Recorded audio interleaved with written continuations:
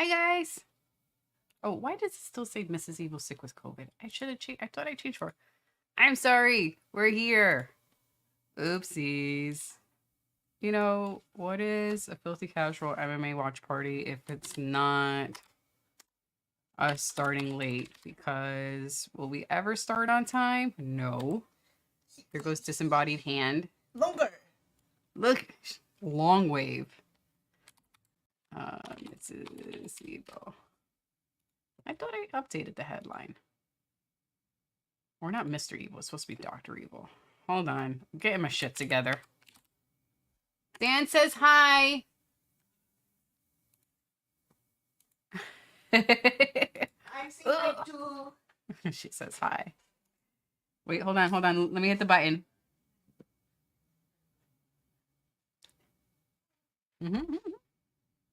Hi, guys. Thanks for stopping by. So someone's coming. It's not just going to be me. Actually, someone's going to take over the stream. It's just that they're taking a nap.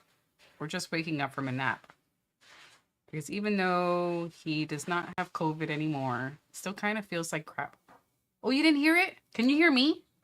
Can you hear me?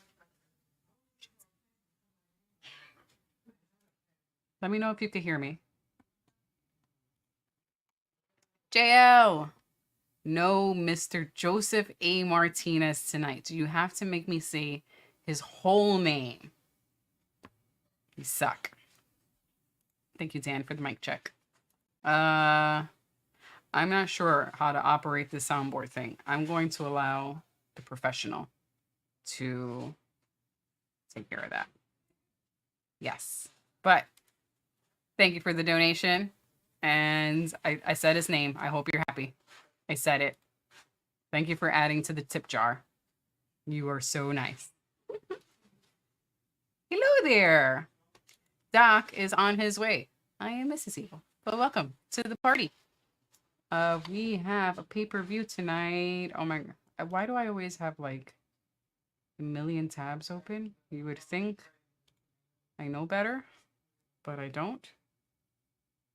And let me log in to ESPN. Logging in. Oh, jail. Thank you for predictions. If anyone would like to share their predictions for this evening, please add them. JL has Benoit TKO round 2, Dern round 2 sub, Lopez round 3 TKO, Pavlovich winning, alrighty, round 2 KO, and Pereira round 3 TKO. These are really, really specific, like oddly specific. Not Dan specific. I think Dan had one that was like a specific shot. And number 100! Woo! Dudes, we fucking made it to number 100. That's nuts. I wanted to do something to go yay and celebrate episode 100. And then everyone at home got sick. So we didn't get to do that. Maybe later. But yes, made it to 100. Shit. And it's pretty awesome that for episode 100, they are in New York City. They're like, we could walk to where they are. That's pretty special. That's awesome. How are you guys doing tonight? Or, it's still tonight for everybody. How's everyone doing? And Jay, are you going to be able to stick around for the entire show? Or do you have to bounce and go to work tonight? Kayla! Hello there. Just stopped by to say, hey, Jeremy should be on shortly. Was he taking a nap? Did you have to wake him up? Tell him to get his ass up. And chop, chop. But I'm happy you stopped by. And how's the baby doing? How's the bun? Oh my, 1 second. Cheers, honey. You have too many things on the floor? Alrighty. Dan. He's got Aspinall and Yuri. Fight of the night. Benoit. Alright. Starring that one. Please bring him in. Yes. And we have Jay for the entire show. Excellent. Excellent. Let me get this thing started. Why does it say sign up? I'm always signed in. Come on. Pain in my butt. No, he went to visit his friends. Okay. Aw, pain in the ribs. Literally pain in your ribs. Okay. Good to hear. That means the baby's all right. You're doing great. Excellent. All right, he'll be here shortly. No worries. And I got a raise for busting my ass. Passed the probation period and was told I am a very hard worker. Excellent, Jay. Excellent. I'm going to story that so Dr. Eva could see it later. Pretty fucking awesome, man. Congratulations. Congrats.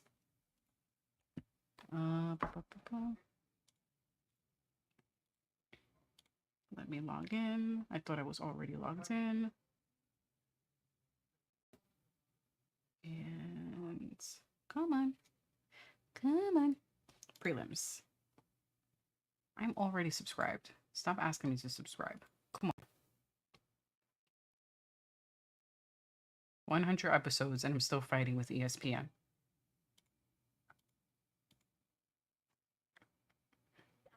There we go.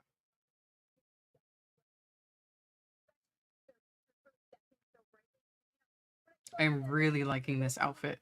This red, like wine red. Very nice. I can't believe they're in MSG. Said I guess all those elite evenings paid off. And I'm glad that they recognized that and awarded you for it. Because most who work their ass off and work late do not get the recognition that they should. I like Pereira, but they are acting like he got here because of his skills. Let's give Israel his respect. Without their history, Alex could have been given wrestlers. So, Mr. Evil must be dead by now. If not, if he's still not back, it was the funeral expensive. You want to put that away? Just leave it right here. All right. I got it started. Doc is going to take over. Today is my mom's birthday. Yay! Happy birthday, Mom. She is in the living room. I'm going to hang out with Mama Dukes for a little while, and I will pop in and out. And then once Mom heads home, then I will come back fully for the show. Ooh, and Jay has some good news. He got a raise from the shop. Hey. So BRB, and I'll be in the chat and have fun. Oh, and he's also given us our first donation. Yay. For the stream. And he made me say the full name. You made me say the full name. I make her say my full name sometimes. Hey, Mom's here. Behave yourself. Yeah. She does not think you behave well. Like I said, I'll be in the chat and talking to them. That's cool. All right, people. What's up? I'm just reading the other ones. David, howdy. So you're not dead, Doctor. Yeah. Oh, sponsor of the stream. Sorry. Thank you, Dan. Would you mind? Just adding Jay. Do I have to? You have to. He is the stream sponsor. Yes. Okay. Jay. Woo! All right. And now you actually have to show the ticker. Go back. Oh. Still says vacant. Feels vacant. Sorry. Stream sponsor Jay. I already read the name, so we're good. Okay. Be back. All right. Are you okay? You gonna be all right? I will be in the living room. Holler if you need me. Yeah. Oh. Wait. Oh, he's here today. My favorite ref. Oh yeah, Beltron is here. Beltron. Let's see when they're. Talk about a guy who is known. This was going to be the career path since being a young boy. We'll see how it goes for him tonight.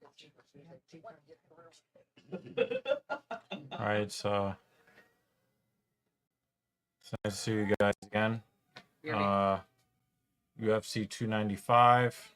early prelims, main card. This is the 100th installment, and you know, I had a conversation with Mrs. Evil about today's show. Obviously, like, we wanted to do something a little bit more elaborate for today's show, but the trip, and then I got sick, and that pretty much killed a lot of shit.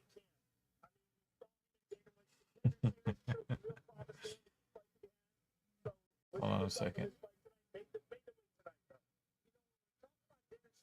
Yeah, actually, you're right, Dan. You're Dan. Dan, you're right.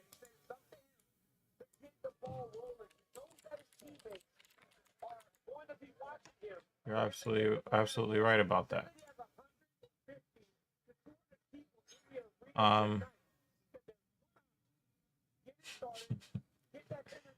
It's so savage. Damn, he big mad.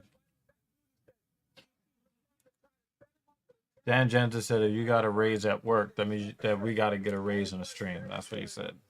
Anyway, we want to do something a little bit more elaborate, but, you know, I got sick and that really messed up a lot of stuff. But, you know, just, you know, thinking about when we first started doing the stream, you know, I think I did the first one.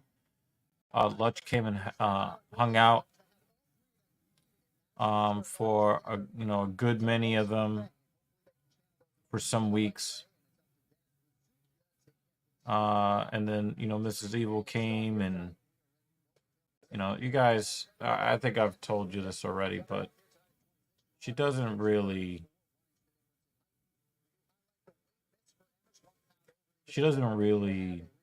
want to be on camera ever. She doesn't want to give her opinions on anything. But she comes here week after week because she loves you guys. You guys make it worth it for her to come over here and sometimes start the show, sometimes come in and pop in. You guys make it. You guys make it cool for her to come here. So, you know, thank you for that. I really do appreciate you guys. Jimmy Dean is here.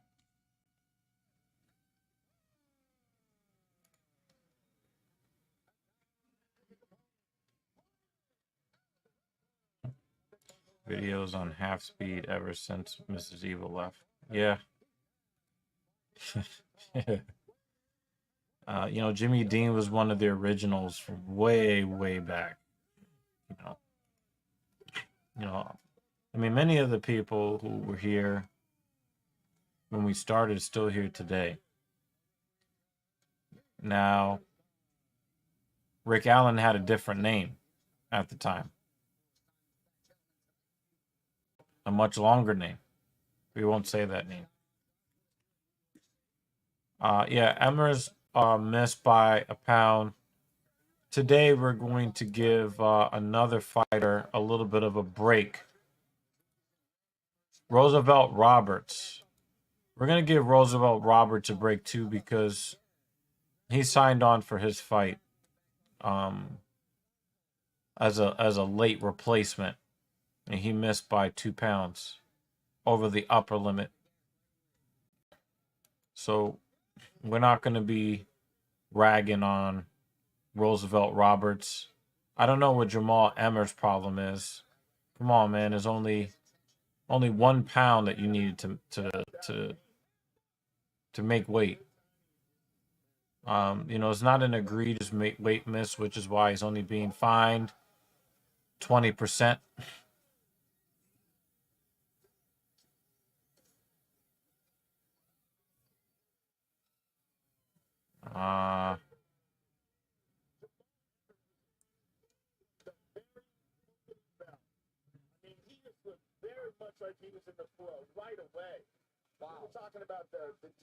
I mean, Jamal Emmers, man.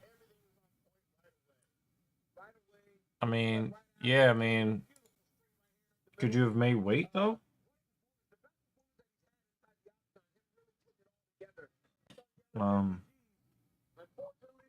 I mean, they said that he was so tuned in, and well, what happened on the scale? Like what? I'm not going to kill him. He only missed by 1 pound, but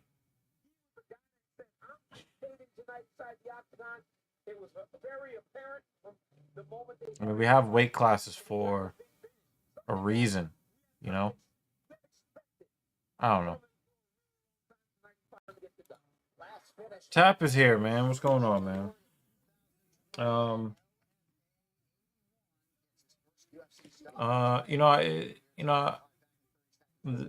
The illness really did not do me too bad. It did take a lot of my energy. I feel better, but there's still some fatigue. But we had a game plan to keep me from being miserable. I think I was miserable a total of 3 hours. I was down for 8 or 9 days. I was only really miserable for about 3 hours. So quarantined,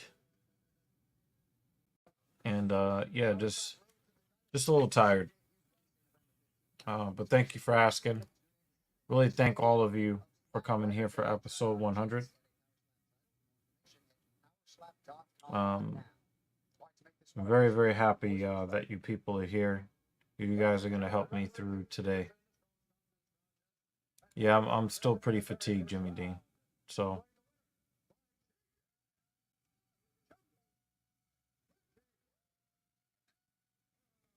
I think it would have been nice. That knockout would have felt nicer if he would have made weight. And I think because he missed weight, he's not eligible for a bonus. So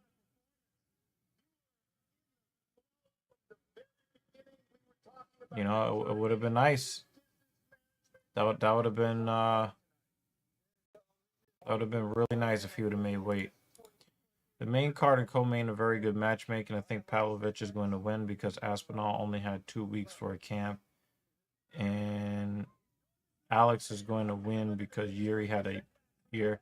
Yeah, this is not these are not bad predictions.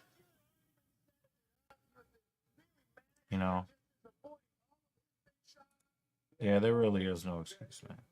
And again, people, episode 100, y'all. And again, I don't think that we do 100 episodes of these if you guys didn't just constantly support the platform. So I have a lot of love and respect for every single one of you that come here every weekend.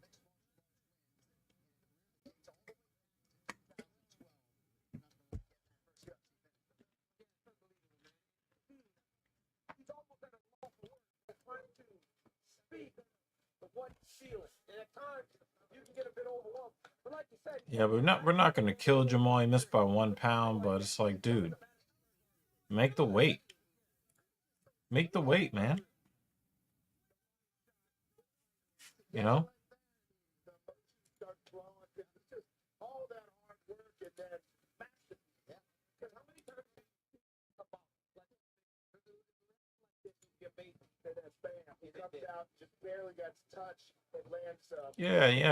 The late notice for Roosevelt Roberts. I thought it was a little unfair that he got fined 20% of his purse because he's doing the UFC a favor, he's doing the UFC a favor.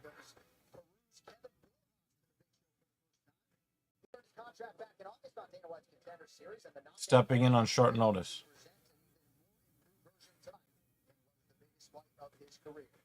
But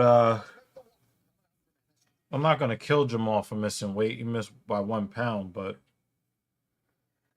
I mean, he only missed by 1 pound. Like, make the fucking weight.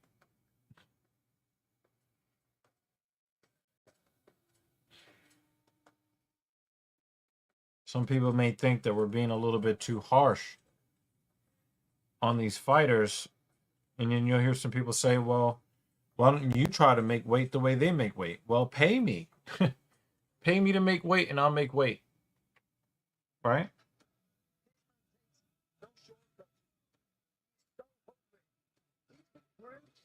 From a very early age. I'm trying to be the best. I want to be loyal to my dream, which is the UFC heavyweight champion of the world.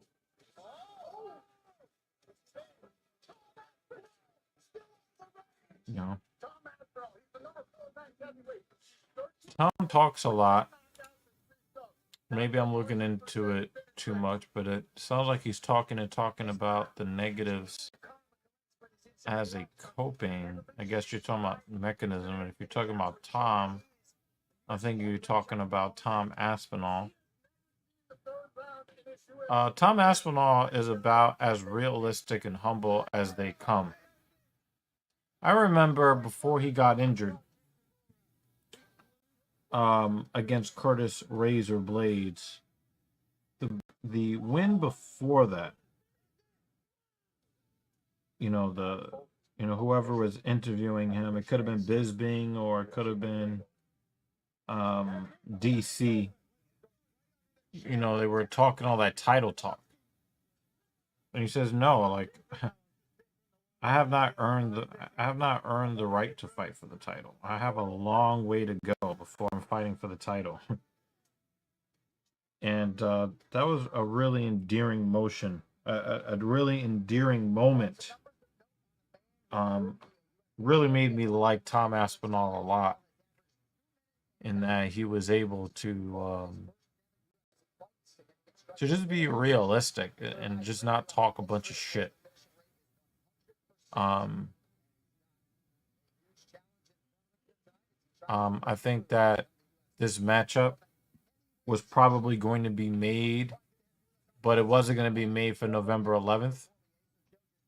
And both of these guys are stepping on short notice. I don't have a problem with Tom Aspinall being honest about the difficulties, because Tom Aspinall has always been honest. Even when people were trying to blow his head up and talk about how great he was like, no, I'm not there yet. Now, if he was the type to talk shit and then come in with all these excuses, I might have a different perspective. Tom Aspinall has always been a guy that has been a consummate sportsman, and I have a lot of respect for him. Kratos is here, man. How you doing, man?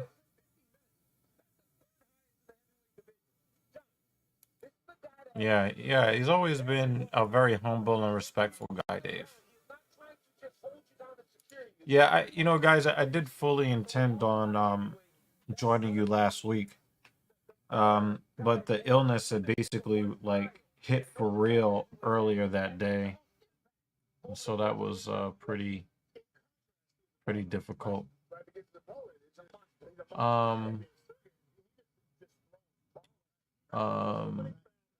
Those chocolate cookies and the orange juice.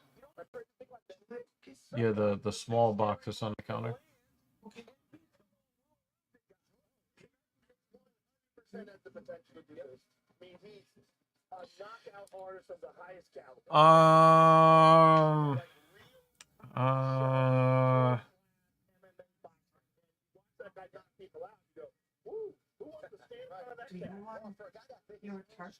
No, I want the other box. But I think Aspinall has a kicking advantage. I think Aspinall has a grappling advantage. I think Aspinall has a ground. Thank you. And the orange juice, please. And a cup, please. Yes. I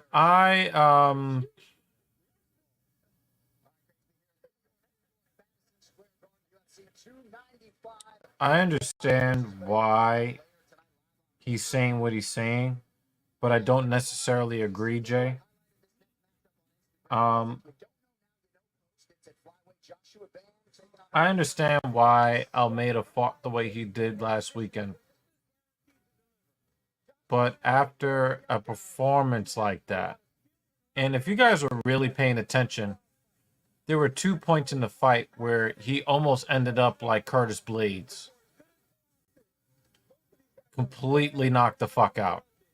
Derek Lewis just barely missed the timing, missed his spot. Almeida fought like a scared little boy, and I did not account for that. Like I said before, I did not have Almeida by blanket. I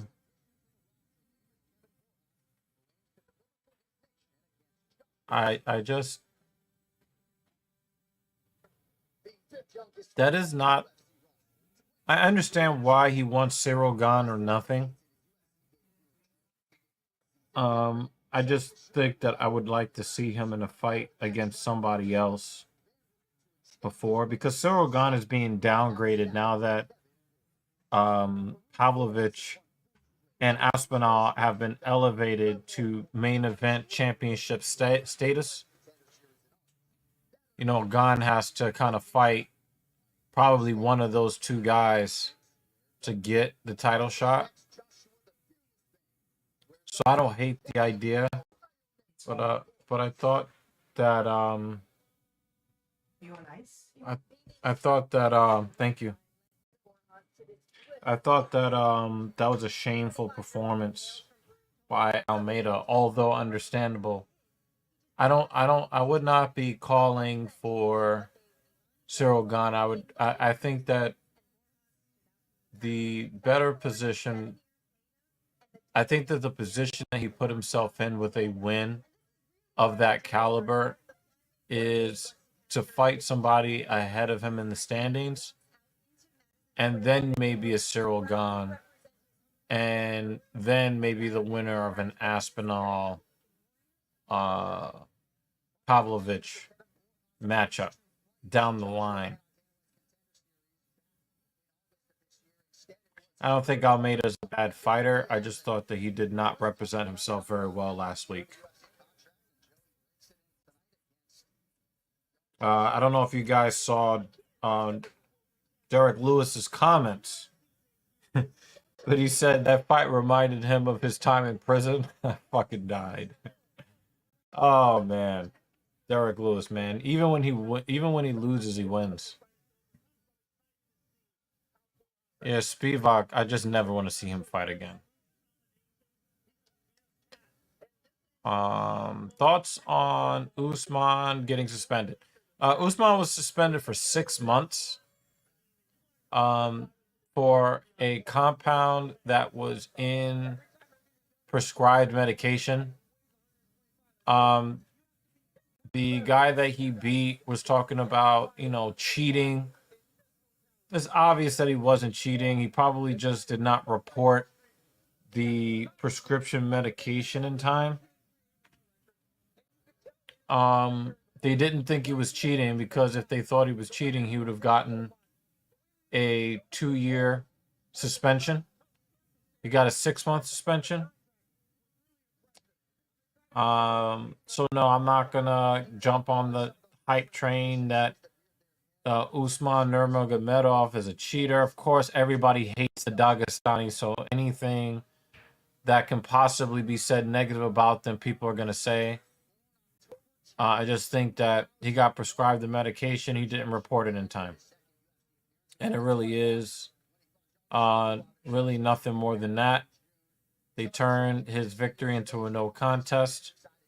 They fined him $50,000. I think that that's enough punishment for the crime. I don't really know how good of a fighter he is because I don't really watch Bellator like that. Every time I try to watch Bellator, they actually seem like the B level in terms of quality of fights. I much prefer watching one championship fights. But that's not the question you asked me. But yeah, I don't have to. I'm not gonna kill him for this. Almeida was being warned of inactivity in full mount. That's a first. That, again, I understand why he did it. You know, he was like he was riding a mechanical bull set to extreme. I get why he did it. I don't necessarily disagree with his game plan and his tactics, especially since Derek Lewis was a late replacement. He didn't have a lot of time to prepare for Derek Lewis. You know, he didn't want to get knocked the fuck out. So I don't disagree with what he did. I believe that he did what he believed he had to do. However, that is not the kind of performance that people want to see, and you are going to need to fight somebody else and come with the performance that people want to see before people are going to be excited to see you fight Cyril Gane. And we all know that Cyril Gane has wrestling deficiencies, and nobody wants to see Cyril Gane humped on the floor for 25 minutes. So, yeah, just not. No thanks. I was a legit Almeida fanboy, but that last fight probably killed any hype for him at heavyweight for me. Again, go back to light heavyweight. Yeah, I have to agree with you, Dave. I have to agree with you. That's the comment. They said Usman didn't know there was a banned substance in his prescription. Yeah, when the doctor gives you a prescription, you take it if you need it. So yeah, I'm not gonna kill Usman for it, and I doubt that he got some sort of competitive advantage from it, depending on what it was. It's possible that he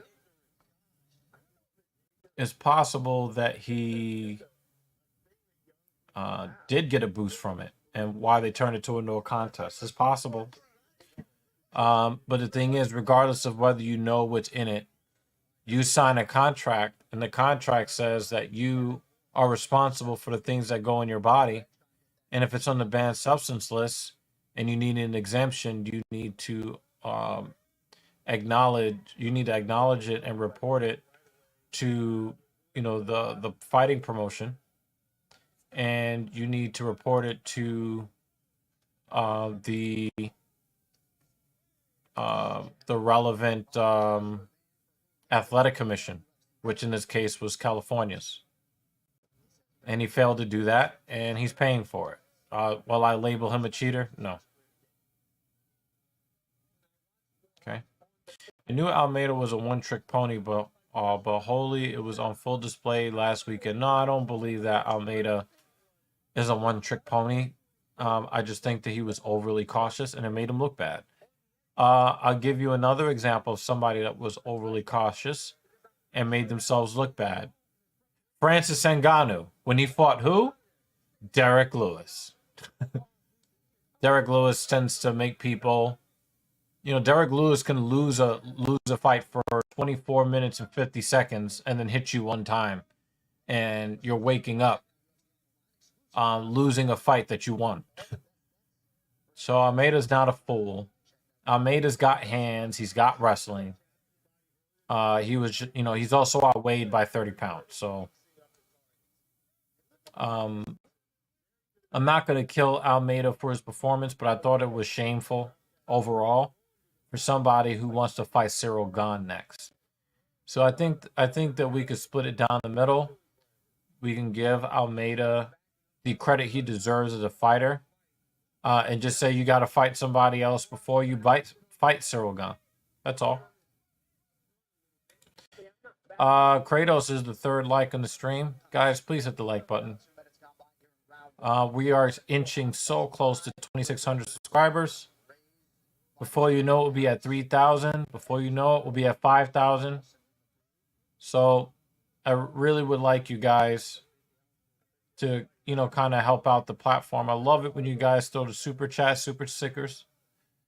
But hit the like button, share it, tell your friends about it. Bring them in here, have conversations, the whole bit. I would really appreciate that.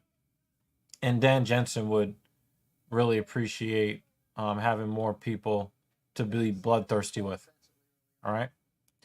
People can't help but talk about Izzy. He breaks down the main event and people say he's trying to stay relevant. Like, what the fuck? It's gotten to the point where people are looking for like online. I'm not sure exactly what you're saying near the end of this, Jay. But yeah, you know, I think that's way. Again, Izzy is a guy that some people. Oh! Borjas sits Van down. And Van is the minus 240 favorite. Oh, wow. Van is getting caught.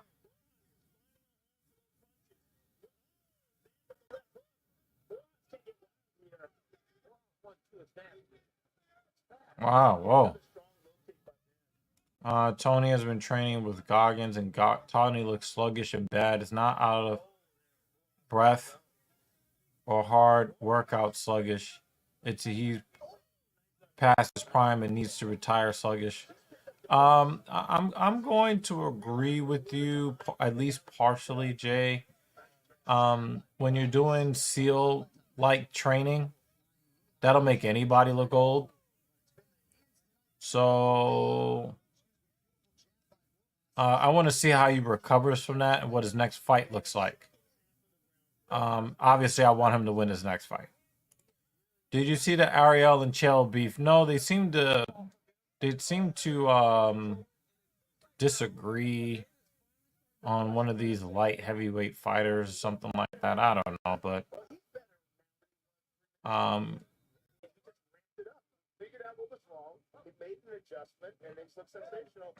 you know, my initial inkling is that Chael is like the school bully, and Ariel is the school nerd that everybody hates because he always gets 105 on every exam. I don't like it when people try to feud with Ariel Helwani.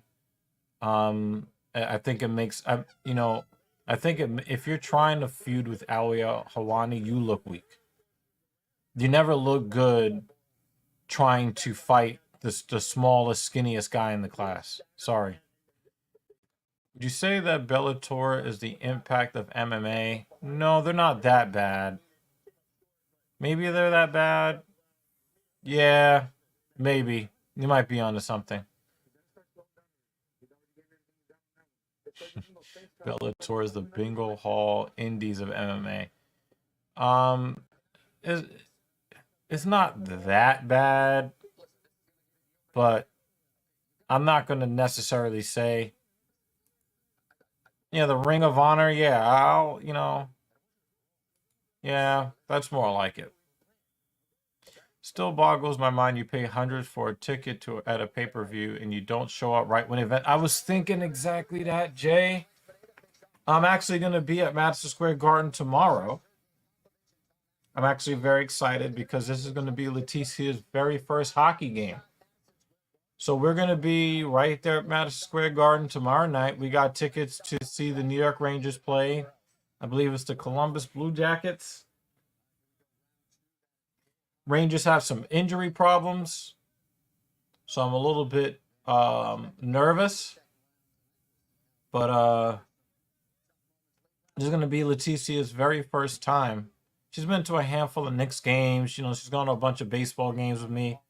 But this is going to be her first hockey game. I'm very, very excited. Borjas has some sort of sneaky power that makes Van want to buckle. And I don't think that Van is a 2.5 favorite at closing. I don't think Van was expecting this kind of power or precision power from Borjas. Borjas is making this guy really question his life choices. If I'm paying thousands to sit in the lower bowl, I'm showing up and helping them set up tables and chairs. fucking showing up for the main card only. I mean, the people that can afford those tickets, they're probably getting their dick sucked right now. So, you know, it's possible. It's possible that, they also want everybody else that's there to watch them walking in. Me, I need to be here. I need to be there before the first fighters walk out. I need to be there.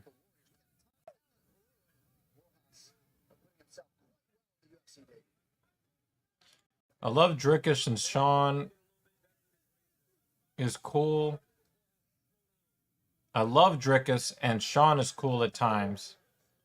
But as a Canadian, this won't sell many pay-per-views. There's a difference between Instagram and comments popular, and I'll pay for the event PPV popular. I have to agree with that.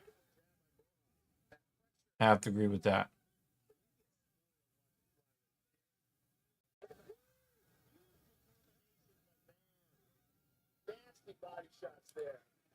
Ariel was saying Dana changes fights whenever he reports on it. I'm not going to agree with Ariel Hawani on that.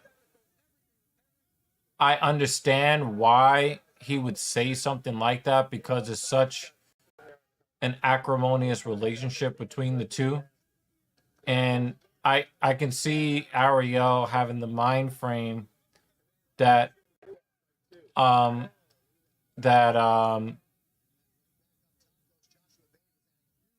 doesn't want him to have anything, no scoops, no early reports. He doesn't want him breaking any news. I can see where Ariel would come from. But I don't think I think that if that's his position, I think that he's probably. I'm not, anything's possible with Dana because Dana is a petty bitch a lot of the time.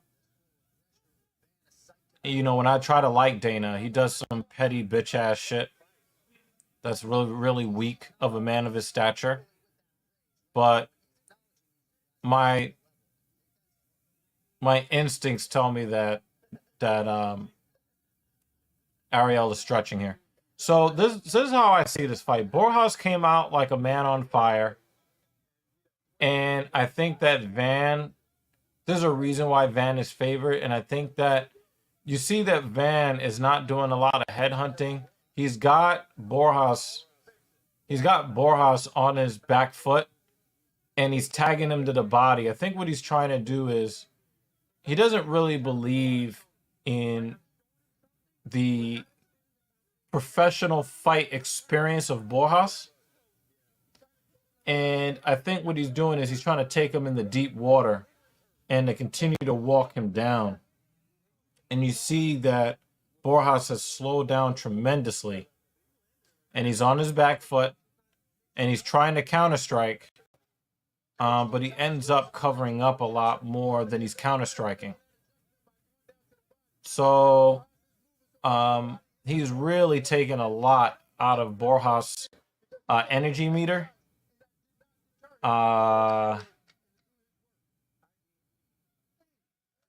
Van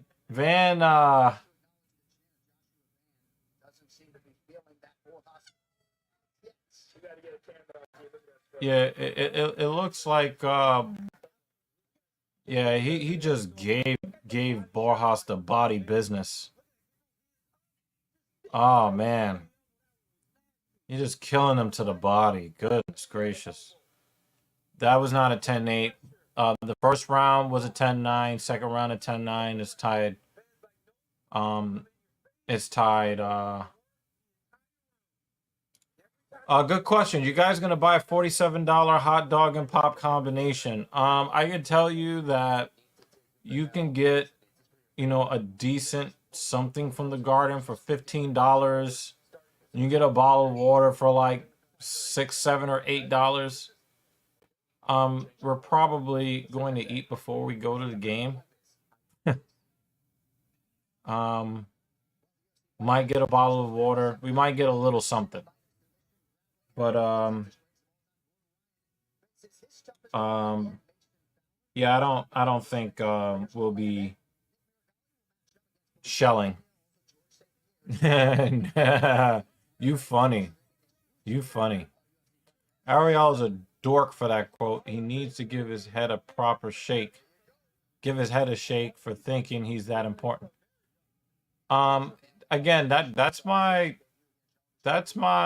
initial reaction. But Dana is a petty bitch sometimes, so I don't think that Ariel is correct, but I would not be surprised if he is.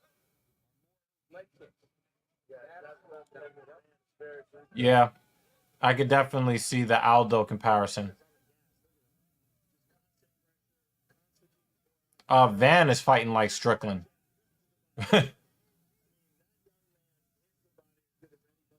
Yeah, Bard's definitely woke him up.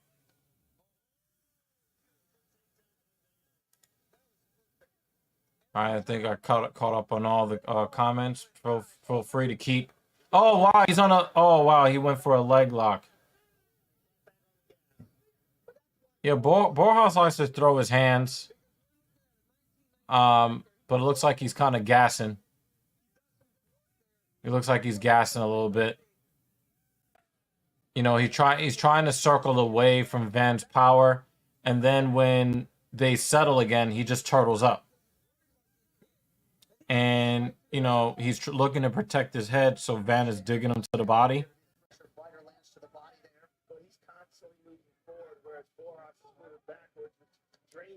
Wow, that's a hard shot to the body.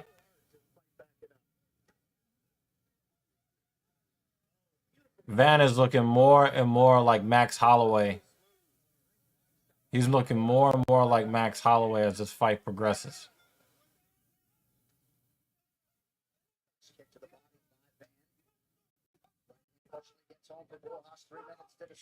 Yeah, I can definitely, yeah, I can definitely see because Sean basically just kept walking him down.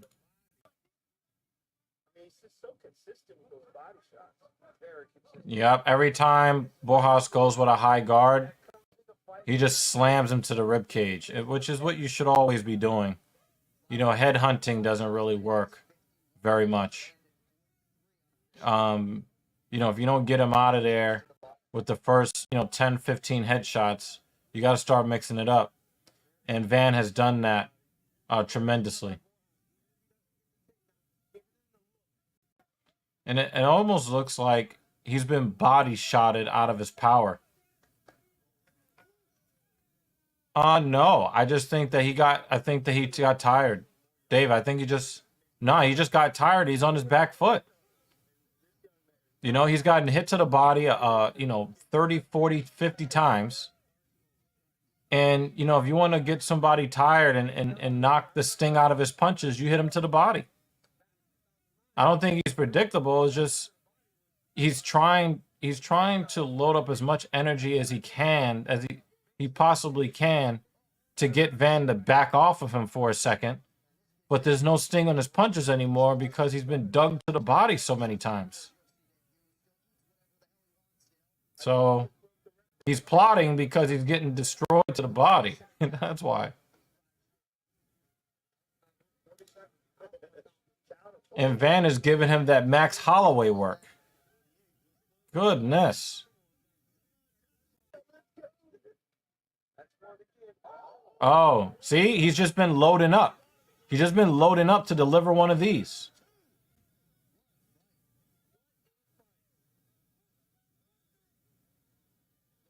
And do we get a takedown here? Yep, there's a takedown. Borjas throws that hook like Aldo, but doesn't fight like him really. Yeah, he kind of just looks like Aldo.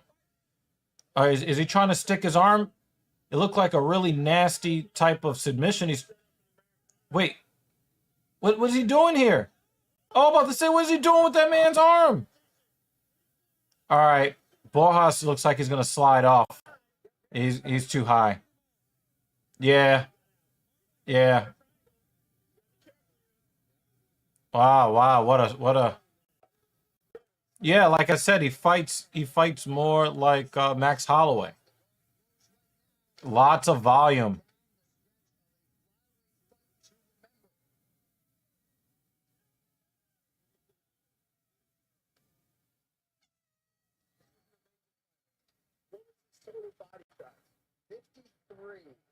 Yeah, yo. I thought we were about to see something really gruesome that Mrs. Evil would run in and try to look at. Jeremy Lewis, thank you for coming by today. I appreciate you. Please hit the like button on the way in. For those who are here but don't plan to stay, please hit the like button on the way out. This is the 100th iteration of the Filthy Casual MMA Watch Party. I am Dr. Evil Genius, and I'm recovering from the Rona. And yeah, I'm happy that you guys are here. If you're sticking around, I'm happy that you're here.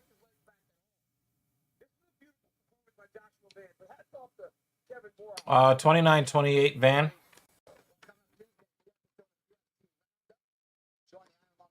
Michael guesses they talk the fallout from tonight's pay-per-view event. UFC Roundup Tuesday, 7 p.m. Eastern on YouTube. All right, so not a record-breaking performance if you do care. 45 significant body strikes by Joshua Van. The record is 51. So he went back. He hit him to the body 45 times. More importantly, though, Buffer has the officials. Ladies and gentlemen, after 3 rounds, we go to the judges' scorecards for a decision. All 3 judges scored this contest 29-28 for the winner by unanimous decision, Joshua.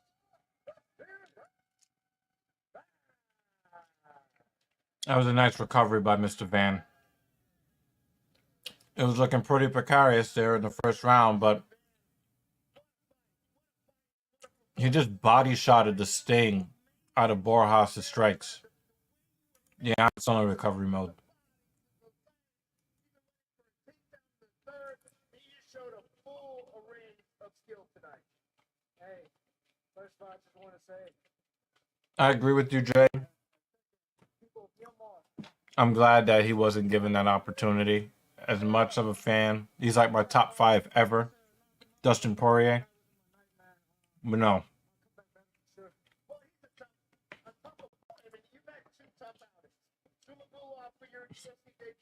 then Borjas, I mean, these are 2 very good fighters, very skillful fighters, and you have massive potential at 22 years of age. Hey, what can I say, man? I'm just back here, you know? Hey, but hey, I want that 50G bonus, man. Tonight is my sister's birthday. I hope I got that. Well, sir, congratulations on an awesome performance. You should never ask for a bonus in your Pulse fight. The fight of the night, Dana White batting 1,000. If you don't know, now you know. Wisely pointing fans to that matchup between Joshua Van and Kevin Borjas. And Van certainly a name to keep an eye on. 22 years old and with a boatload of talent in that flyweight division. Well, it is Veterans Day weekend as we honor all of those men and women. No.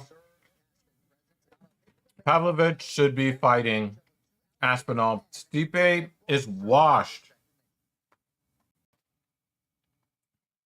I saw that a bunch of people got refunds for this card. They didn't want to go to it because John Jones wasn't there. And also on Veterans Day means the world to me. I'm coming out there. Fucking weirdos sucking off John Jones all the time. But Stipe is washed. He's washed. I don't want to see him in championship fights anymore. I've always been drawn to serving a higher purpose. I love this country. I love the freedoms that men and women sacrifice to fight for. And fighting on Veterans Day means the world. I'm going to be walking out with that American flag, and I'm going to be proud of it. I was a member of the French SAS, so it's equivalent to the Delta Forces or the Navy SEALs. I always wanted to be part of the Special Forces. I can compare it a little bit to professional athletes. It's a way to be a warrior and to live a warrior philosophy. At 19 years of age, I was in war and Yeah, this might be the comment of the night. with a bear. This might be the comment of the night, Dave. Matt Pervola will be representing the pride of his country, and I will be representing the pride of my country. And whoever wins, it's gonna be a win for the veterans. Dude, The brave in my house, we call it the feminist movie. means the world You know, like I think, if I'm not mistaken, they're gonna go watch the feminist movie. pursue our Um, we can have our freedom. And I'll do anything I can to honor them. oh yeah, Otis. Yeah, I subscribed to his channel. I gotta go check him out.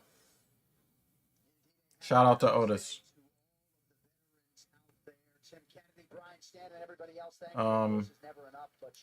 But yeah, I call it the feminist movie.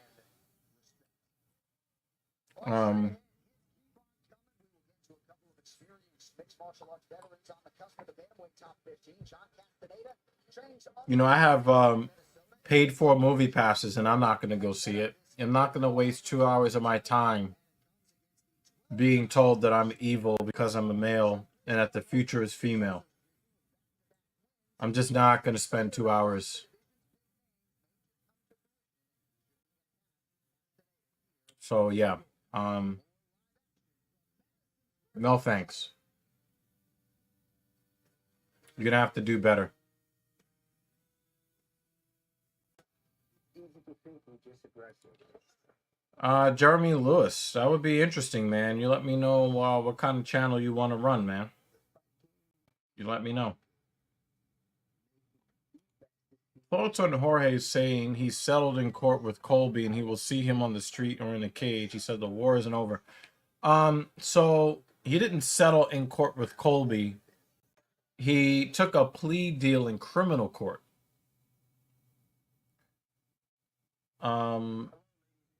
Where he pled guilty to a misdemeanor assault charge with time served.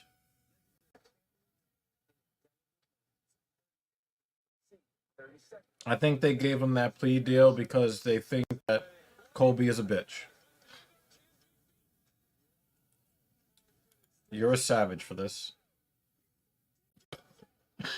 I haven't cared about Marvel since Winter Soldier. You know, there was a lot of good Marvel movies until they went ultra woke. You know, like for instance, like I liked the Black Panther movie, but I thought that it was a little bit too. You know, I didn't like that how, you know, they had to call the white FBI agent, you're the colonizer. I'm just save that line for somebody from South Africa. How about that? Looking at you, Drickus. Funny how Yuri and Jamal relinquished when hurt, but the 36-year-old John Jones said, "Fuck all that." Yeah, he cares mostly about himself. Jamal Hill has not comported himself very well in public the last year or so. I've been very disappointed with him again attacking Ariel Helwani because he doesn't like his opinions of, you know, who's a good fighter or whatever besides him at light heavyweight and all of that stuff. Like, Jamal, you look bad, man. And you guys, you already know I've been a big Jamal Hill supporter. Jamal Hill has not been representing himself well.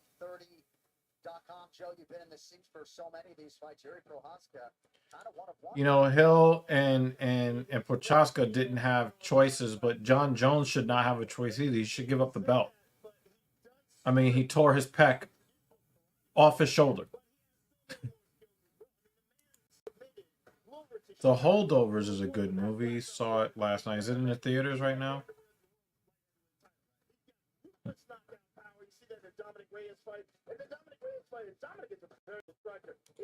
So the way it works, Jay, they charged they charged Masvidal with 2 felonies originally to save on court cost and to get a conviction on the record of the district attorney or the assistant district attorney. They negotiate to lower the charges. So they get a guilty plea, which is the same as a conviction.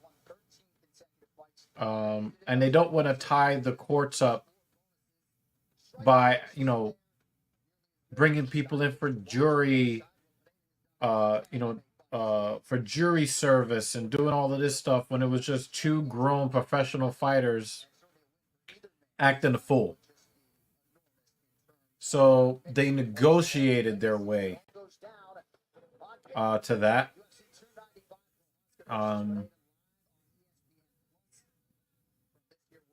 And for what I understand, he didn't jump him. He actually said, "Yo, what's up now?" So, or whatever. Will likely be wrestling and combat sports related. Okay, cool. All right. Marvel trying to get Robert Downey Jr., Hugh Jackman, and Tobey Maguire back for Secret Wars. I mean, they need these guys. But they only need these guys because they fucked up they fucked up the love that people had for Marvel with all of this feminist, we love gay and trans and feminist stuff. That's not why people watch comic book movies. So they can be lectured about how horrible straight men are. Once you start going there, people tune out.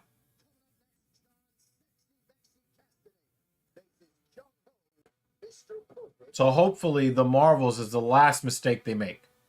Because I'm not going to go watch it. So here's Mr. Perfect, Kyung Ho Kong, and when he's on, he kind of looks perfect. Made his UFC debut on Fuel. Yeah, Dricka should shut the fuck up and read a history book. I don't like to really talk race too much, especially to you guys, not on Saturday nights. But Dricka should really shut the fuck up. Go read a fucking history book. We've really seen that momentum take place in the last 2 fights in particular. Factory is a very talented fighter. Got a unanimous decision over him. In the last fight, we're seeing him at full form. This very underrated fighter. Very, very talented. And another bonus is he doesn't have to fully make. Yeah. IGN is just, they know that people are going to come after them and say they're not woke enough if they give the rating what it really should have been. And from what I understand, She-Hulk was horrible on several factors, including technical factors like CGI and editing, from what I understand. But you cannot criticize women in public for anything.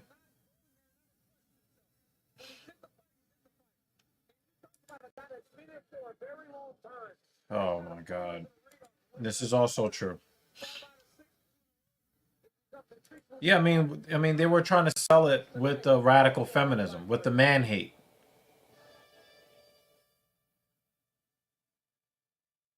No, I'm good.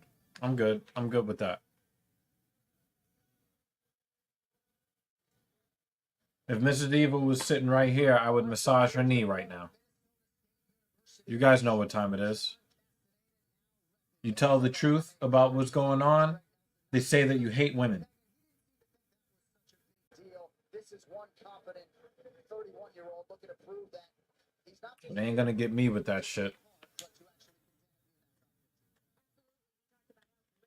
Training is in Minnesota, so the fact that Greg Nelson isn't here is fine. He said, I'll FaceTime him, but he has prepared me for what I should expect inside the octagon. This is the first time he's fought anyone with a longer reach in the UFC. So he feels like that was a hurdle he had to overcome. But in terms of training, he has a freedom. And now that, we're staring World War III right in the face. You know, are they going to use these feminist movies to convince young women to go enter the military draft? Like, you want to be equal, go fight for my spot in the military. I'm already 40 years old. 22-year-old feminist woman that thinks that she could do anything a man could do better and do it in heels. Go pick up some combat boots and a uniform. Let's go. Yo, I mean, yeah. Yeah. And then the first thing the people that made this gay ass movie, oh well, it's straight people's fault that we flopped. Like anybody owes you a seat in the movie theater. Fuck out of here. It's hilarious how the number of lawsuits against South Park has come lately and bit the woke in our ass too. Yeah, it's actually really funny how they made fun of, you know, some sort of what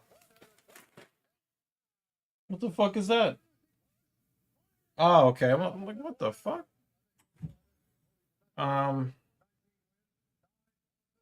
You know, they made fun of one of the Disney execs, and she got mad about it and started crying and complaining. Like, that's why you're getting roasted.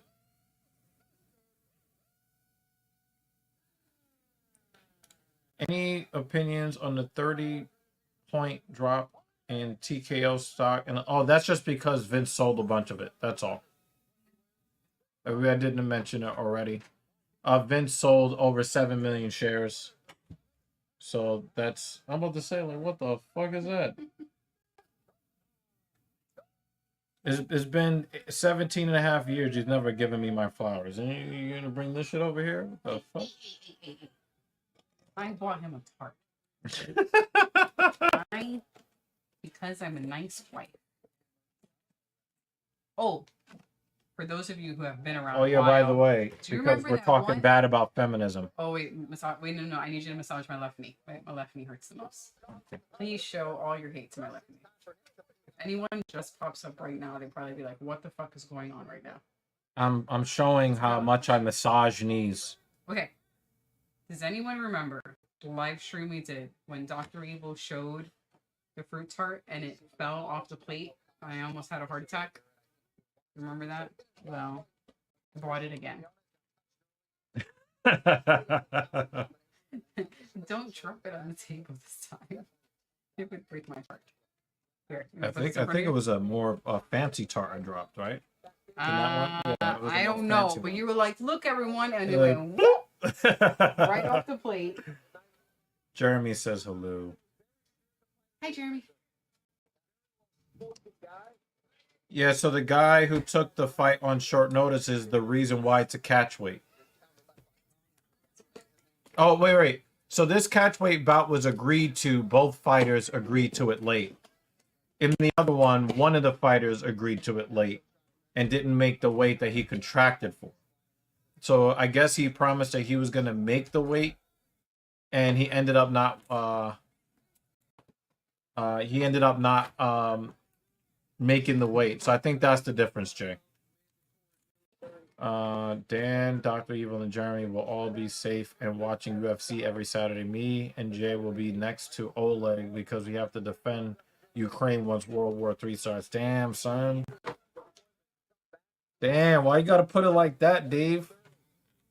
I mean, you go always try to apply for an exemption. Be like, yo, I gotta go watch UFC with Dan, Dr. Evil, and Jeremy.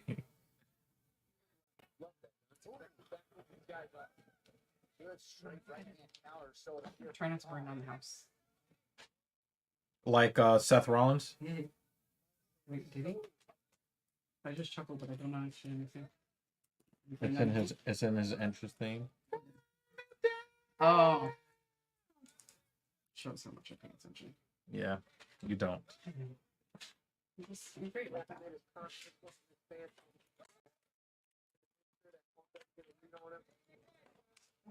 Let us check in on that red corner now, John Castanet. Do you think the smoke alarm is going to go off if I set them in here? If you what? Smoke alarm. The lighting candles in here? I hope not. Apologies in advance. She's about to light up some crayons. If the smoke alarm goes off. You just lit candles. I'm just gonna do 2. Well, all presidents read a prompter. All presidents do. But ours does because he's about to die soon. I can't be drafted for WW3 because my schizophrenia. So they're gonna throw a fucking rifle in your hand. They don't give a fuck. They're gonna give you some fucking psychedelic and tell you to get the fuck out there.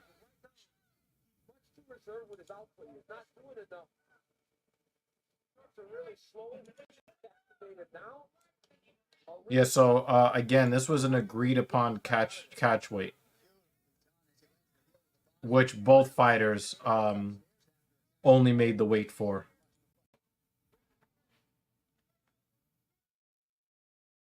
Sometimes if one fighter doesn't think he's going to make the weight, he'll ask for a catch weight, and then the other guy doesn't cut all the weight that he was trying to cut, so it makes it easier on him. I don't know the circumstances behind this particular catch weight situation, but that is a nice right hook from Castaneda, and a nice counter coming from Kang after that.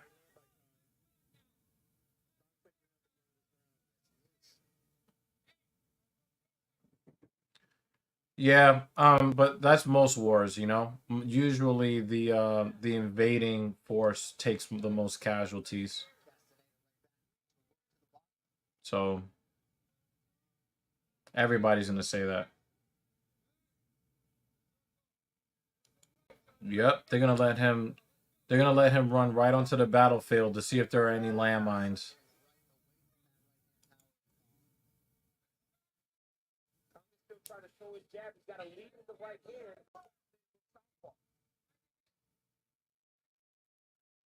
Nice footwork from Castaneda. Oh, Castaneda. Inside leg kick, outside calf kick. Yeah, he's definitely lumped up Kung's leg. Yeah, exactly. Exactly. Exactly. Put a 1 in the comments if you think I should spit on this cake. Why am I like this? I'm such an asshole. I'm just a terrible person.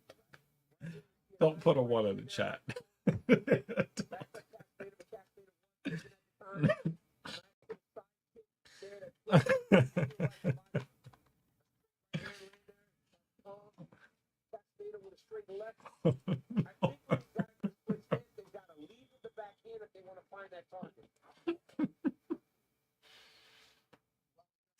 Invitational 5 card is set. 10 huge matchup. The best single fight of submission grappling today. Just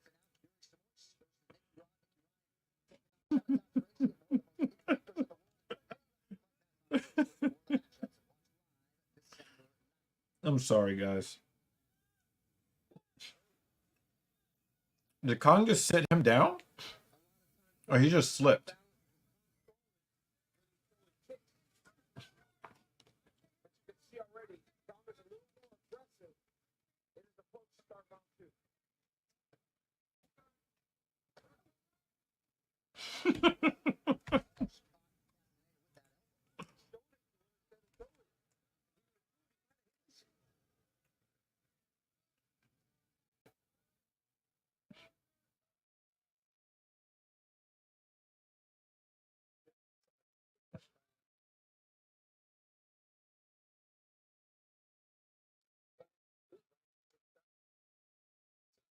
side leg kick by Kyung Ho Kong.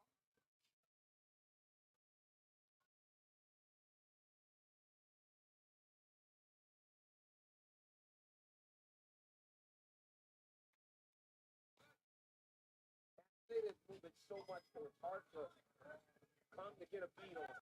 That's when you start to throw to the body.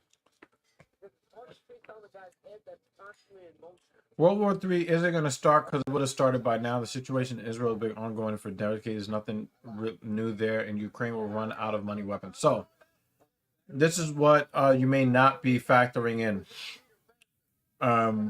Rick, is that all of these world conflicts are happening along the same alliance lines. And Russia, Ukraine is really grinding to an attrition style halt. And if Russia were to lose, they would escalate it with nuclear weapons. So the Israel-Palestine conflict is actually providing more trouble in the Middle East. You know, they're saying that a child is being killed in Gaza every 10 minutes. A child.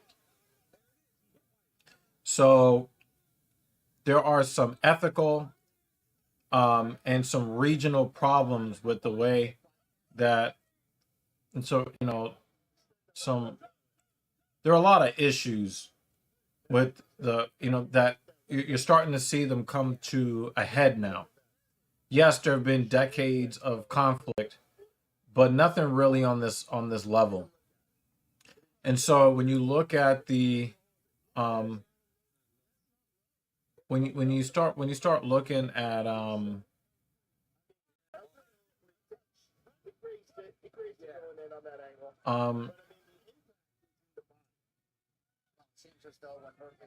so another conflict that you guys have not been paying attention to, but China, Taiwan.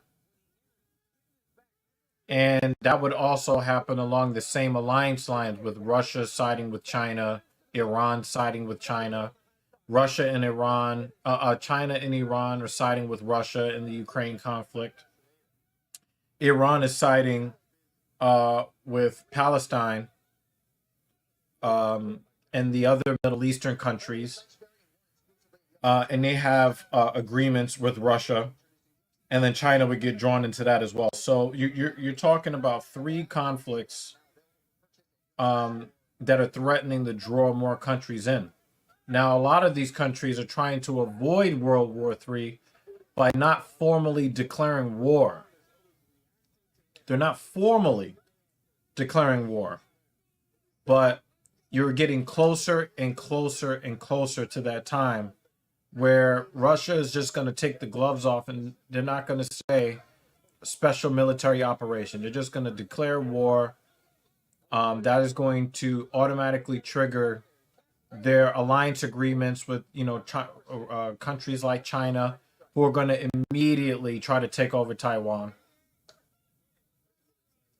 You know, Iran's going to get involved. So a lot of the Middle Eastern countries are also going to get involved. And then you're going to see the EU and the UK.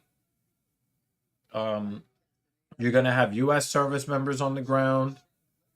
And I'm not sure that any of us make it out of that situation. I don't think that any of these large nuclear powers is just going to, you know, take a loss the way Japan did and just sign some sort of treaty. I think they start dropping bombs. Putin won't go nuclear. He knows that's a devastating response from the U.S. The thing is that if they're already losing the war, he's going to drop it because he thinks it's already a wrap anyway. But again, once there are formal declarations of war, they will have done so knowing that that it would start World War III and get the U.S. involved. The thing is, Russia has the most nuclear weapons in the world. They have almost twice as many nuclear bombs as the United States. Now, some of those bombs are decommissioned and are not fit for service, but they definitely have more than we do. And so if we reach a situation where boots on the ground Putin keeps taking L's and he thinks that they're going to lose anyway, I don't think he's just going to take that L. I don't think he's just going to take that L. Nobody will be able to change my mind when I said that the Rona was initially created to take out the Hong Kong protesters, but it got out of their control. But there were no Hong Kong protesters until the Rona had already started. So I don't know about that that hypothesis. I worry about all these Chinese bases so close to American soil in Canada. After they sent that balloon across the country, I kind of foresee a Red Dawn type of scenario. I don't think that the bases are close. China sent that balloon over the North Pole, which is kind of almost like a shortcut blind spot. I don't think you have to worry about China getting close to the United States on some covert shit. They basically attached surveillance gear to a weather balloon and then sent it over the North Pole. And of course, those balloons are very small and they're not easy to spot. So I wouldn't worry about Chinese bases being close to American bases. I wouldn't worry about that. Putin has already said that he would be willing to use tactical nukes in Ukraine against the Ukrainians. If you don't think that he sees an L coming, he won't press the red button. Hitler would have done it. If Hitler had what Russia has, he would not have been in some bunker, with Ava Braun taking cyanide, putting a gun to his head. He would have rather ended the whole earth if they could have gotten their nuclear weapons program up in time. The greatest thing that happened to the world was the Manhattan Project, to be honest with you. Beating the Germans and the Russians to the H-bomb allowed us to be living today. Putin won't take the L because Russia is winning. No, they're not winning. They're not winning. And if you get into a ground war with Russia, the U.S. would win that ground war. Believe that. The U.S. would destroy Russia's troops. I mean, it would be a bludgeoning. And after Russia takes that L, they're gonna go nuclear. They're not just gonna take that L.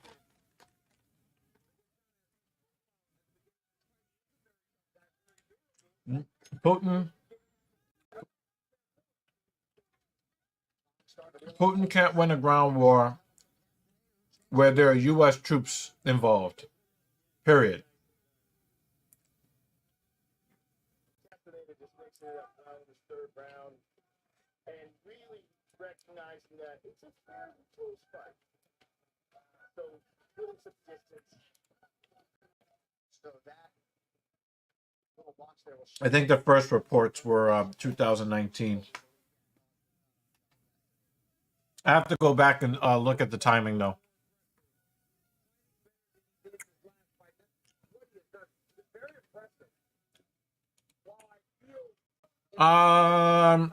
So right now, it is turning into a war of attrition. On the ground right now, they're very close to a stalemate where neither side is really making a lot of progress on the ground. Russia definitely has more bodies than Ukraine does. But I'm not talking about a Russia-Ukraine war. I'm talking about the world getting drawn into World War III. In that scenario, when they have to fight against United States personnel, they're going to take L's on the ground. They're going to take L's on the ground in a World War III scenario. And if they are going to take that L on the ground, Putin's going to press the red button. He ain't going to just take that laying down. Western support is fading for Ukraine. Yeah, it just costs way too much money.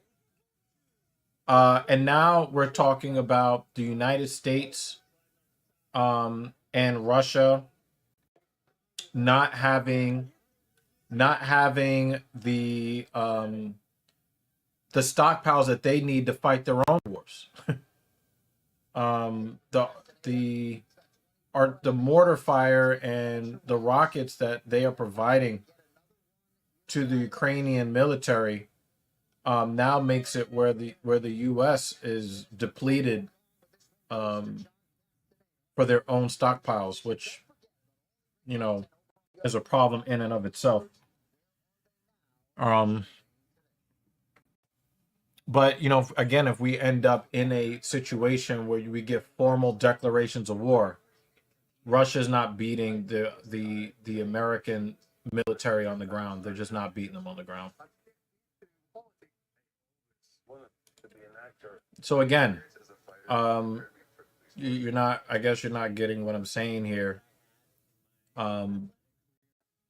Russia wins the war outright, and they annex certain parts of Ukraine, or they take over Ukraine.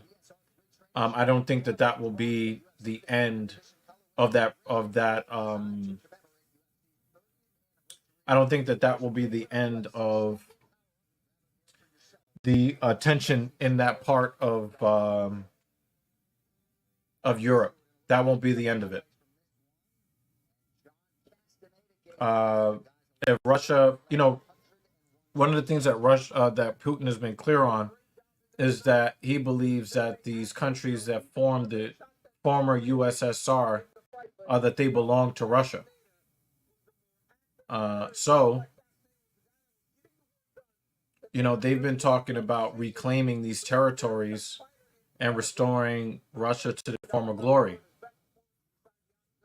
That means that if they follow that plan, that means that they're not going to stop at Ukraine. So if they don't stop with Ukraine, you're going to see formal declarations of war. That's just the way it is. Now, if Russia, theoretically speaking, if Russia stopped with, controlling Ukraine either by swallowing them up and making them an official part of Russia, or annexing some of the land, or installing some sort of puppet president that is chosen by Russia to be a de facto Russian state. Would the U.S. let that happen? I think it depends on what the world economy will end up looking like in that situation, but I don't think it will end there.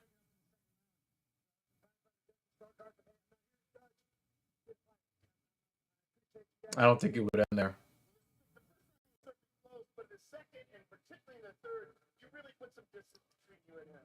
Yeah, I was learning the cleaner power sites for sure. I was trying to show different movements of self unorthodox. Obviously, I got some things to work on, but overall, it was a great win. So I agree that U.S. won't put boots on the ground just simply because Russia takes over Ukraine. The issue is that a bunch of countries along the same lines have regional tension where the U.S. is involved.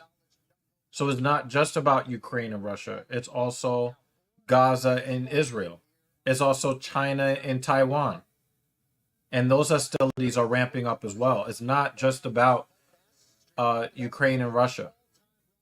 Now, it would be different if there were regional skirmishes where it muddied the lines of alliance. But we're not seeing that.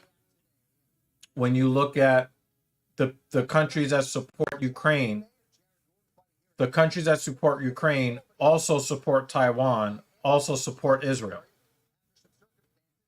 And that's where you get World War III. You don't get World War III just simply off of Ukraine and Russia.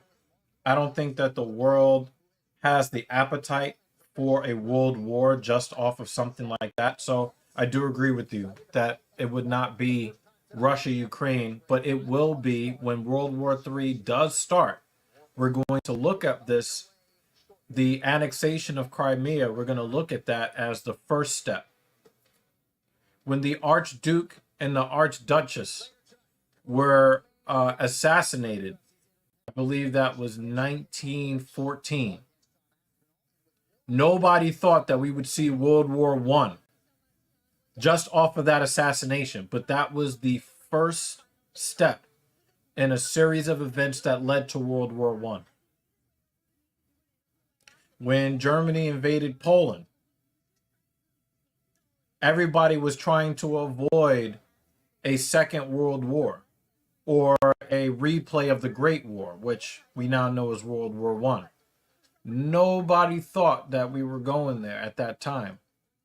However, we ended up there because things kind of fall like dominoes.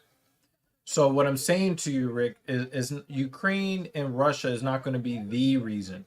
It'll be the first domino. The annexation of Crimea in 2014, the invasion of Ukraine. You can even go towards the changing government in Hong Kong. You can definitely put that in there as well, because it was China really looking to assert itself and its influence over a state that kind of, they thought that they were a miniature version of the UK or the US East. And, quelling all of the unrest and the freedom of speech, getting rid of that, getting rid of the free press. That was like a test to see, how far can they go before they reach real resistance. And them shooting missiles all around Taiwan, and some of these missiles landing in Japanese waters. They know what they're doing. They know what they're doing. And so, it definitely wouldn't be just one thing. You're right about that, Rick. But you have to look at all the dominoes that are falling. Each domino is not that powerful, but then when you start knocking them down and they build momentum, then you get a real mess. And so the way that Israel is handling the October 7th attack, the way they're handling it right now, is straining some of the support that they have historically gotten from NATO. But if Iran declared war on Israel, you get what I'm saying? So, it's really an interesting thing. The non-NATO countries in Europe are minor countries, fairly unimportant, But again, one domino does not knock down all the dominoes, right? One domino falls into another, falls into another, falls into another. And then before you know it, you have a bunch of feminists all trying to avoid the draft. They no longer want to be strong, independent women anymore.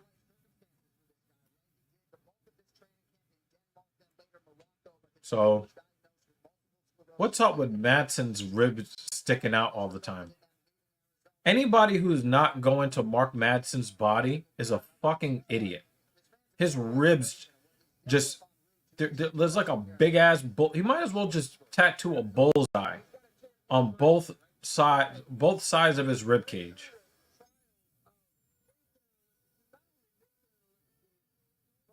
So weird. If you're not hitting him to the body, what are you doing? So yeah, it's definitely an interesting thing to talk to you about. But yeah, the thing is, again, Putin is not the most rational person in the world. And I think he really does believe in returning to the glory days when he was in the KGB. I think that he wants to swallow up a lot of those countries, and I think that he will meet some stiff opposition. And another thing too that you may not be factoring in when you're talking about these fairly unimportant countries, these fairly unimportant countries that are not part of NATO, they do have alliance agreements with some NATO countries.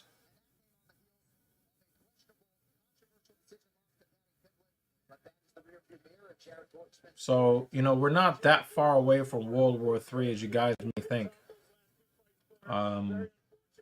Unfortunately.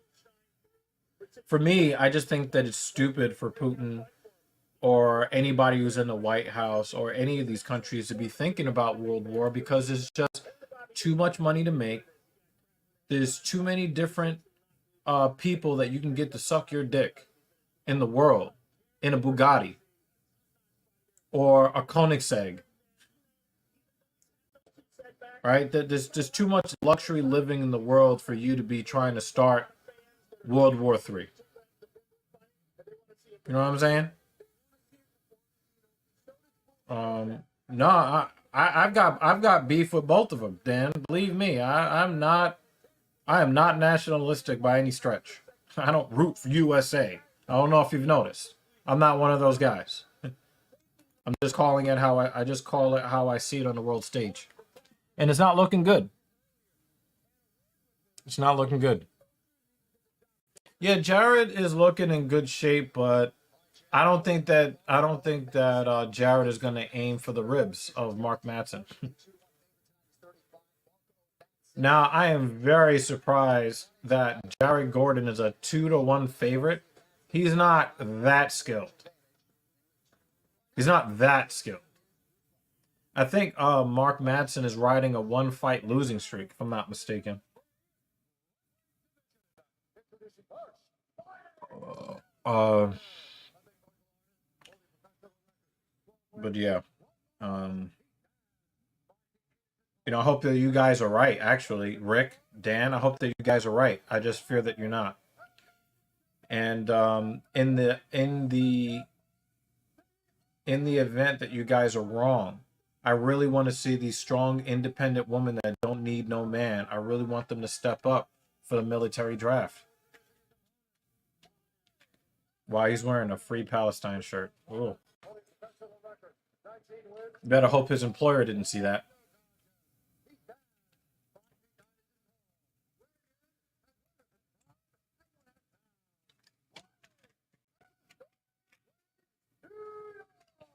Damn, Jared Gordon has fought 7 fights as a favorite. That really surprises me.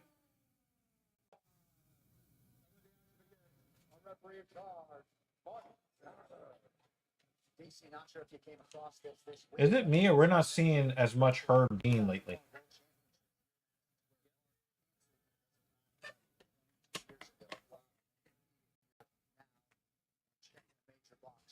For the first time in his career, Jared Gordon's grandfather boxed here 3 or 4 times. He was from Harlem, 38-3 as a pro.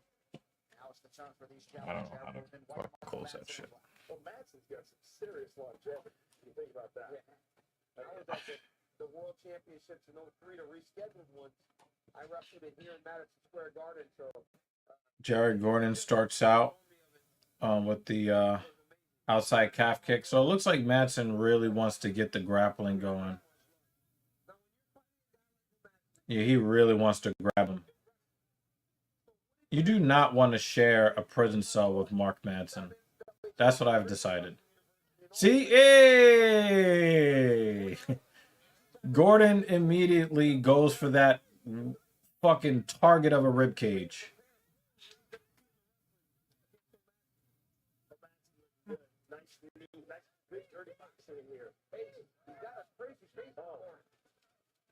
Knees to the body. I like this knees to the body and the clinch. It looks like O'Mackey just like, I'm going to overwhelm him. Show him what he doesn't expect. And again, this could be the work that he's doing with Gerard. Yeah, right? Did you just burn a strawberry? You're a bad person. Yes. bounced around, spent some time in Arizona, quite ready, Supreme Court for. Oh my god. Oh shit, I blew it up. Wow, you're a loser. Was that misogynistic? This is a really good question. I'm gonna leave this. I'm gonna leave you guys to give your thoughts first.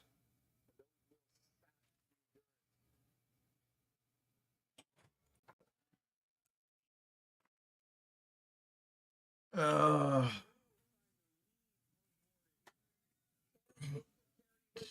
at the left hand. Look at how he just handed on his hand full. That is so exhausting, and you're just draining because he's pulling all of his weight on your head, and it just fatigues the back when he gets close. And we talk so much about that one-on-one conflict. Oh, you guys already talked about it before I got here. Okay. I think that Pereira is just too hittable. Oh yeah, I think I already started yours. I think Yuri takes it. I think that Pereira is he's too hittable. I also get I have a sneaky suspicion that Procházka is going to come in and fight a more disciplined version of himself. Now, of course, if he has a recurrence of the shoulder injury, that's going to end the fight. But Battle, but he's also losing the hand fight battle when they break on a clinch. What he should do is he needs to win that hand fight battle. I got Yuri.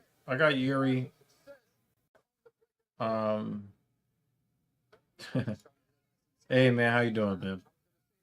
It's good to see you. And I've got Pavlovich by knockout round 1.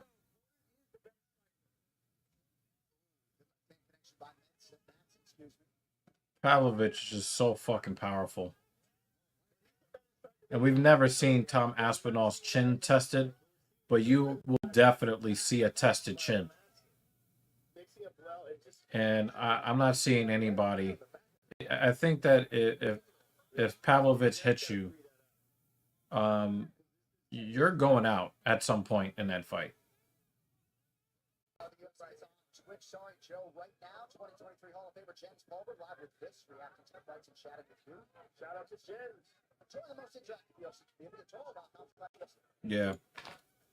Yeah, Pavlovich is he's that guy, and he's got fast power too. I think that Tom Aspinall can make it a chess match and make my prediction wrong. I think he could. Oh! Oh!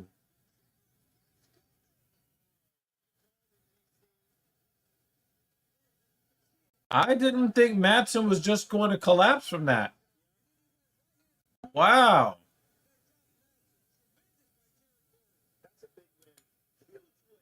Big win, especially for a guy that had such bad luck in his 2 fights. And to have it happen here in New York. It looks like he has a cut above his ear. What happened here? That was a little short right hand. Oh, and then an elbow.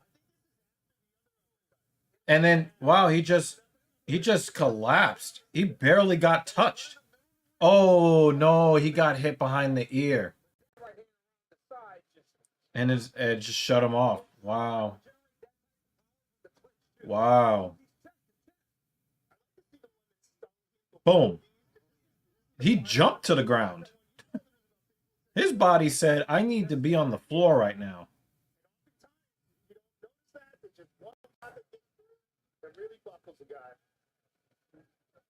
Yeah, but Madsen got hit with a little right hook and then a right uppercut and then a left elbow, and he just kind of backed up just a little bit and it hit him with the right hand right from the ear. I think that's 2 losses in a row now after starting undefeated. for Mark Madsen. That's not good.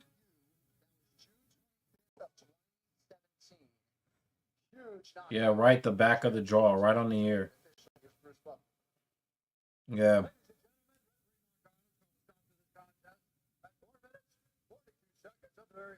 Yeah, that's unfortunate for Mark Madsen.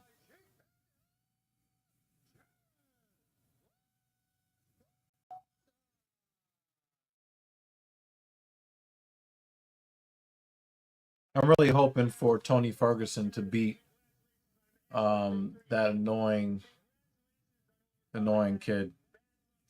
Main event, I think, is at 10 p.m. if I'm not mistaken.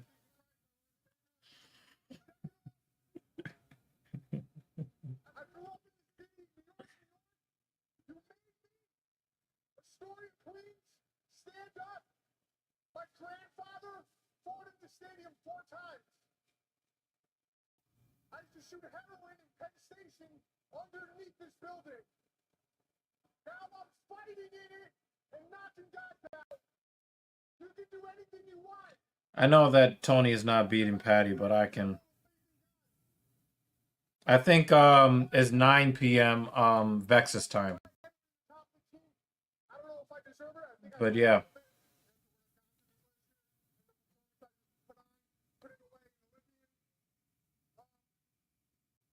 Baby Christina, I love you, Christina, my wife.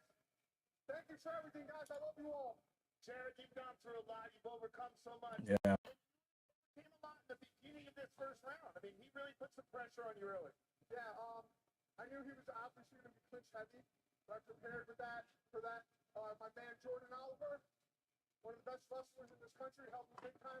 My coaches, Tommy, Jason Sharp, Henry Hook, everyone at Killcliff. Thank you so much. I was prepared, and I'm ready to fight anyone. Jared, take a look at the big screen because you caught him with an uppercut. DC actually called it, said it looked like you bubbled him. It was earlier before this. You clipped him with an uppercut, and his knees kind of gave in, and then you really put a lot of pressure on him against the cage. And uppercut here, and then this was the big right hand over the top right after this. That's all it takes, man. 4 rounds left, right? Well, Jared, welcome back to the winner's side. Congratulations on a fantastic victory. I hope you get into top 15 in your next fight. So much, thanks. Jared Gordon, ladies and gentlemen. Gotta feel good for the 35-year-old Jared Flash Gordon. He's been waiting more than a year to exhale, and he produces a huge knockout here at Madison Square Garden.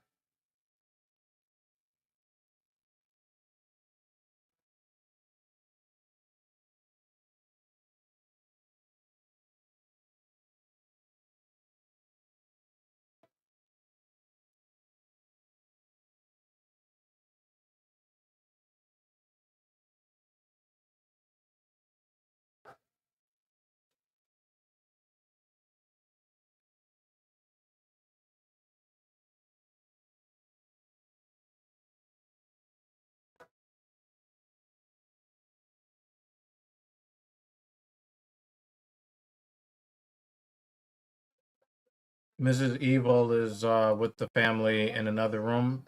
She'll be back to say hello periodically. Sports history have played out inside these very walls. And tonight, as several high-level UFC athletes look to carve out their own championship moment, the legend Mark Messier explains why only... Yeah, that was almost like the beginning of the end for Tony. It was March 1971, Ali versus Frazier, the fight of the century. I was a 10-year-old listening on a transistor radio in Alberta, Canada. It sounded bigger than life.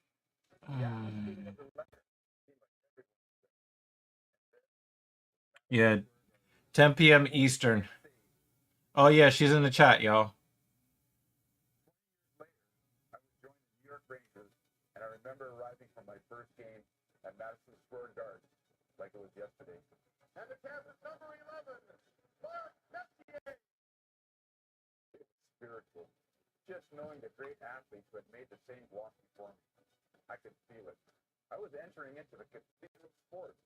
And it Yep, and I'm going to be at Madison Square Garden tomorrow night to watch the New York Rangers. I'm so excited. It will be Leticia. It will be the. How do I see? I think it's going to be my second regular season game and my third Rangers game at the Garden overall. Mrs. E will be going to her very first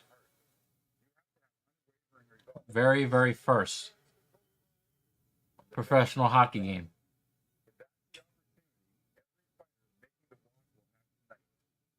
The two great in the world's most famous arena. I can't wait to watch. Two of the most spectacular matchups of the year. To see them rise to the occasion where legends are made.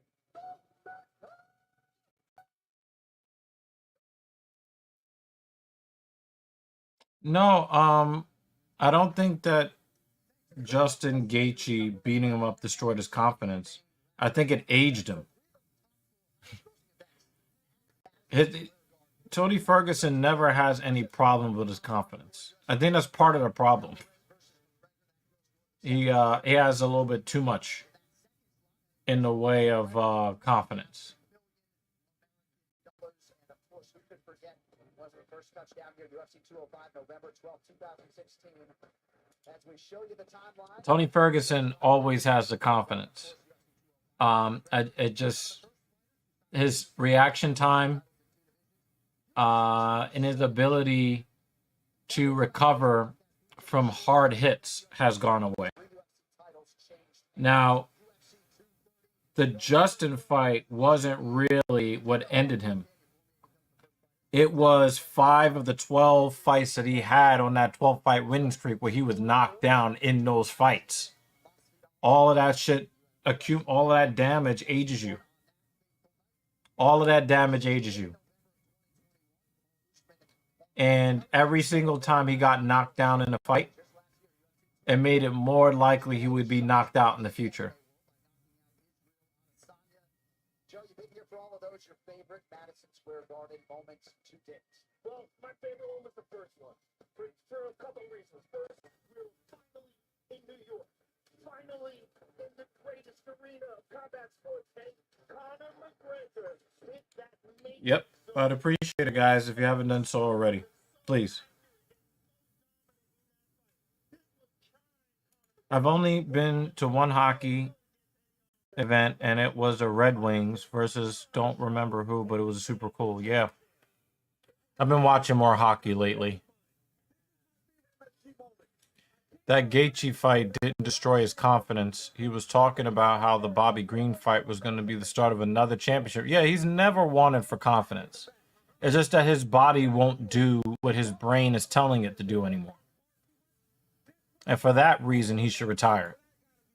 But before he retires, I would love to see him retire Padley. Yeah, we're going to call him Padley. Padley Pimblett.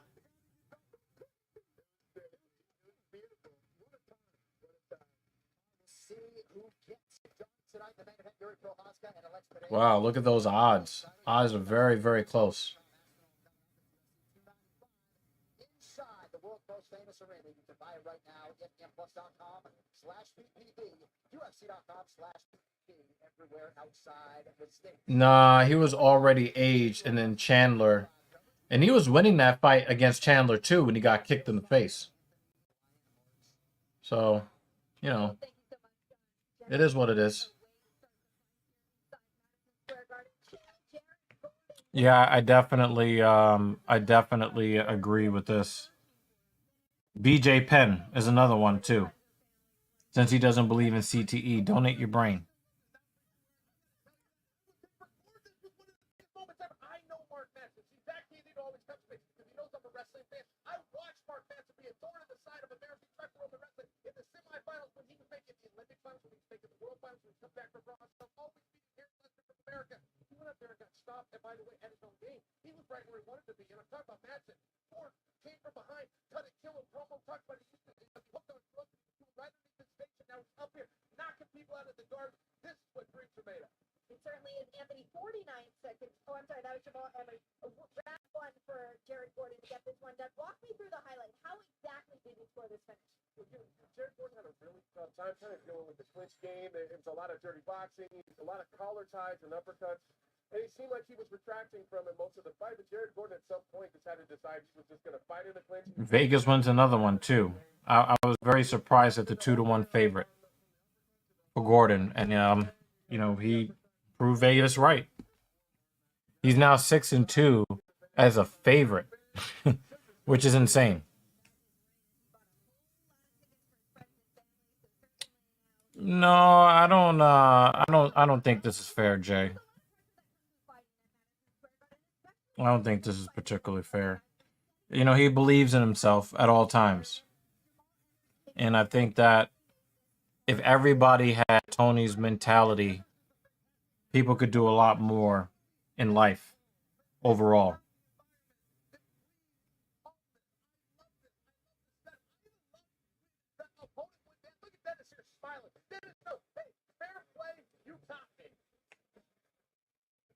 Knockout win number 8 for the pretty boy. And guys, that's what we had so far. But there is so much to look forward to in terms of the UFC 295 card. Anthony, when you look at this main event, it's for the light heavyweight title. 2 former champions, Procházka versus Pereira. I mean, what do you see? I'm excited that we're going to get some clarity to the division. I think that everyone in this division is so well matched. But these two guys are the right two guys fighting for the fighting for the title. Procházka, has to deliver the title due to shoulder injury. He's promised that he's going to get a title shot when he comes back. Unfortunately for him, he's got someone like Pereira moving up from 185 pounds. That's probably not what he was expecting to get when he came back to fight for the title. But he's here. It's 11 months later. We got 2 of the most dangerous strikers in the entire division. 2 very different strikers, but equally as dangerous nonetheless, Bill. And I think Anthony's playing humble Megan. I got a little birdie whispered in my ear that the winner tonight plans to call Anthony out. We can get to that a little bit later if it comes to fruition. But at some point in 2024, Dana White's going to take a victory lap. They're going to write articles about the great business the UFC did. Dana White is going to owe a lot to tonight. This is the most pivotal event of 2023. The storylines of the fight that you're going to have to look forward to all of next year is these 2 perennial divisions, light heavyweight, come from tonight. John Jones' future has to do with tonight. Oh man.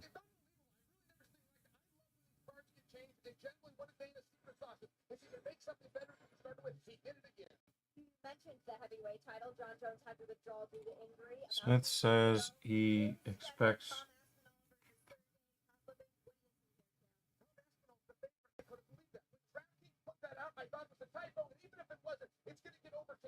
I hope you're not talking about Anthony Smith. He definitely does not deserve any kind of no. Yeah. I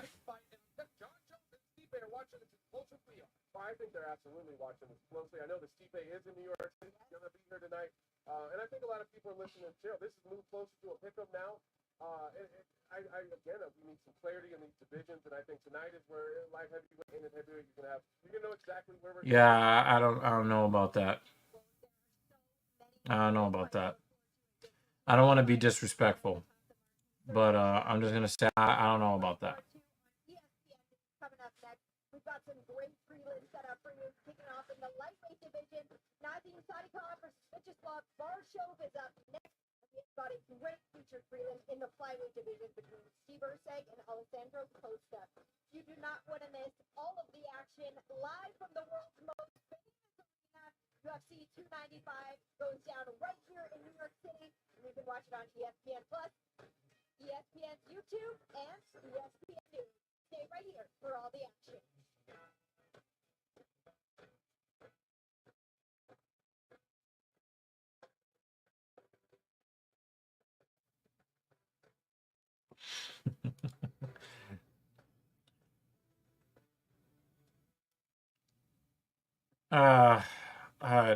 I'm not even going to dignify that with a response, Jay.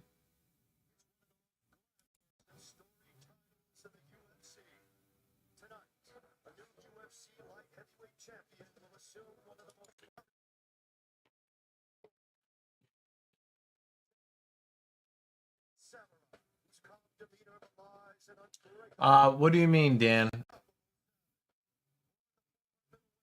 What do you mean? Because I know that you mean something beyond. Well, to be honest with you, nobody at light heavyweight has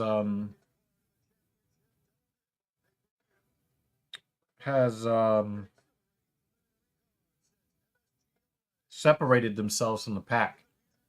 You know, the halfway decent fighters are getting super mega injured. You know,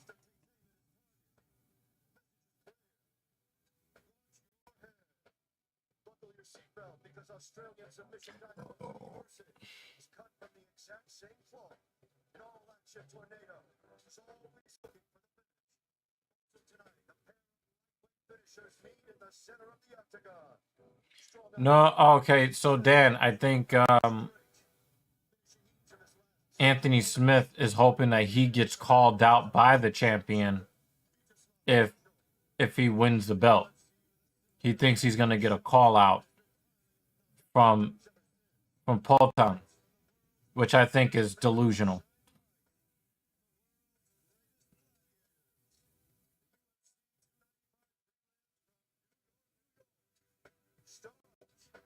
But UFC fighters are treating the light heavyweight title like the town bicycle.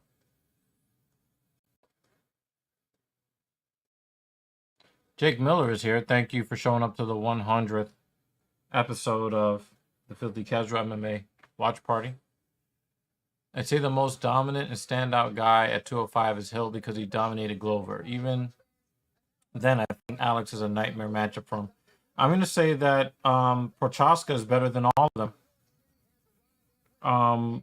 Against Glover, he was looking for a highlight reel and he fought very undisciplined. I remember being very angry watching that fight. I do believe that Procházka is the better fighter. He is the better fighter. When he fights the way he knows he's supposed to fight. Sometimes you get guys who are more skilled or more powerful or, you know, whatever, and they don't fight to their level, and then you're like, oh shit, you know, maybe I was wrong. Maybe they're not that great. Jamal Hill is a talented fighter. I'm a big Jamal Hill fan when he's not picking on members of the press because he doesn't like their opinions on MMA.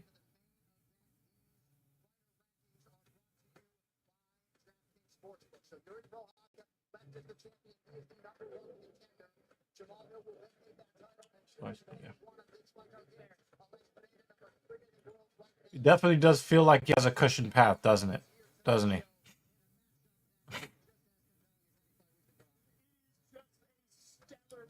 Yeah. I want to see how Jamal Hill's injury has healed as soon as he has to stop a takedown. How will that Achilles feel after all that force stopping a shot? I don't think that will be a big issue. I don't think it would be a big issue.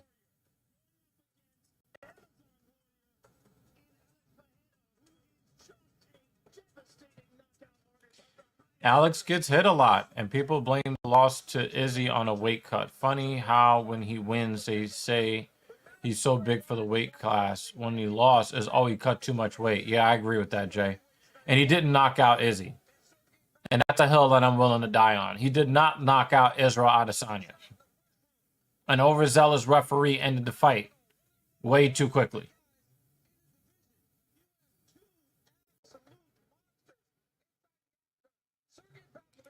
Any Alex fans better hope his last fight was due to the altitude, because if he comes in that sluggish, he will lose. I think it had a lot to do with altitude.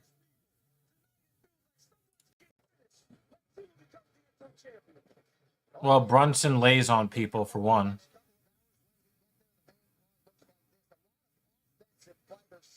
Brunson's not even in the UFC anymore.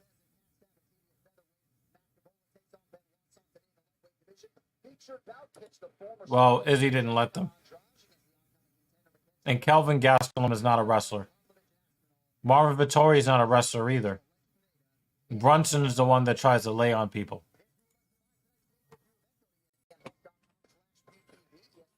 Subscribers can get UFC 295 for $79.99.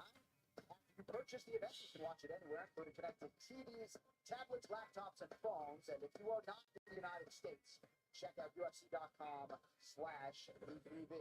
Well, Achilles injuries don't even end basketball players' careers anymore.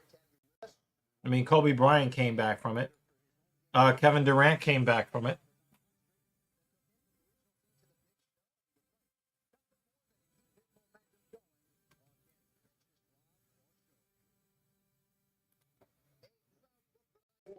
Shortage of support from family and friends.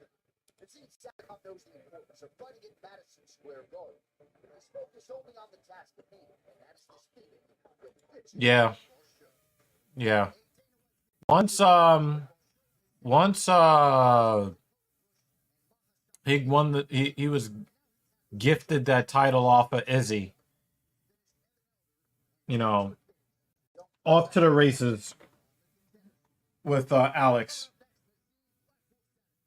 I don't think that Pereira is as good as everybody wants to make him out to be. I don't think he's that good.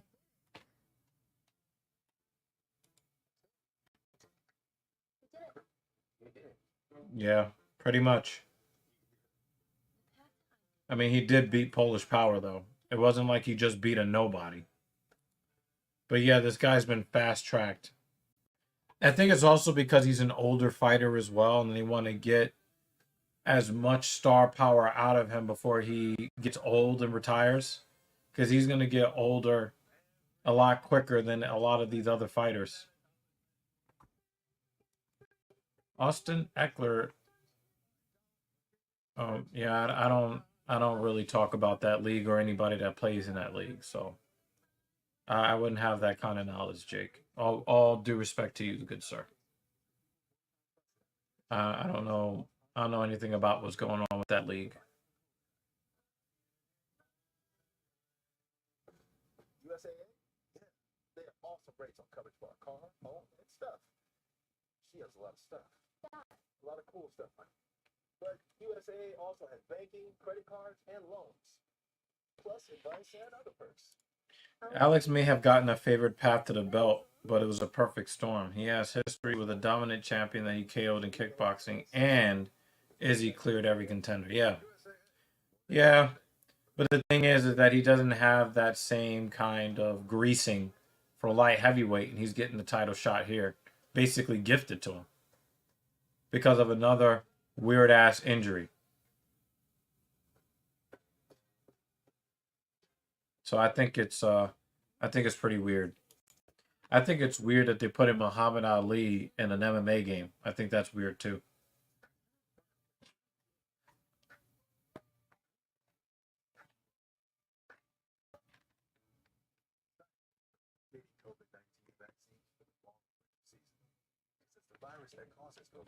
Let me get a paper towel for my pastry. I don't like pastries, but I feel like eating junk food right now.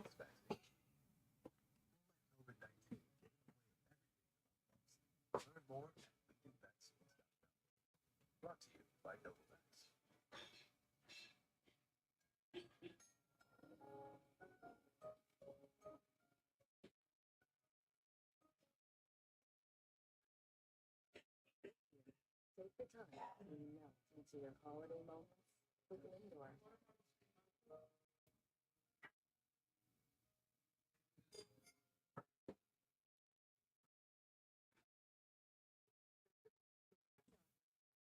From the Lindt Master Chocolatier. Some air purifiers can lose performance in just 6 months, and the pricey filter replacements start to pile up. Put an end to the hidden costs with the revolutionary Shark Never Change Air Purifier Max. Cleanable debris defending.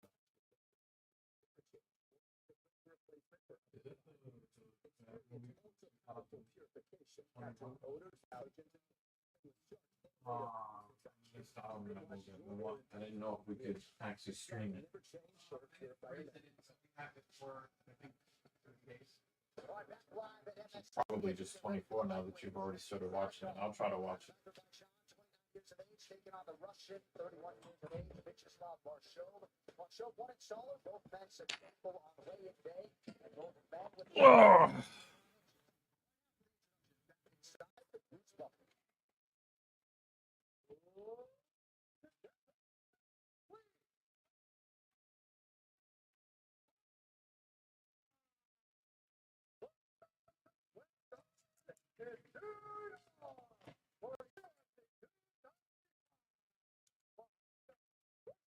Yeah.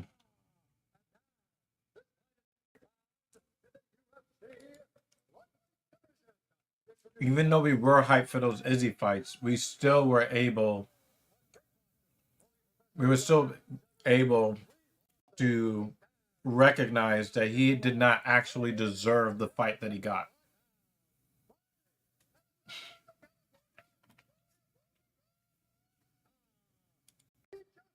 Yeah, I agree with Jay here.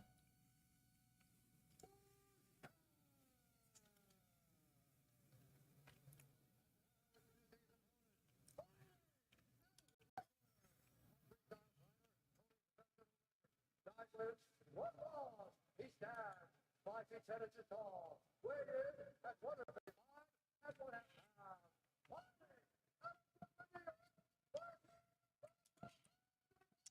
Well, he was losing the fight against Izzy, and then he got gifted an early TKO call. So I'm just not impressed. LOL. The only problem I have with the UFC playing favorites is when shit like Conor holding a ranking for 6 years with no fights. Or no, holding a ranking for 6 years with no wins. Yeah, I definitely agree with you overall, though, Dave.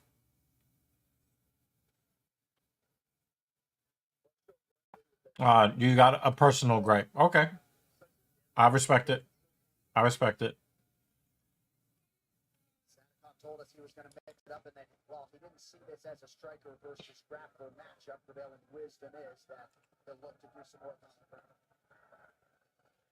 It's one thing to be prideful, and another to be stupid. If you hold an advantage in the grappling that much, or a guy has shown a deficiency, you got to take advantage of it. Even if for nothing more than you set him up to try to land something to put him out of there.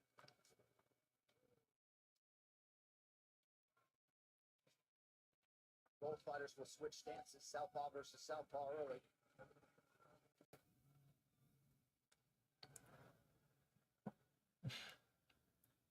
That was a nice high kick attempt, but an even better defensive move from Sadikov. The way that these guys out of Serra-Longo, the way they talked about him, just glowing reviews of his talent and work ethic, right? And his potential to be special on the line. So attacking that lower half. And that's what he's good at, right? This guy's a very high-level kickboxer.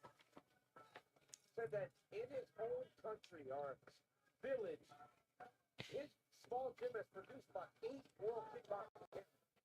Yeah, swinging and banging.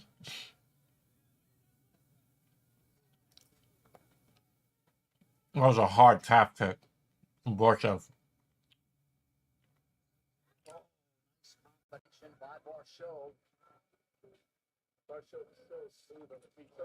Oh, that calf kick got to him.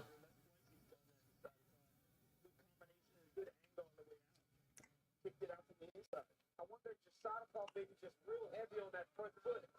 So when Marshall throws those outside kicks or inside, he just kind of dives that leg inside. Sadikov loses balance. Again, he's being very clever in how he sets it up. Oh, there's the shot. Good takedown defense from Borchev.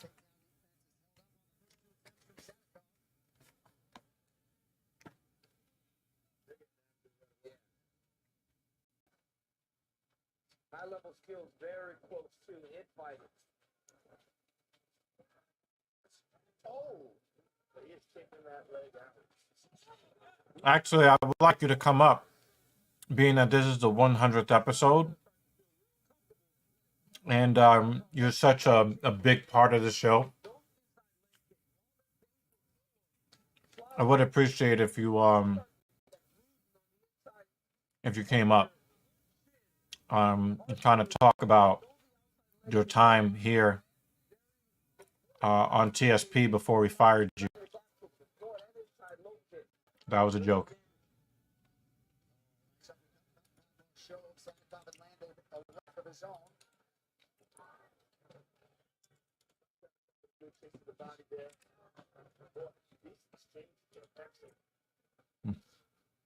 He keeps spinning it around with that outside kick.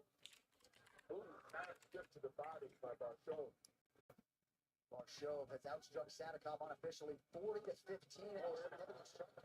There's that right kick again. But he's killing that right leg. Ooh.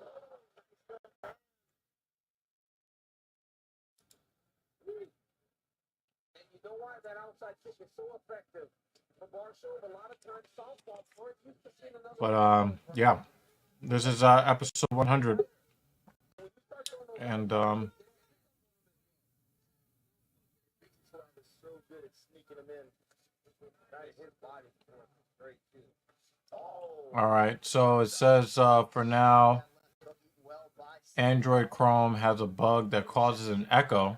Google is working to fix it. For now, please ask your guests to wear headphones to avoid echo, or use a different browser. So I don't know if you want to. I only see guys throw that, and then they complain about profound in the first round. Well, yeah, you did that spinning flip.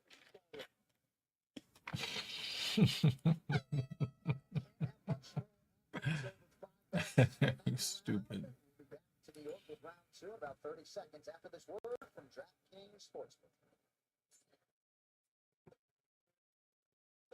When UFC fighters battle it out inside, every instant it's a chance for action. So DraftKings has an offer for you that's just as fast. Get $200 in bonus bets instantly when you bet just $5. So no matter what happens inside the octagon, you get paid. Sign up with the promo code and bet 5 to get 200 instant. Because what's more fun when you're in on the action? The crown is yours. Make those combos without getting hit. Perfect, man. Come on, pick it up. I want the second round big for you. Now, Joe. Right there. Yeah, you're right there. Come on, Joe. Come on. Come on, Nas.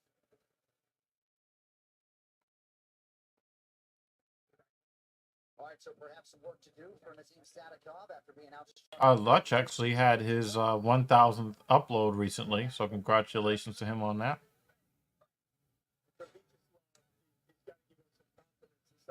Decided to stand with them. Barely so far been a striking fight. There he goes to that side kick to the front leg again. And then when he did try to stay upright. You heard Coach Long going out to be. What up? What up? It's nice to see you, good sir. How you been? Right now we've got Nazim Sadikov versus Vyacheslav Borshov, not Borshev, even though like I could see the spelling, guys. Well, I'm still currently until Sean Strickland has something to say about Bud Light. Can't watch a damn thing. So Dan says it's good sound, so it's good sound. But it is good to see you again, good sir. I just recovered from the Rona. So yeah. Thank you, was JH. We wanted to do like a whole big thing. The problem is that we went on vacation, and then I got sick. So I didn't get knocked down like I did the first time. But it was very difficult to be productive at all during that time. But I did want you to come up, like the old days, and just kind of talk about your time here, helping to co-host the show, You know, this is episode 100. Just like you've had 1,000 uploads on the Yeah. Indian Jesus channel, and it was nice to see Jesse respond to your community post. That made me feel pretty good when I looked at that. Yeah, I talk to him pretty regularly. He's He's dead. He's dead. he's really accessible. And yeah, I mean, you know, I wish, you know, time was time. You know, it's. I think 1 second. Slava Claus just got knocked into Christmas.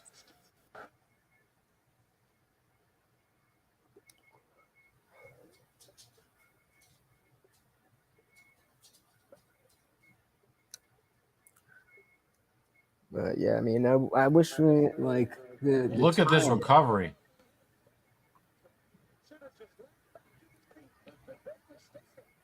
And now he's stuck in Slava Claus's full. Oh, he's opened up. Oh.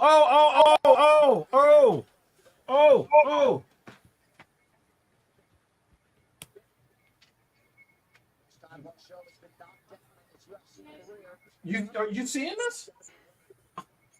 So she's watching from the other room, y'all. Yo! Dan Jensen just bust a big old nut just now when he saw that. Sorry for interrupting you. No, you're good. Oh, man. Oh, he just got kicked in the face.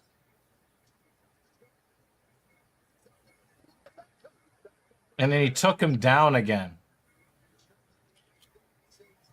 He just slid in the full mount. All right, now the fight's over. Fight's over now. Oh, okay. He regained half guard. Side control. And now he's back in the full mount. Okay, now the fight ends here. Yeah, Oh, he got back half guard. So he's still there.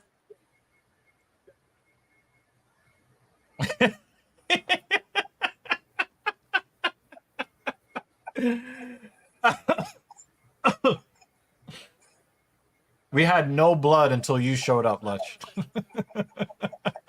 Let's go. That's what I do. I bring violence. He said Slava blood. And back to full mount. Oh, he's trying to fight out of it. Sneak out of the bottom. He sneaked out, but now he's back on the feet. He needs to survive 15 seconds. 10 seconds. He's trying to kick his head off. Oh, wow. He survives. Dan says, "Let's come on, Raw." Sorry that we interrupted you again. I'm sorry. And like, you know, old fashioned, you know, he's getting interrupted again. I did not mean to do that, as, you know, Slava just got knocked into Christmas. So, on the Lutz scale, that's a 10-4. Damn. I'm really watching. When is Strickland's next fight? He's fighting DDP in a month or two. Okay, so hopefully he can, you know, he can bring me back in. But as of now, no Low IQ wrestling. Yeah. Question for you from Jay. I'm not watching. Who's he fighting? He's fighting Yuri Procházka for the light heavyweight title tonight. Oh, hell no. Then I mean, Yuri all day. Yeah, Yuri all day, man. Oh shit, that is nasty. No. I haven't used it though since I used it on here, and I definitely that I would clean. Sadikov's calf is fucked up too. Are y'all under the Now, as long impression? as Borshev is able to gain back half guard, you know, that's definitely a 10-8 round though. That means that Slava Claus is actually fighting for a draw because he won round 1 in my opinion, and that was definitely a 10-8 in the second.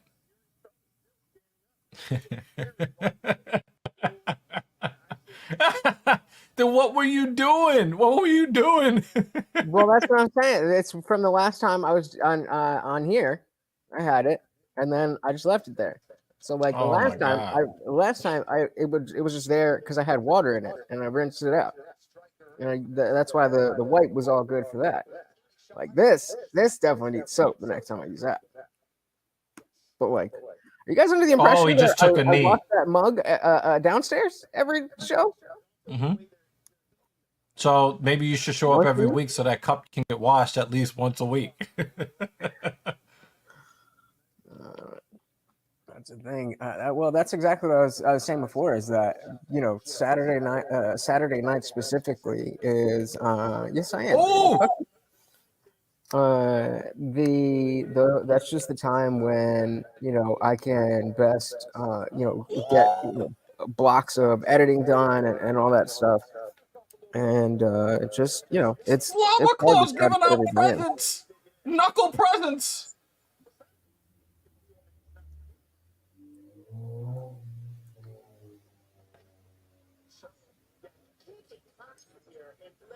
Oh, It looks like Santa Claus is looking for a big shot, which sometimes can happen if you really hurt a guy. And if you're looking for a big shot, this is pulling out ahead of in the round, right? oh. You guys know I love draws, right? So I'm hoping that Slava Claus wins this round, so we get that majority draw. So you were saying much about the old days. We were you coming on. Sorry. Yeah, I mean, in the old days when I was just especially when I was just doing the book podcast, and then when I was just doing the streams, then I had a lot. I just had time because the only time that I needed to be working was actually when I was actually on camera, and then obviously you see like you got to put a little bit more work into this if you want to make it legit. And so like trying to find time, like trying to find a schedule or like a routine where it's like, okay, what's a good time of the day to fit in this stuff that I have to do. Right. And as y'all know, I'm not very good with routines and stuff to begin with. So I've started being able to kind of section it out. But Saturday nights are just the time when I can bang through mad shit. Like I right now I have 23 drafted videos ready to get that. Just need a thumbnail and a description. Well, I'll say this, man. When we were sitting there in the kind of in the back waiting to be called up on TLA where I met you, because I actually met you, waiting for our opportunity to talk to the lead attorney. Mm-hmm. I think that us being content creators was not really what, I don't think that that's really what drew us together. It was the fact that we knew that the other liked MMA. I think that that's what actually like solidified. It was like, oh yeah, you into that? Oh yeah. And I think we had already started doing a couple of episodes as well. What a blast double. But I think Slava Claus did enough to win the round though, because Sadikov didn't do anything with the takedowns. I think we're gonna get a draw, y'all. How far after the first Filthy Casual did I come up? Not that many. Our first one was in 2021. The first Filthy Casual was like May of 2021, something like that. Why not? Why not? Um, Yeah, I mean, so it wasn't like that long after. Mhm. And the thing is, I've struggled with, you know, having things that I want to talk about consistently, getting the live show done, the way that me and Captain Paul wanted to get it done. We struggle with a lot of things, but they say is consistency is key. And the one consistent thing that you can count on for TSP is a filthy casual MMA watch party. Yep. And you guys actually make that possible. If you guys didn't show up every week, we wouldn't show up every week. Right. So The that period where you had your first few people, and where it's enough that if one person doesn't show up, in the chat, it changes the whole vibe, because they're missing. And then it's going in the nervousness. I was telling you guys that, those of you who saw my Ian Crossland thing, that I was so nervous and whatever. I'm like, yeah, I still get nervous to come on and do the show for you guys, but it's not even close to when I was in that spot that I didn't know if anybody would be there. I didn't know if there would be only one or two people, and the chat obviously helps move the show along by a lot. So the nerves of just oh God, I hope this goes well. Yeah. But now we're at a place where it's we know you guys are going to show up, and so that gives us a lot more confidence to be able to not feel like it's a burden, because it's fun. It's supposed to be fun, 1 second, they're about to read out these scorecards.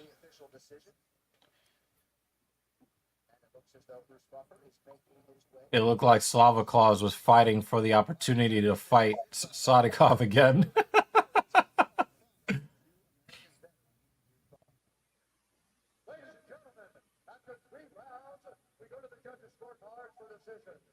Judges score the contest 29-28, 28-28,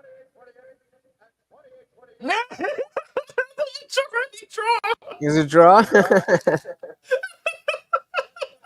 Nice.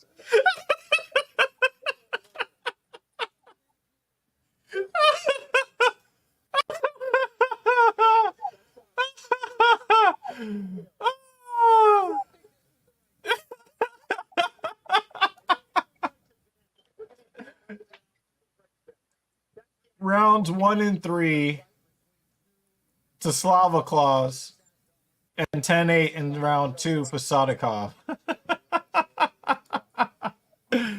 Oh man, they're like, we don't want to talk to either of you. None of you bitches want to fight. Get out of here. Oh man, that was great. Hey, you talk about the post-fight dance, David Banner. How about the in-fight dance that Slava Claus did in the second round?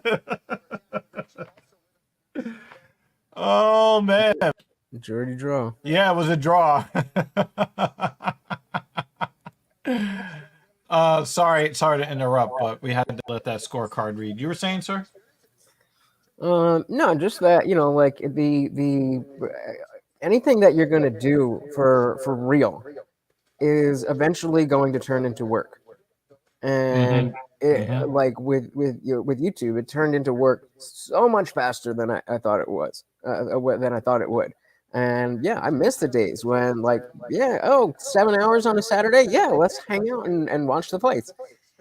It's I don't have a block of 7 hours for nothing. Mm-hmm.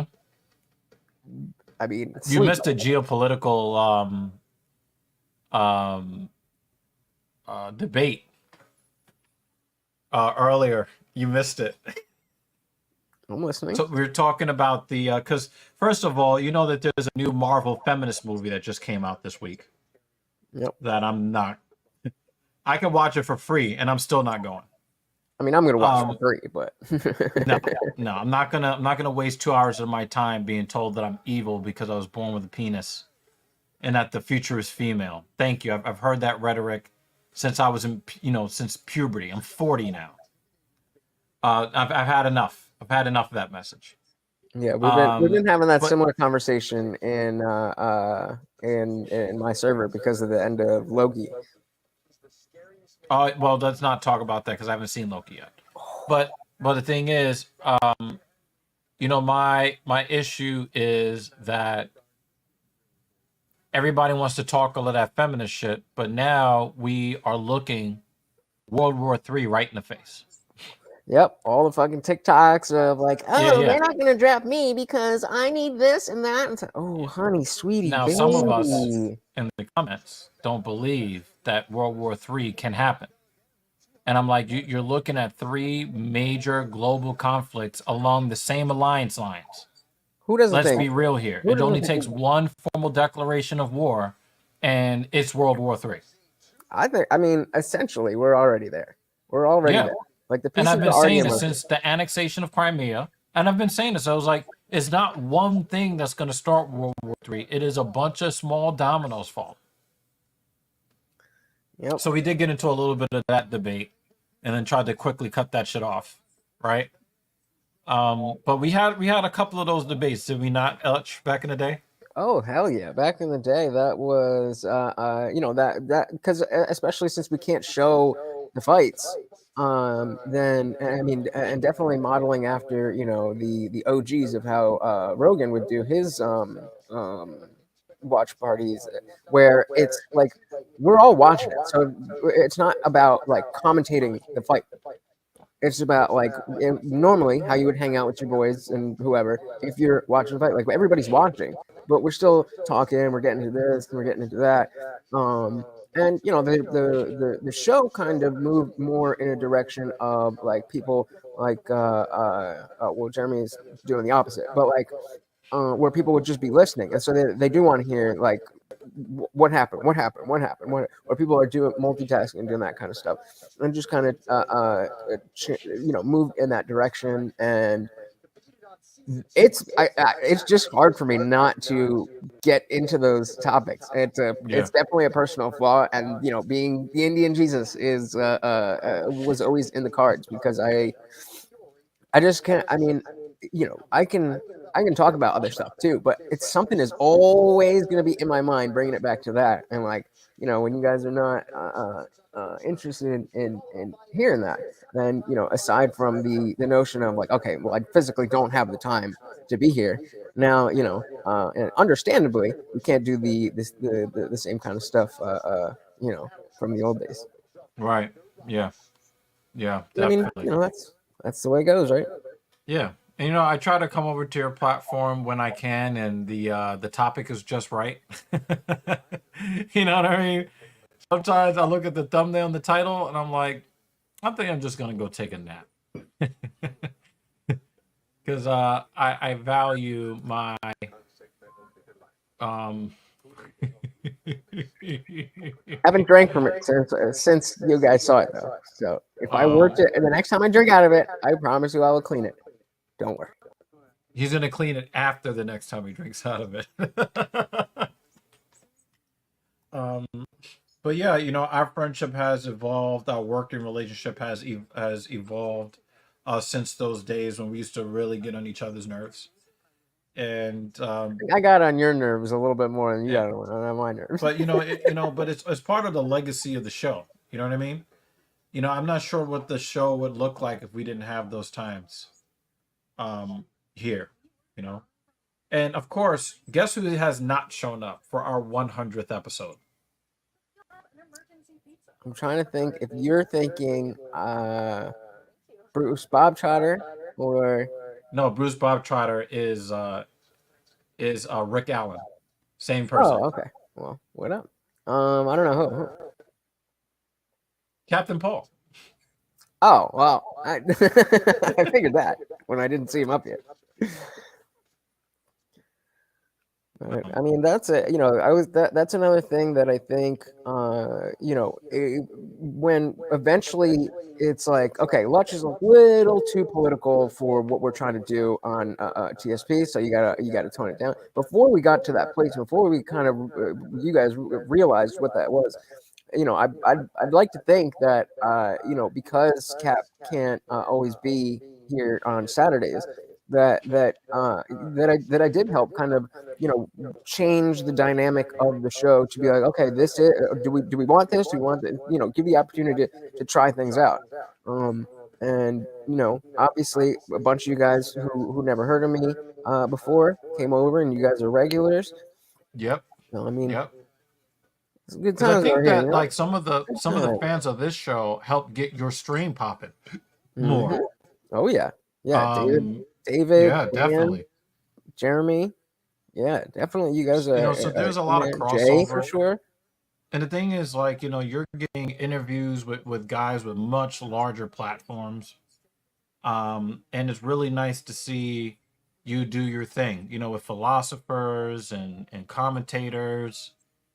And they take you seriously too. They don't just come in and, just, show their face. They really do engage you in some really deep existential conversations that, I have enjoyed. I have quite enjoyed. Thank you. I can't say that I agree with Agree. Yep. even most of where they're coming from, but I do respect the fact that they are making honest attempts to discuss these topics. And again, TSP was never about agreement. It was never about that to begin with. But we can agree that we should be able to have these discussions in a civil manner. And Absolutely. one of the things that I really appreciated about you, which makes you different than pretty much every wow, he's a 7.5 favorite. Goodness. You're the first atheist I ever met that didn't speak with authority on the subject. And you said, my atheism isn't me proclaiming that there is no God. Right. What I'm saying is that I'm just not quite sure either way.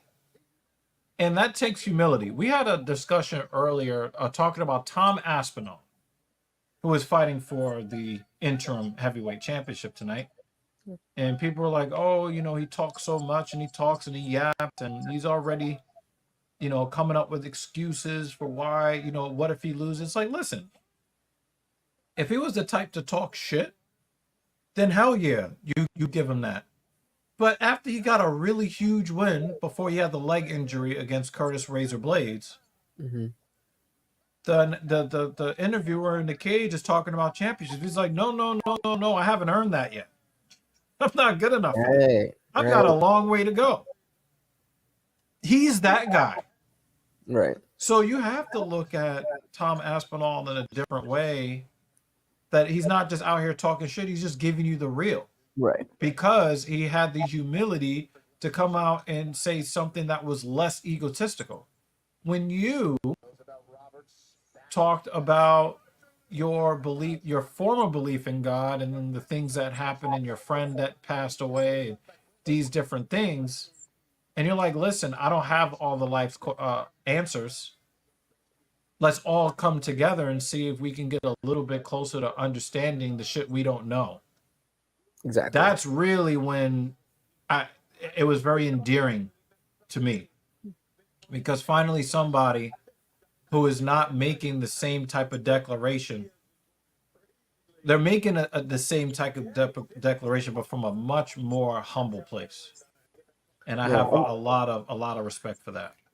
Thank you. Oh, And that's why he's a minus 750 favorite. That's why. Yeah, I appreciate that. And I mean, obviously, I was one of those atheists at one time. Like I had a lot of anger. I had, I felt like I had to argue with everybody. If God or religion was brought up, I'd be like, well, actually, I was that guy. But like we talk about with red pill rage, the perception that atheists get is like, because most people who are atheistic, just kind of, it's just not a part of their life. Like the same way that if you're not an MMA fan, you're probably just not talking about MMA. You're not going around bashing it. Right. But with atheism, then there's a lot of people who are the ones who get identified are the ones who are doing the bullshit. Yeah. And I saw that. Like the in order for my whole my American identity thing, in order for that to move forward, it can't be on either side. I mean, and obviously the left isn't or the right is a lot more religious, but either way, it can't be dogmatic. Uh-oh. We've got a crucifix. You want to talk about the Indian Jesus? Oh, okay, he got out. How the fuck he got out of that? Oh, now he's going back to the ground. Okay, good night. Yo, look at Jake Miller's comment.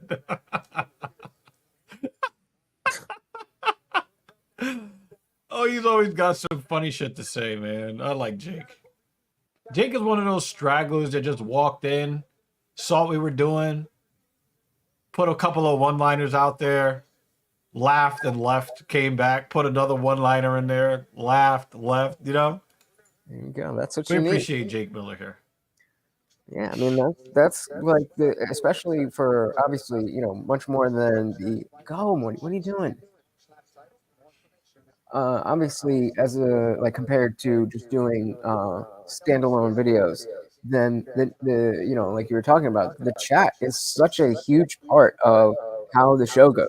It's like I could be I could be the best talker in the world, but if I'm talking to myself, Oh, we got an armbar attempt here.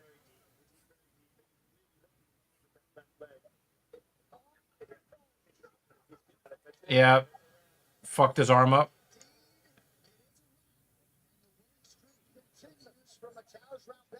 They fucked his arm up.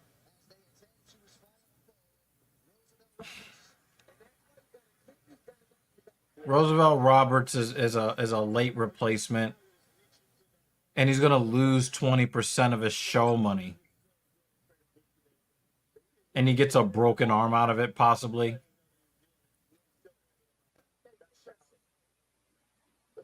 Yeah, there's something wrong with his arm. You can tell the way he's shaking it and the way it looks.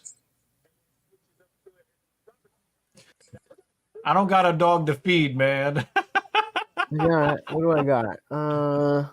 Here, I had one of these little Entenmann's things before. Yeah, I think he fucked his arm up, man. And a lot of times, the moment you hit the mat, when those guys, when they're on your arm like that, you're in trouble. You gotta try to That's stay it. No, this way. That way. That way. Okay. I think he fucked his arm up. Sugar, yummy. Shout out to. Damn. Is that a new sponsor of the stream? No, same sponsor. Gang, already out sponsoring himself. I Yep. should have known, Dan. I should have known. He's running away with it. And Like I he mean, yeah, I does. gotta give a big shout out to Dan because Dan, you were a very big part of the transition from like I don't know how aware of this you would be as a viewer. Maybe it's very obvious, maybe it's not. But when you're following a channel that's not monetized and then it gets monetized, then there's a weird dynamic where it's like, oh yeah, you guys, I'm doing all this for free. And then it's like, okay, well, now nothing's really changed. You guys have still been supporting me as much, but I am trying to make this my living. So, and I have my little banner thing, but I hate like asking for anything. And Oh yeah. Dan will just come in, he'll draw, and it's $2, but hey, Hey, what's up, Angel? How you doing? what's up, Angel? It's it's a few bucks, but it shows up. It shows that okay, it shows other people in the chat. Somebody else feels enough value from this to spend money. Maybe I should think about doing it too. And the consistency is it means a lot to me, man. So thank you. Let's answer Angel's question. It's not a hard question for me. Alicia Keys every single day. Same. Yep. Yeah. Alicia Keys all day. Alicia Keys wears that natural face. Yeah, she wears that natural face. So, yeah. Yeah, that's another area where definitely. I mean, you got especially behind the scenes recently with like the dating stuff, the red pill stuff. That yeah, I mean Ashanti's beautiful, but Yeah. I'm not saying she looks bad. I'm saying that I'm taking Alicia Keys 100 times out of 100 times in that comparison.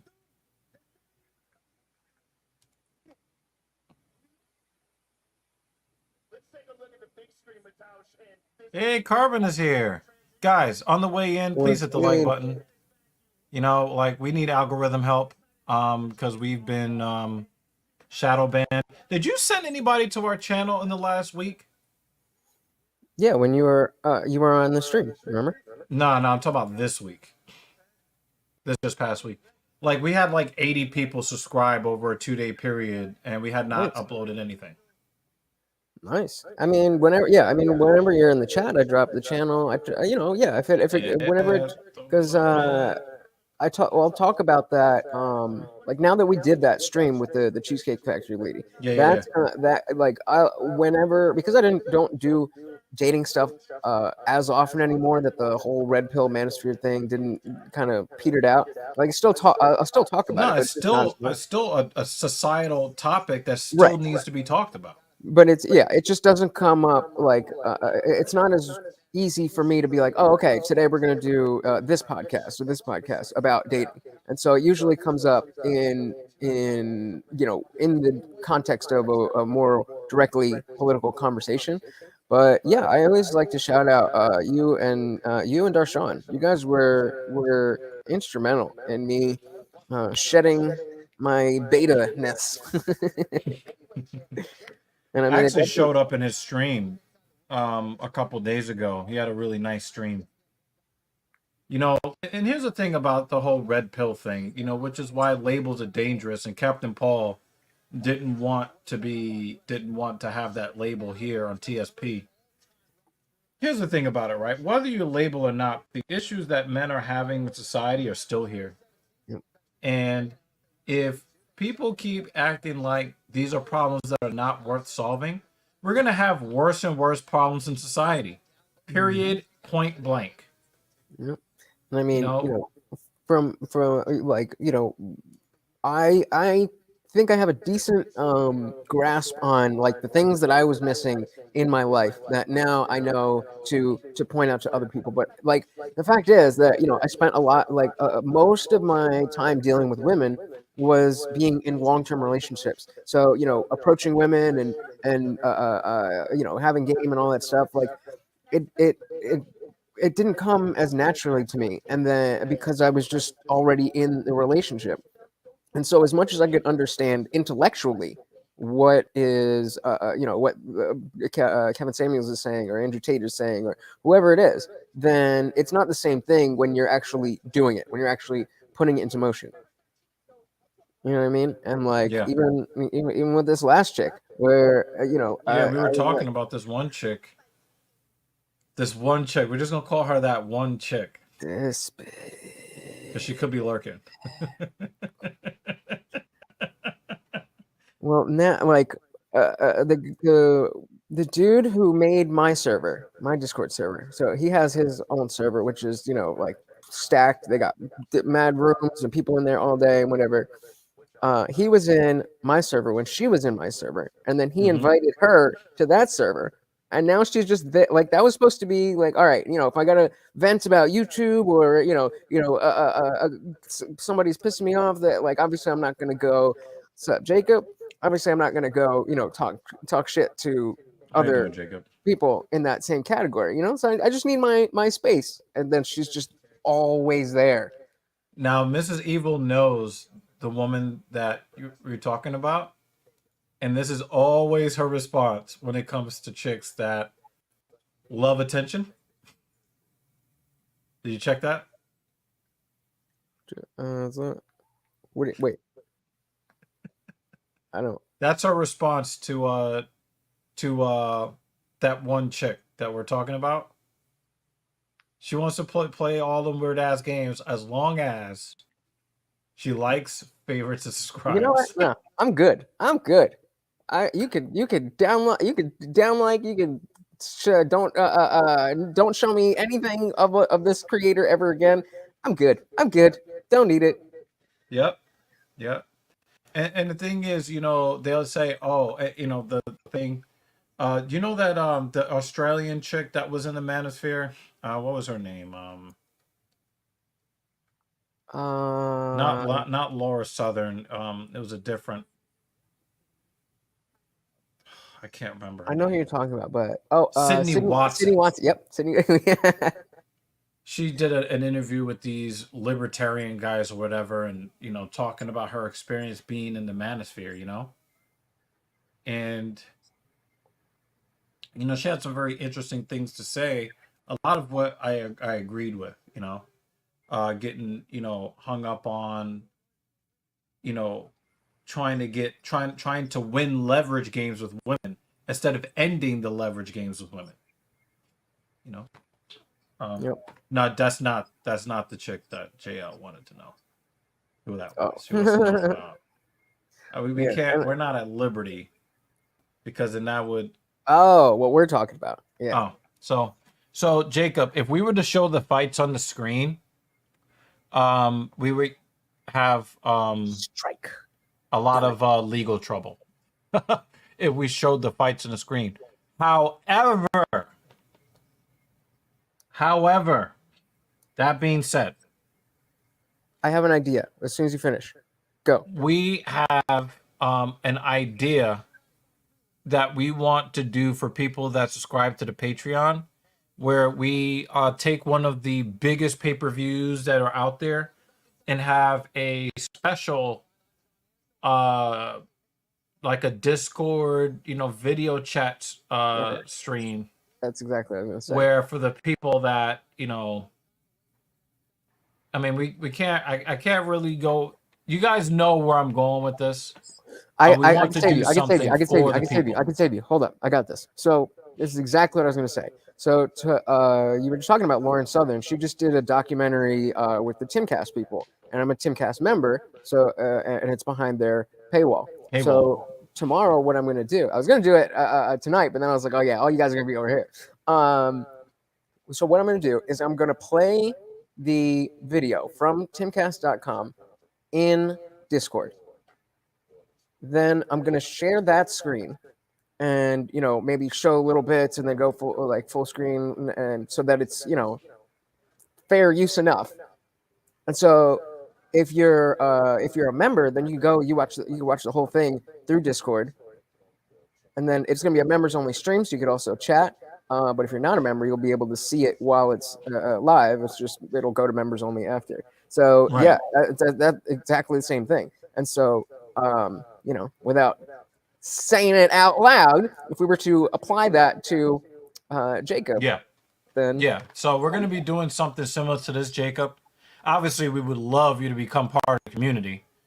Whether you join the Patreon or not is immaterial. We would love more people to watch fights alongside. But this is a fight companion. If we didn't have copyright issues and DCMA and all of that stuff, then we would have no problem doing that, right? We'd be tiny in the corner. So I kind of feel bad sometimes people discover us and they're like, well, show the fucking fights. It's like, well, we can't. Even if we wanted to, we can't, but we have ways to do things, and we okay. Yeah. Well, there's our and she's gonna, because she took care of that for us. She's about to get these. Nice.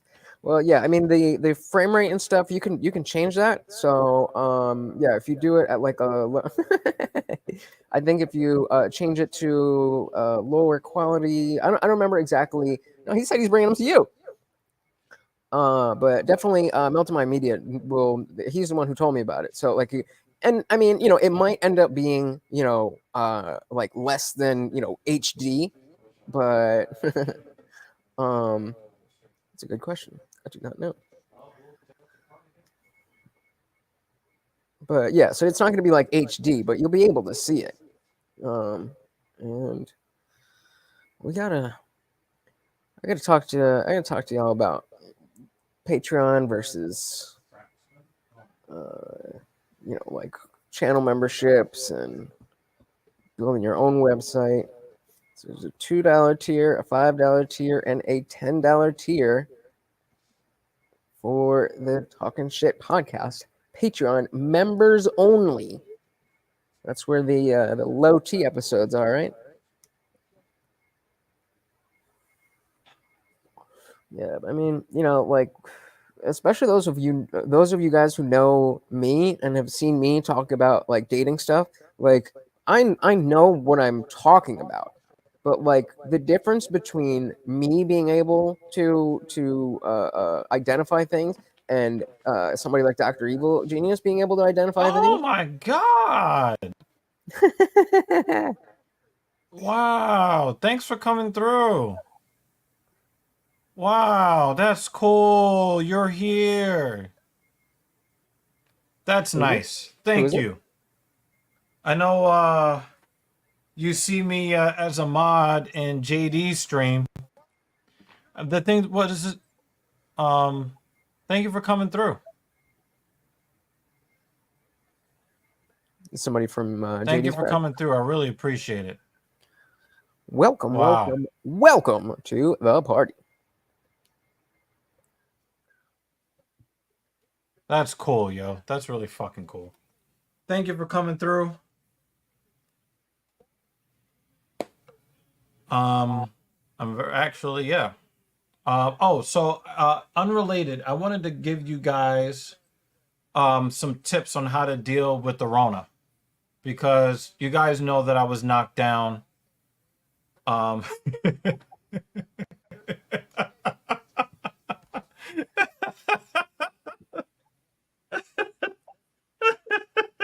so stupid. Um, so I wanted to kind of give you guys the game. You guys know that I got knocked down by the Rona over, basically it was a week ago today. I was talking to a client about it this morning. I spent the whole time I was infected, Lutch. Mm. I was miserable for about 3 hours. So I've got some tips and tricks Okay. on how to deal with the Rona if you end up infected, and I'm going to give you the methodology of why I think this works. Okay. Now, part of this game plan comes from Mrs. Evil. So you all know what acetaminophen does, and it helps you knock out the fever and the pain and stuff. That's important, right? However, oh yeah, that's cool. That's cool. So so what we did was, as soon as I got the chills, took the 500 milligrams of acetaminophen every 6 hours. But I also took a once daily allergy pill. And that might sound weird, but check out the game plan though. So when you get these respiratory diseases like colds, flus, and I mean, the Rona is basically turned into a bit of the flu. That's pretty much what it is now. But we're going to give it its own special, its own, special, because people still do take it seriously, and I don't want to disrespect those people. So the thing is, these types of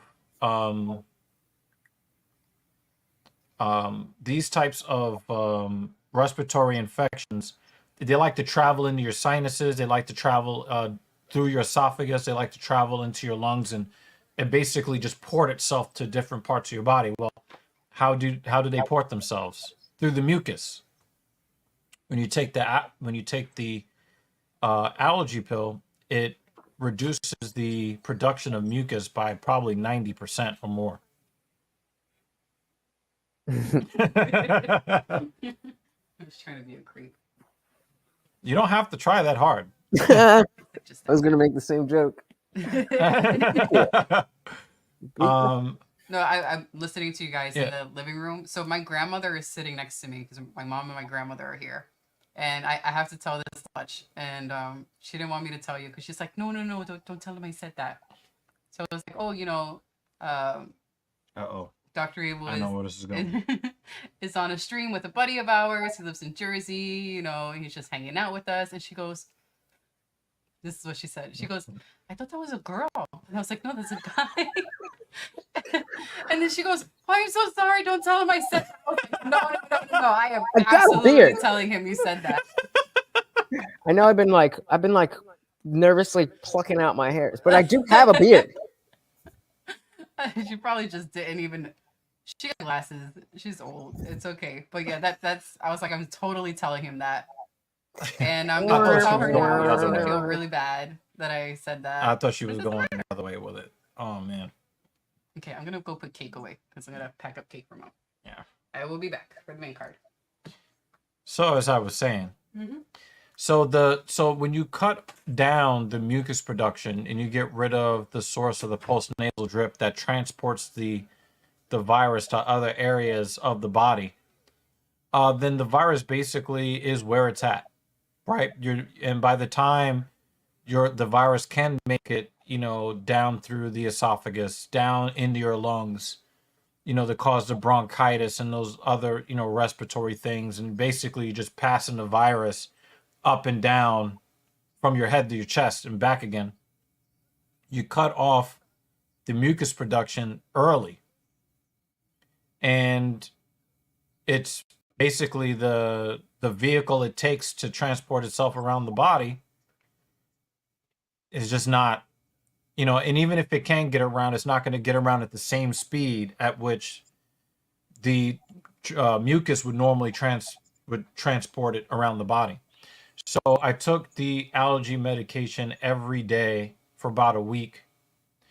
And not only did I not get the drippy nose and all that other bullshit, um, but the virus actually cleared from my body fairly fast.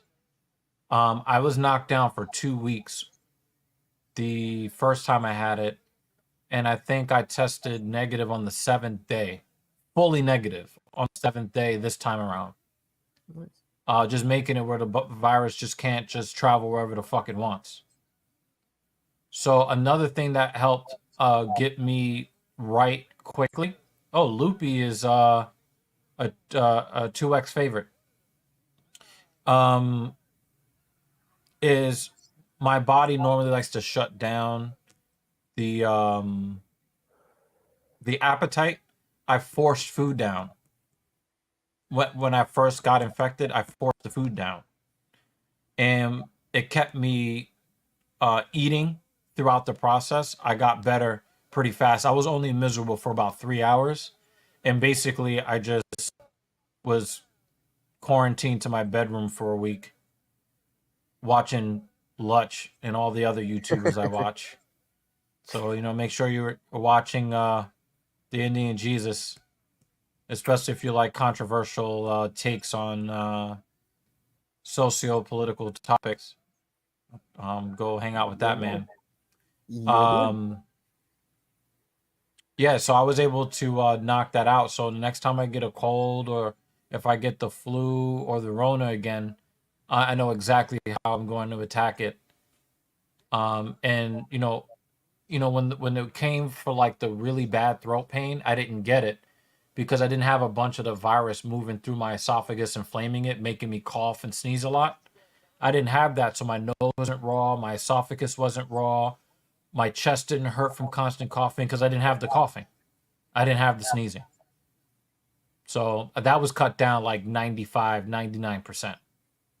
So make sure that you're drinking a lot of water, that you eat food even if you don't want to, and take allergy med, the once daily, the 24-hour, like the Zyrtec type shit. Just take that once a day. Cut off mucus production. It did a lot for me.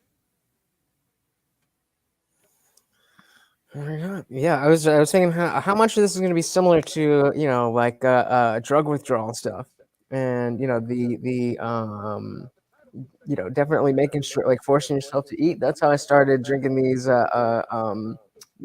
protein shakes every morning. Because obviously I'm not working out, but I just wouldn't eat, and this was at the time when I was still drinking caffeine. So I just wouldn't eat. I'd go to work. I'd guzzle coffee, So I still wouldn't be,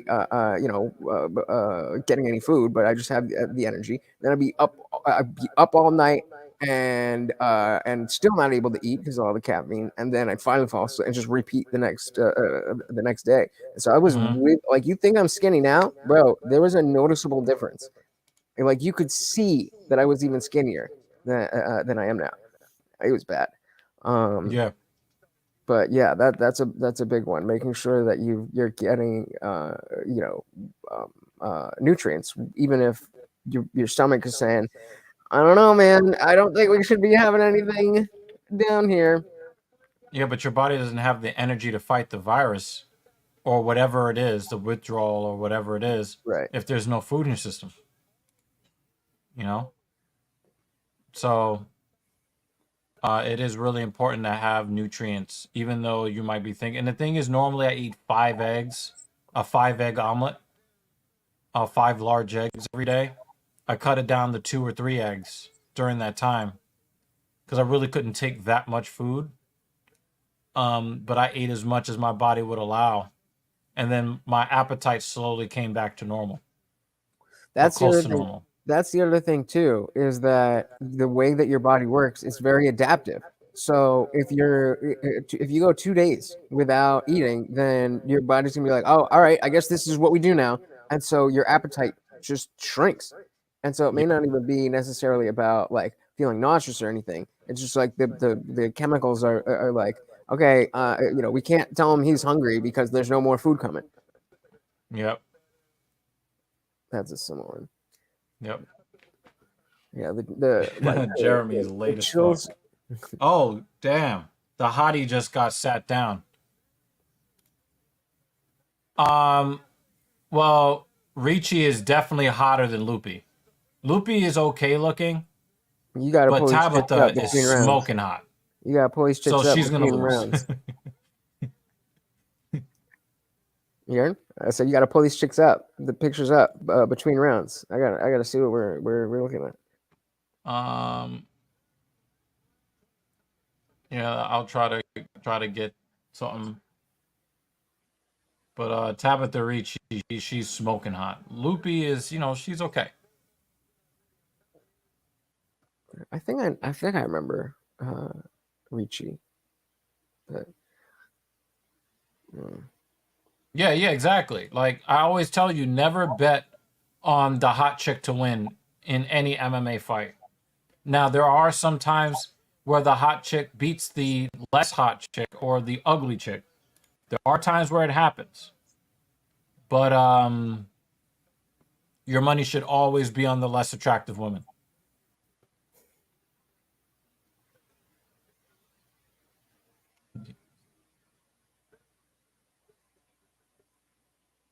There aren't that many women in MMA hotter than Tabitha Ricci. really? All right. What are we working with here? What are we working with here? Tabitha Ricci.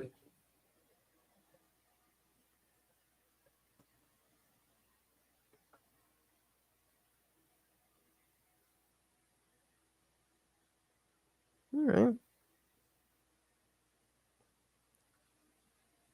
Wait. I don't know if it's gonna work, Them but butterfaces. Who did that to her? What the fuck? Did she? Oh! Oh, look at the. Look at. Look at the hands they were throwing. yeah, this is some wild. Oh my god.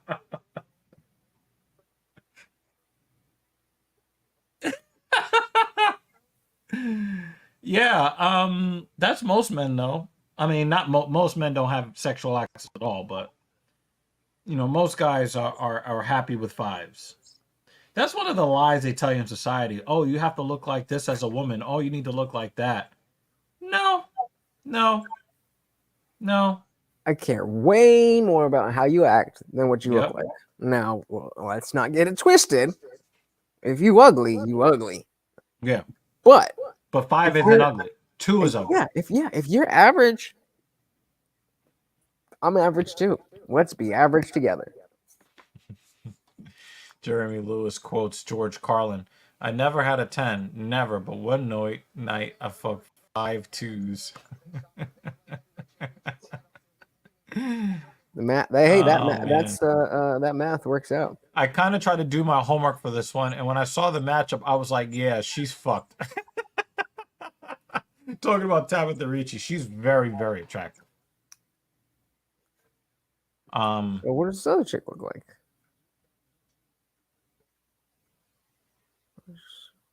Both of them got a knockdown. You don't really see that as straw weight. Women's straw weight.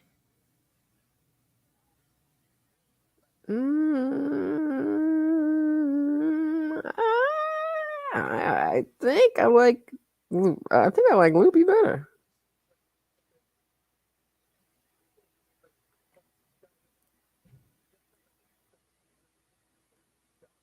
I don't know. That's a tough pick.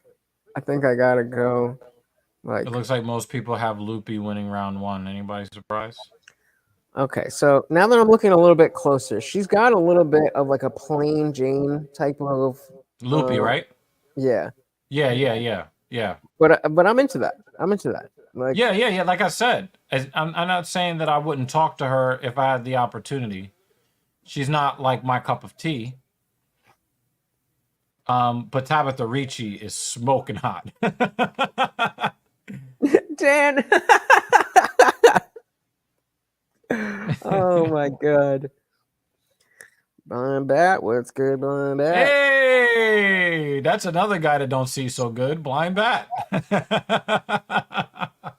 Thank you for coming through to the 100th episode of the Filthy Casual MMA Watch Party. It is nice that so many of you guys have come through here. This is actually a pretty big night. This is not a night that I wanted to be here. I'm still pretty fatigued from the infection. But again, you guys make it worth being here. And I do appreciate every single one of you. I want to give Lutch, I mean, everybody here knows you as it is, but I want to give you the opportunity to talk about your platform and what you guys talk about. Because I know that as soon as you start talking about your platform, something really exciting is going to happen in this fight. All right. Well, I've been able to narrow it down. So I used to be able to, I would just go on and on and on and on. But basically, my platform is to try to fix political discourse in this country. And I think it's mainly there's two main factors that everybody is engaged in. That's screwing everything up. One being semantic obfuscation, meaning changing words around and the meanings of them and how we use them. Easiest example is the word Nazi. A Nazi used to be somebody from the Nazi Party, and now it's just anybody who disagrees with you. And Racist again, is another one of those terms. Yep. Sexist. Sexist, fatphobic. Yeah. Yep. Exactly. Semantic obfuscation. Those used to be like if you got called one of those things, it used to be a big deal because those are bad things. You don't want to be those things. Yeah. Germany doesn't play with that Nazi term. I wouldn't. You go to prison. That's how they cancel you. You start talking that Nazi stuff in Germany, you go to jail. Yeah. But yeah, so that's one. And then the other big thing is dogmatic thinking, where you accept a claim or a group of ideas and not be willing to question them. So again, I'll say, whether you a little bit facetious. I know most of you Christians don't. That's what they say, though. But dogmatic thinking being whether you believe that there's a man in the sky or you believe that a man can transform into a female, if you're not willing to question that, then that's dogmatic thinking. Yeah. And so essentially, between those two things, if we can cut away at that and simultaneously look at what the show typically is I'll find a podcast or a debate or something along those lines where there's a conversation happening because I want to break down that conversation and show how the things that I'm talking about, like here, we can see it right here, we can see it right there, we can see it right there, and so that when you guys go out, you can see if you get into these conversations, which I definitely implore people to do, to become more comfortable with having these conversations, Well, I which can think that only was a clash happen of heads there. if we get better at having them civilly. So, that's the cycle. Is we get better at having the discussions, then we can talk about more controversial things without getting, without blowing up, and we can, start to agree more on things, or at least be able to agree to disagree on whatever it is. Not everybody's going to agree on everything, but that doesn't mean we can't have a functioning and progressing society. Progress. That's another one of those obfuscated words. Yeah. Yeah, because progressivism is not always progressing us in society. Mm-hmm. So I mean, yeah, mostly, I try to do like stuff that is current, but I'm definitely not. I decidedly not like a news channel. I'm not a news pundit. I'm not breaking news. That's not what I do. And I think that that allows me a little bit more freedom to, like, because the Republican debate happened the other night. I was like, I'm not covering that. And like, if I was a news, like, you can't not cover a presidential debate, but like, that's not what I do. And so if somebody then wants to have a conversation about that, the debate, like Vivek Ramaswamy went on the PBD podcast to talk about that. That's what I covered. Well, not that night, obviously, but then the next show, that's what I covered. And so that it's about how people, like, specifically now we're spending a lot of time looking at, like, picking apart the candidates and why people would think that and why people would think that. Another clash of heads. I'll keep talking. It'll be more excitement. But like, one little thing is like, we were talking about Ron DeSantis, and one of his things, besides wearing heels, is that he doesn't know how to punctuate his points. So he'll say something really strong and then just kind of breeze by it and be like, I was the one who did the best during COVID. And also, in the summers, we can. It's like, bro, that's your thing. Like, and so he just goes on. And versus Vivek, who is not, a brash personality, but is very pointed when he's talking. And so it's things like that right now, while the election stuff is going on, we're kind of focusing on that. But it's all meant to build up that, like, okay, by next year, when none of this is happening, like, politics is still going to be going on, but society is still going to be going on. And we need to be able to engage with whatever issue comes up in an appropriate manner. So I'm more focused on the manner that we discuss issues rather than the specific issues that we discuss. Right. And there are certain topics that, like I said, I see the title and I'm like, nah, I'm good. I'm good. But then there are other topics I'm like, wow, these are some really interesting, because it's not what you believe, it's how you got there. Yep. Well, I mean, you know what I mean?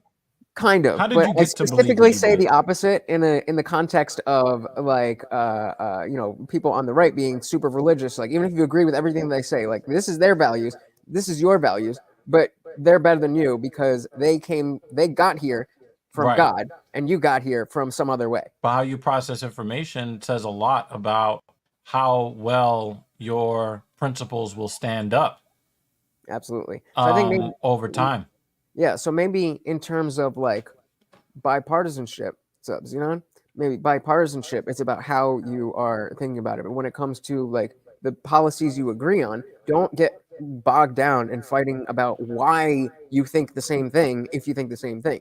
If you have a disagreement, yeah, have a conversation. But if we nice both think that no fault divorce should be abolished, then it doesn't behoove anybody for you and I to discuss, well, you think that because you went through a nasty divorce, and I think that because, like, let's just, all right, we agree on this. Let's get both the arguments and work together on that.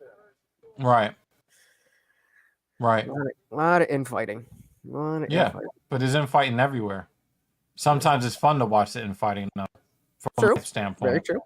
Very true. Especially on the left, when they say that these are black and white things that they believe, and you're evil if you believe in the opposite, and you're a god if you believe in what they believe, but then some of their beliefs directly conflict with some of their other beliefs.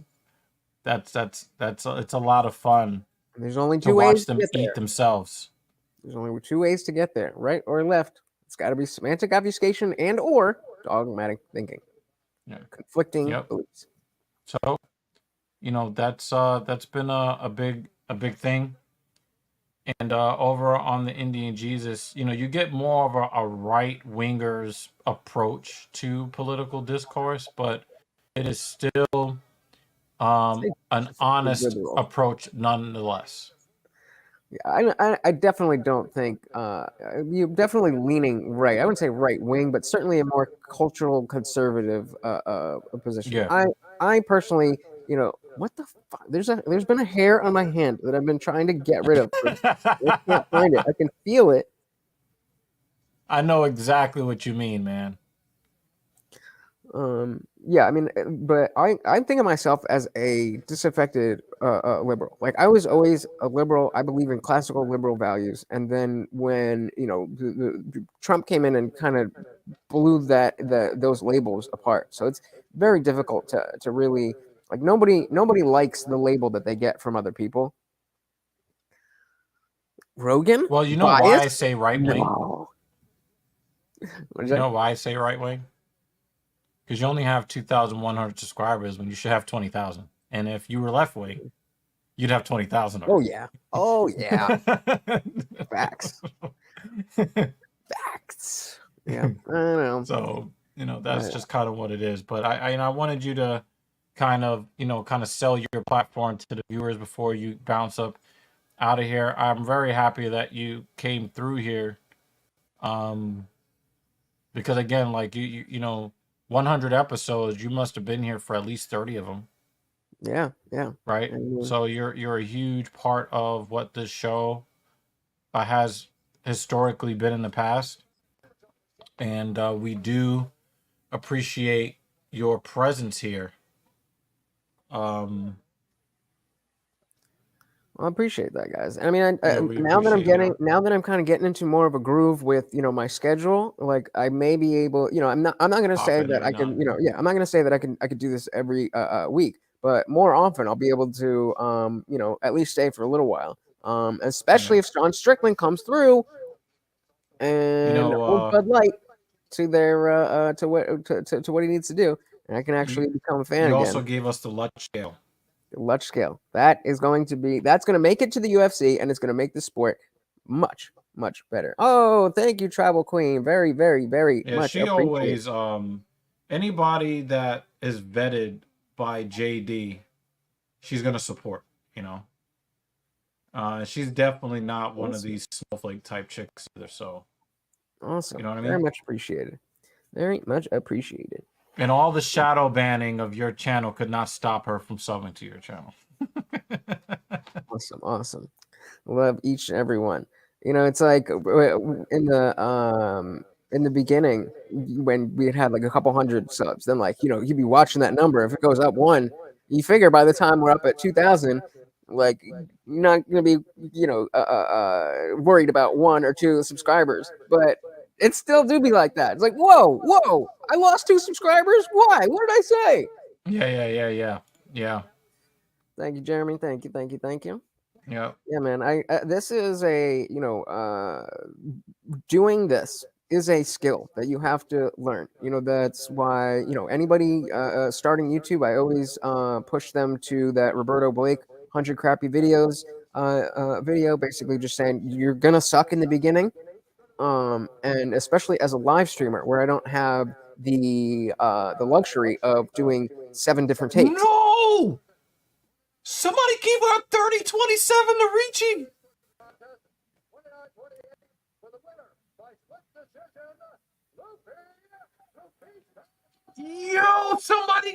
Somebody was just like, somebody had their hand in their pants watching that fight. 30-27. Oh my God. What were you watching? Oh Oh man, the crowd is mad though. They want the hot. It is New York though. Look at that ass. They want that. They wanted that ass to win.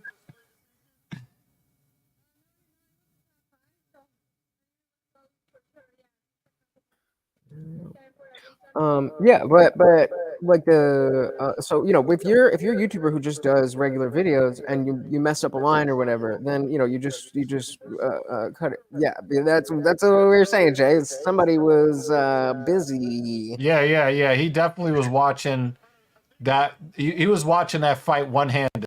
He was watching her OF. He was watching her OF instead of her fight. Yep. But yeah, no, just the skill of being on camera and talking and being able to keep the conversation going. You know, obviously, the like we talked about before, you guys in the chat drive the conversation. If you know go back and look at some of the streams from when there was only a few people in chat, and like we made it work, but it was a struggle just because like I didn't know what I was doing, and there's only a few of you guys, and like but being here on this show allowed me to flex that, you know, get those repetitions, get the 10,000 hours, all that kind of stuff in, and you know, it's been really helpful. And like I said, now that I'm kind of getting a little bit more of a routine, like depending on work, like if I don't have work on a Saturday and I could get like just wake up and get everything done, then you know I don't know, there'd be no reason why I wouldn't be able to be here for the whole call. Watch a couple of fights. Yeah. You don't have to stay the whole time. You know, and it's all good. JL said, who pleasures themselves during UFC events can never be me. Hey, I adjusted my crotch a couple of times, okay? Crotch. Tabitha Ricci is fucking delightful. Okay? Loopy looks good too. I got to see what they look like because I'm looking at the, you know, the pictures on my phone. I got to see what they look like in action. But I'm kind of leaning towards Loopy in terms of looks, not the fight. Tabitha Ricci is the real deal. I would definitely take both of them. I would not kick either one of them out of bed for bringing crumbs. Not kicking any big titty bitches who want to stop playing games and actually get in the bed. But yep.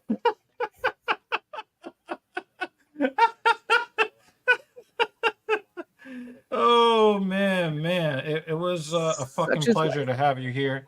Again, you guys know where to find this man. You guys know where to find this man. And you know, like I say, he's you're definitely part of the fabric, the DNA of TSP, and hopefully you'll be back here for number 200 because that'll be here in a couple of years. That's another thing I want to say before I go too, is that like I really like the dynamic that we've been able to have as content creators. You see a lot of people looking to just kind of savage. But you see, there's a lot of competition and there's a lot of comparing yourself to other people, which is natural. But when you can find a crew of people, and there's just a lot to this YouTube stuff that you don't that you don't know just from not doing it. In the same way that, you know, if you are a UFC fighter, there's a million and one things about being a UFC fighter that we don't know, even if we've never missed a card, just because we're not in that position. And so having people to rely on when you're bugging out about losing subscribers, or you're bugging out that you're not getting views or whatever it is, you have somebody else who can be like, all right, well, I see you're bugging, but you're bugging. Chill out. I like, because then it can go the other way too, and that's a great working relationship. Yep. And we all right. Never mind. I'm not gonna say it. I keep forgetting that there's a video that I have to send you. I keep forgetting that there's a video I have to send you that I took on vacation. I gotta find a way to get it over to you. Yeah. But yeah, thank you for coming by, sir. I know that you have other shit probably some editing shit you have to do. Yep, this goddamn editing is the bane of my existence. But I before you do it go, all for you guys. can you give us the score of the last fight in the ledge scale before you leave? I'm not watching. I haven't been watching. I'm not. I didn't see anything. So, yeah, that's what I'm saying. It's on Strickland. Strickland's got to come in and put Bud Light on their heels, and Bud Light's got to. As long as Bud Light sticks with the UFC, then all is well with Bud Light. All is well with the UFC. But Yeah, if I they're thought gonna that was cut and a run, very interesting choice. The people truly, that I thought were kind of dumb are all the people that are like, I'm not going to watch UFC now because, you know, and it's like, listen, the UFC is not paying for this. The UFC is getting paid to do this, right? You're not putting any money in Bud Light's pockets if you watch the UFC. If you buy a UFC pay-per-view, none of the money goes to Bud Light. Okay? yes, it does. Not that money, but there's a Okay? reason they're paying. Now, right, but the thing is, they can put their logo on the mat all they want. But if the people who are watching don't buy the Bud Light because they don't trust you because you're putting men in dresses on a can, then it doesn't matter. You paid $100 million, but if you don't get people to buy, That's fair. your piss water, Yeah. then they're not going to get. But it's not like the UFC is going to pay Bud Light any of the money they get from pay-per-view. In order for Bud Light to get a return on investment, you, the customer, have to buy the beer. So Which if you're will not happen buying more, the beer, which who will gives a happen fuck? more, which will happen more because of the UFC having their logo But instead of all Modelo the there, if instead the of people want having to stick to their Modelo. guns, then it will be a lost investment if the people actually stick to their guns. Now, I don't know anybody that will suddenly start drinking a beer because they see it on the floor at an MMA event. I've never seen somebody say, you know what? It's not about that. I see that It's beverage the principle. there. I'm And gonna so buy let it me. because of I'll that. leave. The people Yeah, who don't like Bud Light today still won't like Bud Light after they see it on the canvas. no, I'll be okay with, but it'll absolutely change my perspective of Bud Light, depending on how they react to Sean Strickland. But I'll leave you with this. Right. I'll leave Yeah, you with yeah, this yeah. because it's not about the money. It's the social messaging, and this is again kind of what what I like to focus on my channel is the cultural battles that we can win. We can't change what is going on in the corporate offices at Bud Light, but when they lose $30 million because they've chosen to use people that are not the kind of people that I want to support, that are selling beer to children, then Yeah, pretty much. it's not about the Yeah. numbers. And so I'll leave you with this: would you feel the same way, that it's no big deal if instead of a Bud Light logo, and I'm being extreme because I'm It just was an MAP logo. perfect, even better, Yeah. you would still watch and be like, well, they're not support. It's not like they're. You'd be like, okay, you get that map shit out of here if you want my money. Right. And so that's just. But I also believe that it's kind of in that gray area because Bud Light is given an opportunity to advertise. Just because somebody is advertising doesn't mean you have to buy it. That Prime shit that they're advertising is garbage. I'm not buying that shit. And I would not advise anybody to buy that shit. People do because they see it there. But I think that because the backlash against Bud Light was so harsh from the right-wing crowd, there are people who will never drink their shit. And the thing is, it's not like their shit tastes any different than some other beer companies light beer. They just switched over to a different light beer and just gonna drink that. Yep. Like they don't need to drink Bud Light to get a light beer. Yep. It's to send the message, hey, there's enough of us in the country who don't like this. So if you want to do that, go ahead and do that. But especially with cancel culture being what it is, they get a chance to vote with their dollars. They're going to continue to vote with their dollars no matter how big the Bud Light sign is on the floor. Right. And that's why the initial boycott was so like, I don't drink Bud Light. Like, shout out to Yingling. Let's go. I don't drink Bud Light. I don't, if I'm gonna drink a beer, I'm probably gonna drink a Guinness or like an IPA.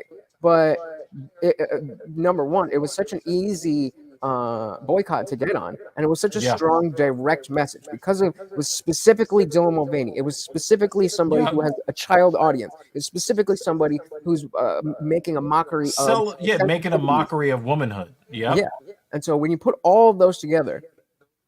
And afterwards, the lady comes out. Well, we want to shed this frat boy image that Bud Light has. Yeah. Specifically saying, "Hey, we don't like you, but We buy don't our like stuff straight anyway."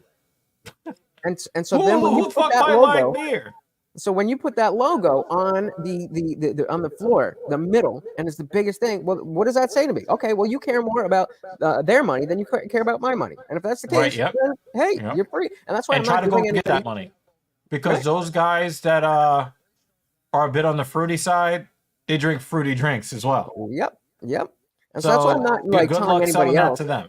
That's why, I was saying to people that, you should boycott Bud Light, you should boycott Target. With UFC, because it's, not direct like it was with specifically Bud Light, and they're just, it's ancillary now. It's because of Bud Light, it's not because of UFC.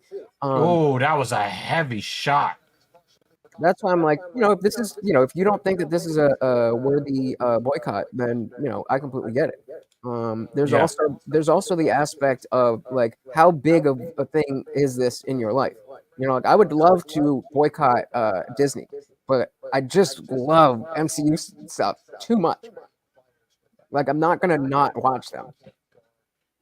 And I mean, if it gets that much worse, maybe I would. Let me ask But, you a question. If they put a trans woman against a woman in the cage, would that prompt you to be like, you know what, I'm not good with this? Yep. Would that be yeah. like? Yeah, I would say no. I'm not engaging in. I'm not participating in this activity. I'm Right. not saying anybody can't do it. No, but would you stop watching the UFC altogether, or would you just not Yep. watch that event? No, I would stop watching altogether. Oh wow, okay, all right. I don't have a problem with that. And then I just wouldn't watch that event. well, And remember how I felt about the woman beater. I didn't watch the events that he was on. And I just think that if most people took a stand and say, you know what, we always say that we don't like abusers of women, but now we get a chance to prove it, right? Imagine if the UFC's ratings were stupid high, and then anytime that guy was on the card, the ratings were super low. You're like, you know what, maybe we need to get rid of this guy. And then we would have voted with our dollars. And that's the way that I took it. I didn't like not watch his UFC at all. I just didn't watch the cards with him on it.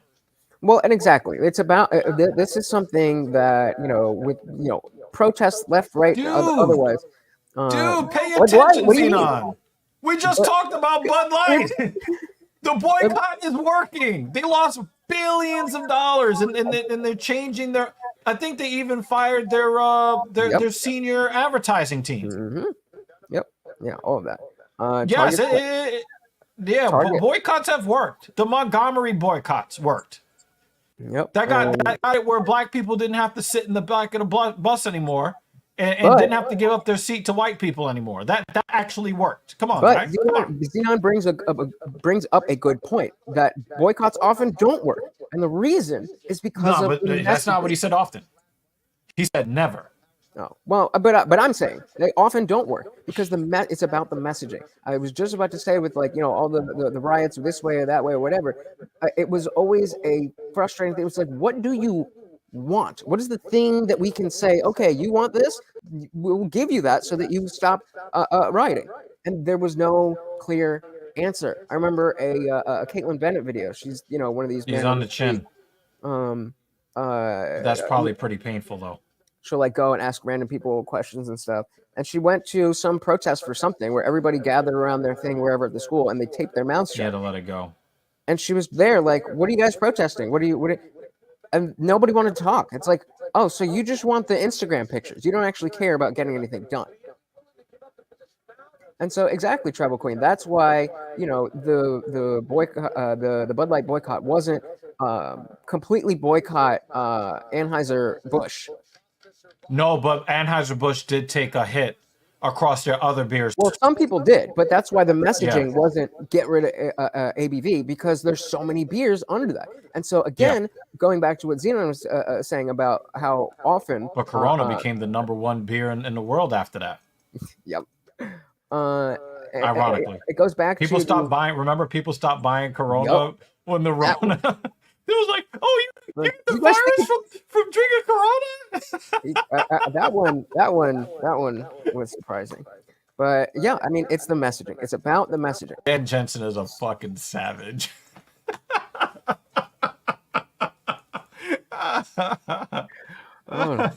They are changing.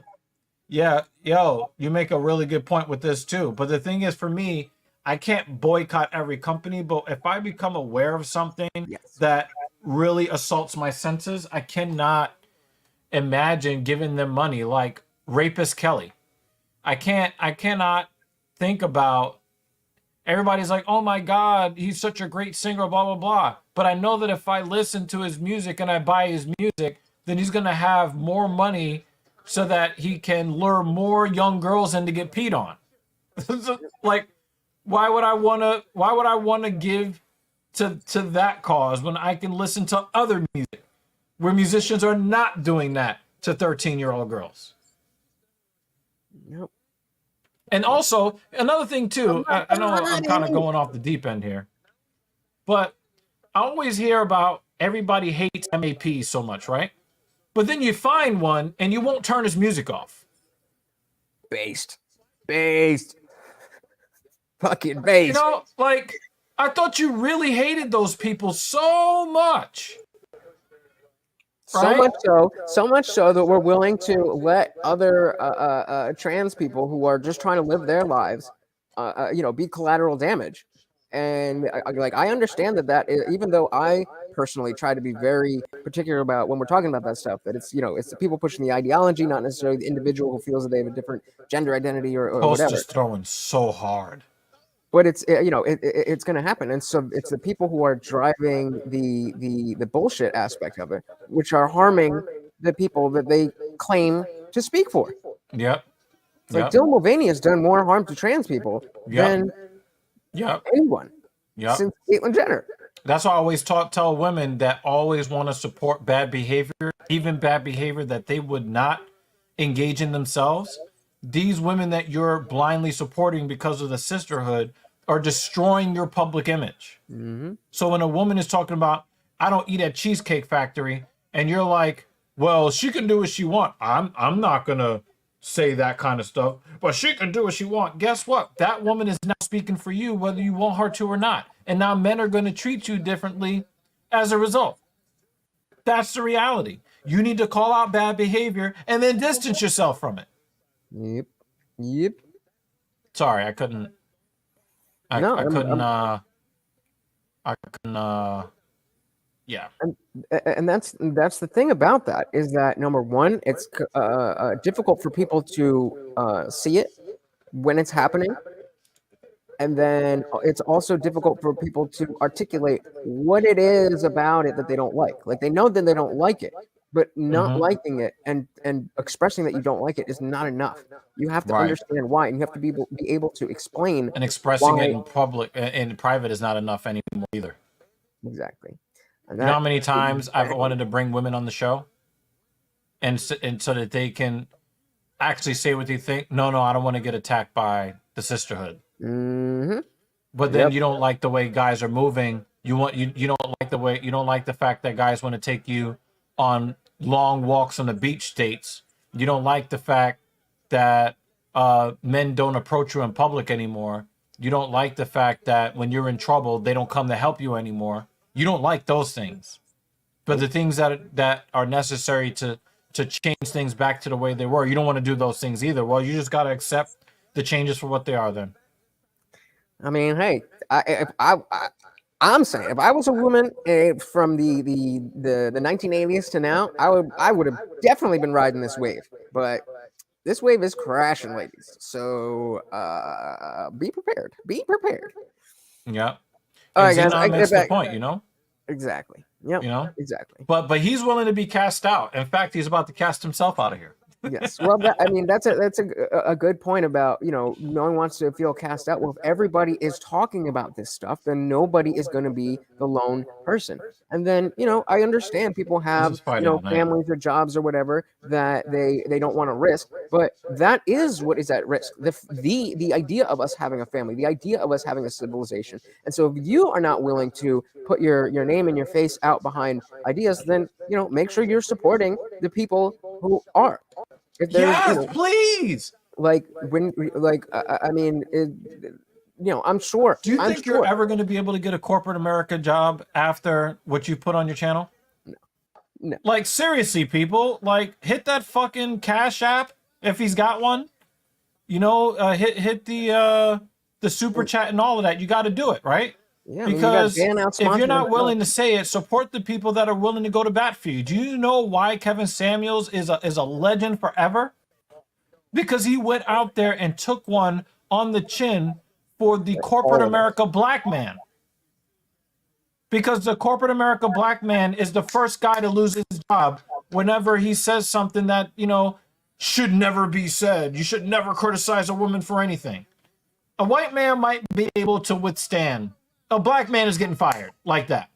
He took a lot of heat for a lot of men that couldn't say what they needed to say. And he worked tirelessly, basically worked himself into the grave. Yeah. And you know how people responded? They hit his motherfucking Cash App.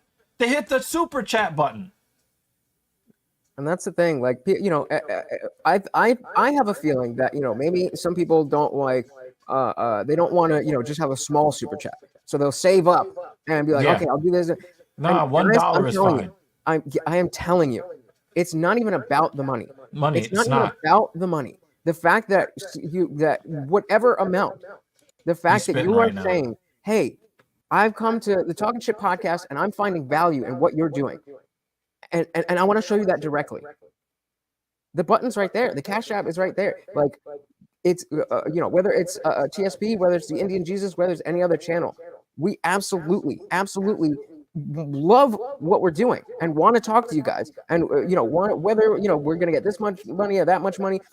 The problem is that we still live in the real world. We have bills to pay. We have stuff to pay for. And if you want the people who are doing what you like to continue doing that stuff that you like, then you got to do what you can. And that doesn't mean that every single person has to, drop a super chat every single time. No, it's just keep that in mind.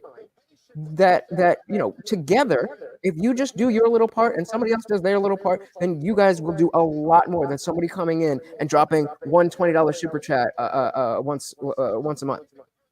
I'm not saying that $20 super chats aren't great, Right. but it's about the community. It's about the community.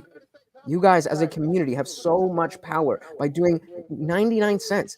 If every single person on any stream gave 99 cents, we could quit our jobs and be full-time streamers.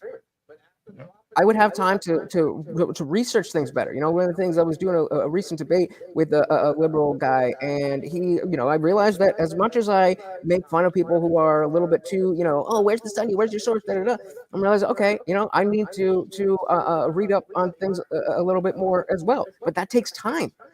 And if I'm editing this, I'm doing that, and I have to work another full-time job, well, I'm just not going to know those things. And then I'm not going to be able to relay it to you. And so, again, the bottom line is just that your every little cent, it really does count. So if you can't contribute to your creators, then that's fine. We're here. We're happy to do what we're doing. We're happy to, engage with you. It's not about, oh, you get, I'll talk to you more because you pay. It's not about any of that stuff. If you can't afford it, if you don't feel like you're getting enough value, then don't. But if you do, then keep that in mind, that is the most direct way to not only show your support, but to help those channels and those creators bring you more of what you already want. It's funny you say that, Lutch, because they asked me directly after what happened on October 7th. They asked me directly what my opinion was, and I said, I ain't saying shit. Do you know why? Because I would lose $5,000 a month if I don't say the exact thing the way some people would want me to say.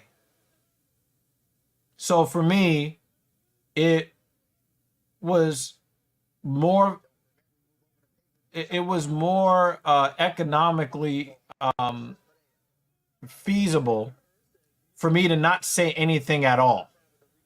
Now, if I had, 200,000 subscribers and I was making $20,000 a month from YouTube, then I could take that chance, Right. right? But I can't do that because I can't rely on, yeah, I mean, the thing is, there are some people that can say something publicly because they're being supported by the people that want to hear, that want to hear the perspective, But I do know that even the things that I have said, I'm never getting another job in corporate America again. Hell no. Yeah, and so I know you're being facetious, Jeremy, but the fact is it's not you're a bad person. No, it's what can you do? If you're like I don't super chat people besides people who super chat me because I don't have the money to do it. Yeah. So most people that I watch, I watch it for free. I'll give them the like, I make sure, whatever, but that's all I can do. But I had the Rona, so I lost a week's worth of pay. right. It's hard for me to super chat anybody. The people I want to super chat, I can't super chat. So yeah, I know you're joking, but I think it's worth Yeah. I think it's worth saying that on the same token that we're saying yes, please give us your money. It's like we only want the money so that we can keep hanging out with you this way. Yeah. It is an economic reality of what we do. So, I mean, my equipment costs thousands of dollars. There's the stuff that we don't, that we don't really talk about. Like, the equipment costs money. I'm trying to get another expensive piece of equipment that would improve the quality of the show. All of this shit costs money, You know what I'm saying? And time is money too. And the thing is, we have a lot of fun here, but I'm basically sitting in my office on Saturday nights. Mrs. Evil works on Sunday mornings. Some of these fight cards go to 1 o'clock in the morning, and then she's doing a quick turnaround, right? On Saturday nights, usually people like to insert tab A into slot B. But instead of doing that, I'm sitting here with you guys. And the thing is, I love being here with you guys.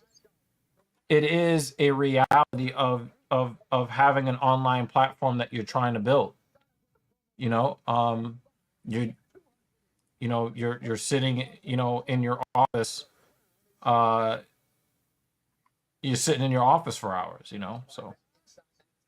Yeah, and the thing is, everybody always wants to start a channel, but you know how many channels are in the YouTube graveyard? Yep. How many channels are out there with 2 videos on it and they get mad because nobody watched them after 2 videos? Even TLA talked about that. Yep. After his second video, he wanted to fucking quit. Yeah, I feel like we all had to, especially when I was doing my book podcast. And I'm not a morning person, and for whatever reason, I decided that I was going to release live podcasts at 10 a.m. But then it was just a thing, and I knew consistently, even though nobody was watching, I would set an alarm, wake up, watch my own podcast that I already watched through. I was there for it. Then I sat and edit it when I wasn't good at editing, when I didn't realize that the program that I was using, I had the wrong settings, so it would freeze every 5 seconds, and so I'm spending hours and hours and hours and hours on this one, and then I can sleep in. The work is done, but because I want to be in the chat just in case there's one person. And that's how it happens. Somebody like Dan shows up and I want to be there. Hey, Dan, I appreciate you being here. And he comes back. Jeremy shows up. Jeremy, I'm so glad you're here. You say something in the chat and be like, oh, brilliant. That's what I've started. I've started doing a comment of the night. just a little thing like you guys typically, I mean, those of you, but I mean the chat is typically having smarter and more apt things to say than I do sometimes, which is not a surprise. Not like I'm a fucking genius, but I mean, being the one on screen, a lot of the good moments from my show is because of you guys. And yeah, thank you. Bad content is a good name. I appreciate that. Yeah, I try to do at least a video every day, or at least I try to do at least 2 posts a day. So I usually do one clip from a previous stream, like 10 to 20 Yeah, minutes. New York City does dislike Donald Trump. It's just that this is a UFC production, and they're gonna deep throat him every opportunity. They're gonna Oh, show him like 14 more times on this he's there. telecast. Well, But Donald UFC. Trump screwed over a lot of people in this area. He screwed over a lot of people in the Atlantic City area. The tri-state area does not like Donald Trump.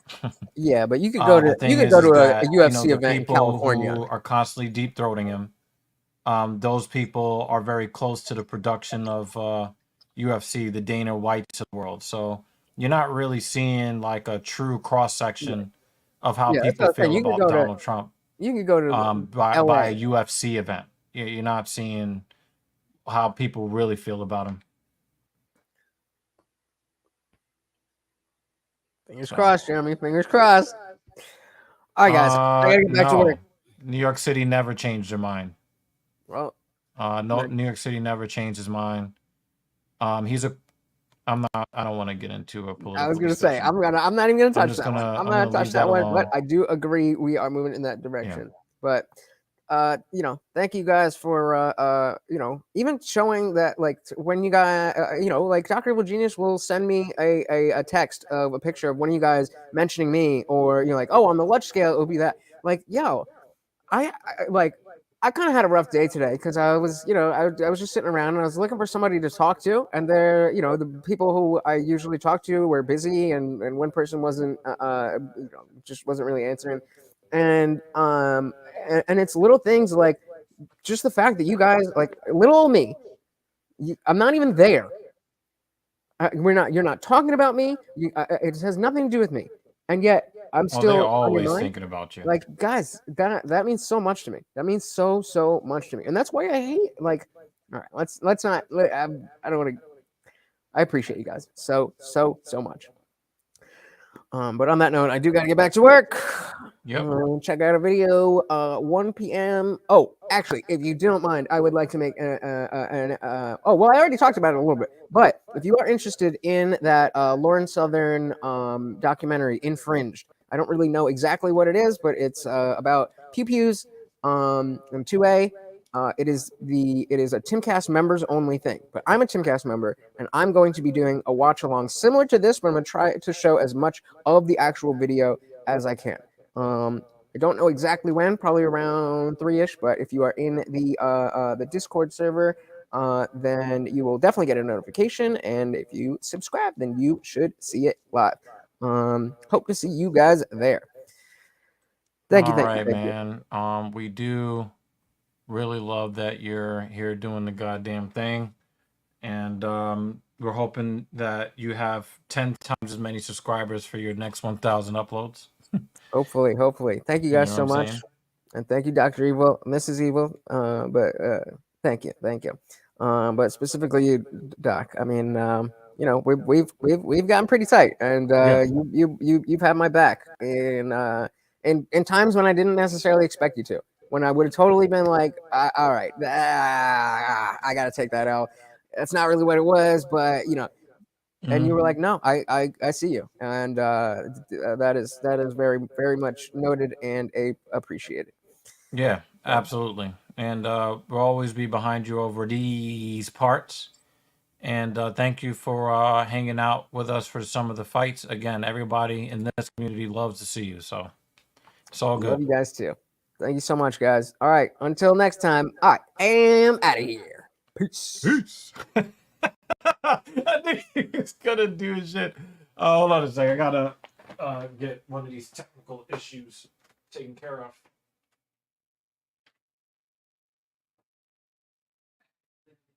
Oh, I was like,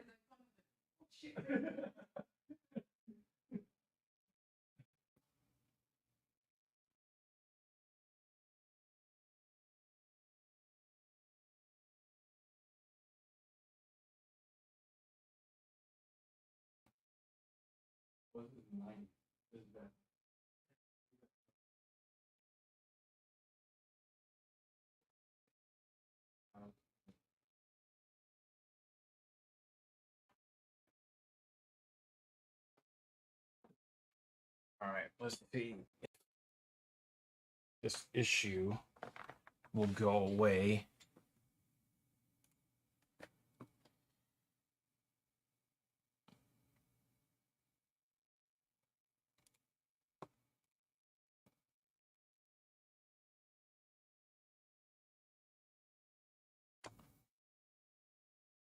Okay, let's try this.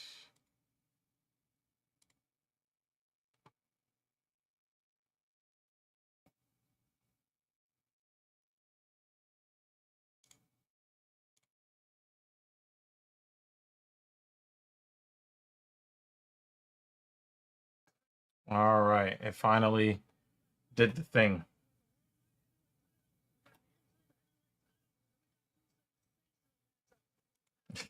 Stupid.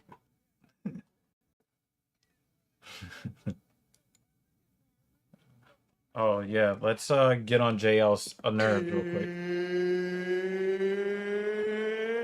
It's time!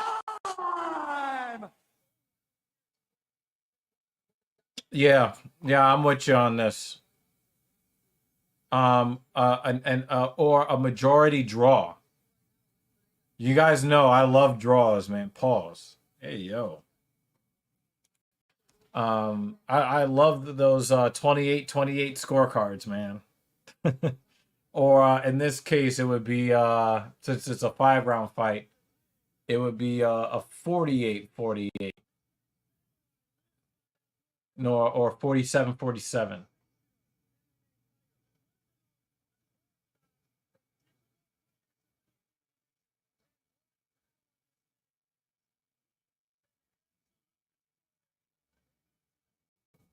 Damn, why he do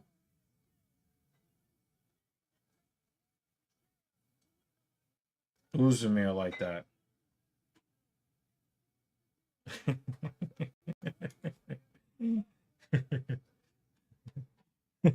You stupid.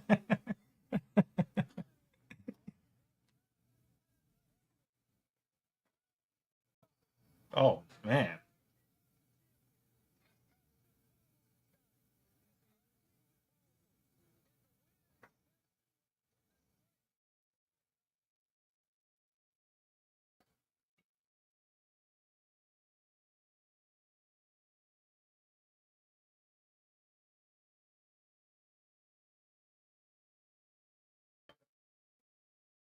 Yeah, I think Yuri's got this.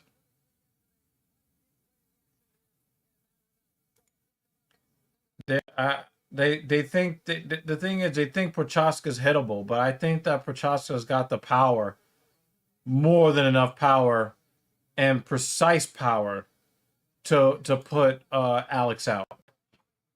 I really do believe that. I really do believe that.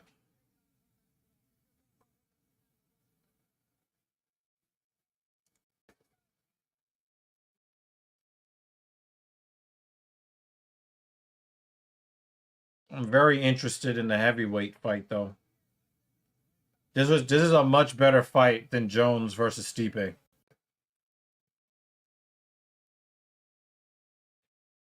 From what I understand, it's a pick'em. If Jones and Stipe actually made it to fight night, Jones should be like a minus 1,500 favorite.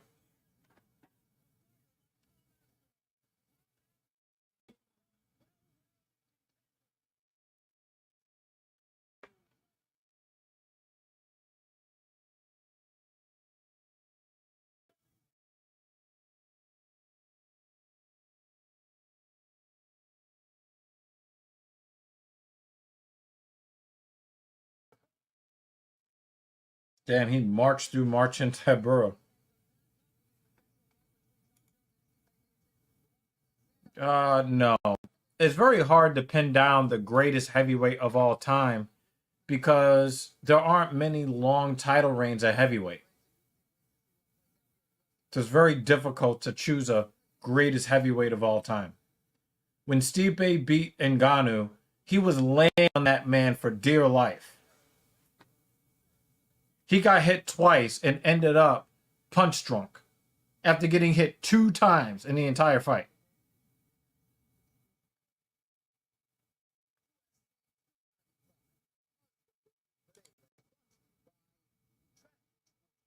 Stipe has been protected from a... What was the last time he fought, Jay?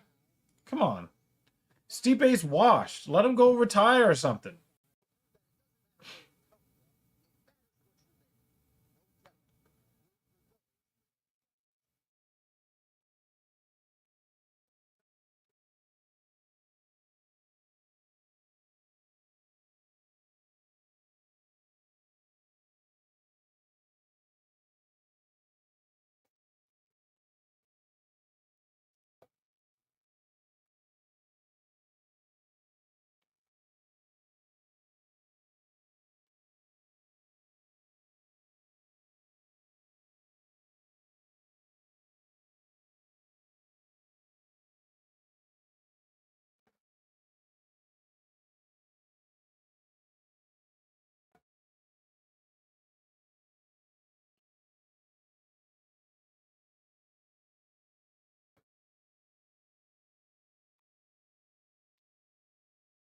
Yeah, this is that's really the saddest part. Like the rankings are fucking worthless. Absolutely worthless. They're still talking about trying to give a championship match to Conor McGregor.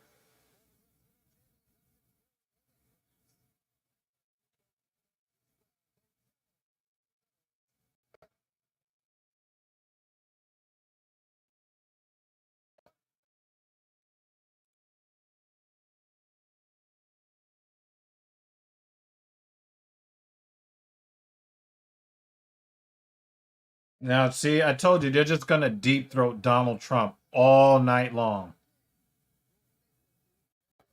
I can't wait till he goes to prison. Then they could put the camera on him there. By that logic, why does Cyril get the title shot this year? He was ranked number 1. So Pavlovich and Tom, who have longer win streaks, get passed up. Well, he was at the top of the division before Tom Aspinall and Pavlovich. Tom Aspinall had a serious knee injury against Curtis Blades. So when he was coming up to go into title contention, he was out for a long time with the knee injury.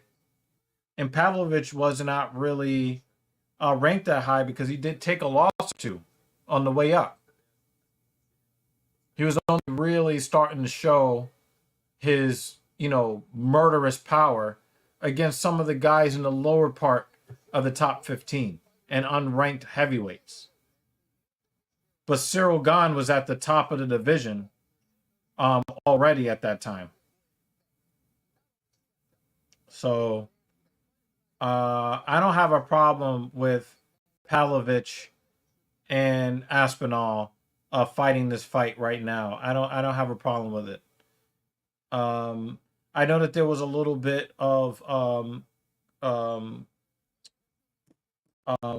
conflicting reports coming from Stipe's camp and coming from Dana's camp about Stipe, I guess, being able to fight in a match like this, and Dana's like, oh well, I didn't want to disrespect Stipe, and Stipe is like, I'm ready to fight, so can I fight, please?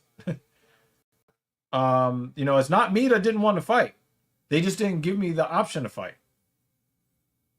So there should have probably been some better communication there, or Dana just wanted to protect Stipe because he knows that he's washed and he thinks that he can get one more pay-per-view payday out of Stipe.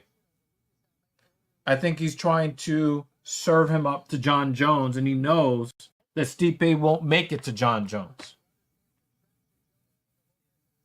And, this is, again, this is another guy that hasn't fought in, 2 years? He hasn't fought in 2 years. Conor again hasn't fought in, whatever, yo.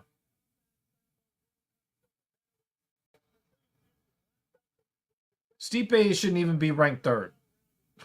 Stipe should be retired. And I know it sounds like I hate Stipe. I don't. I think Stipe is a wonderful ambassador for the sport, but they should just let him be an ambassador for the sport. He's washed.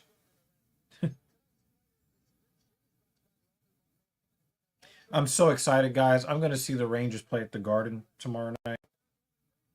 I'm so excited.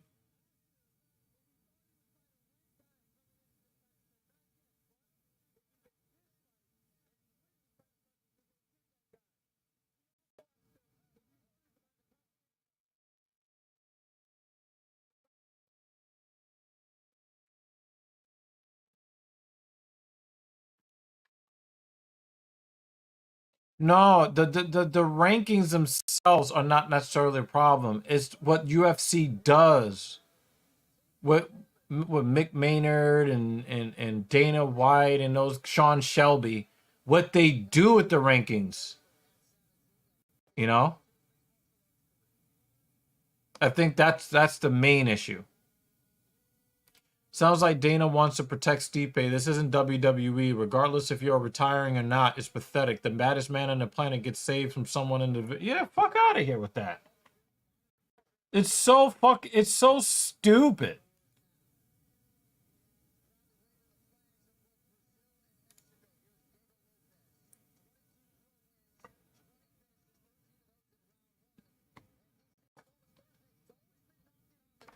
Wow, JL is talking a lot of sense tonight with the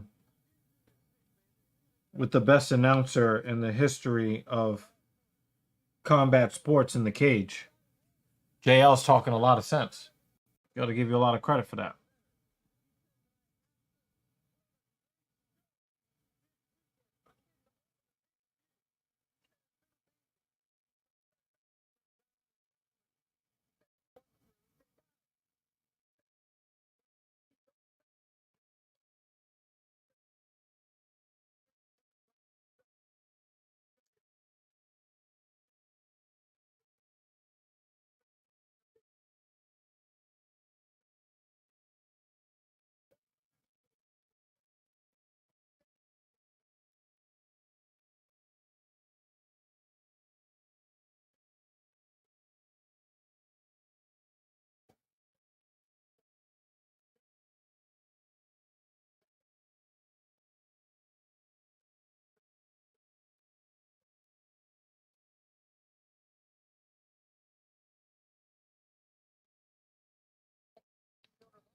Best fight so far.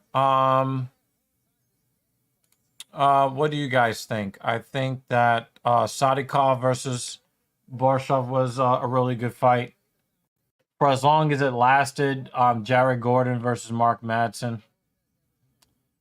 Joshua Van versus Kevin Borjas. I thought that was probably the best fight. That one or Sadikov versus Borsov. Tabitha Ricci's really hot, so that was nice to watch for 15 minutes.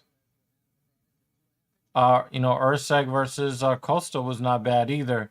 But if I had to pick one, Van versus Borjas. Maybe you guys feel differently.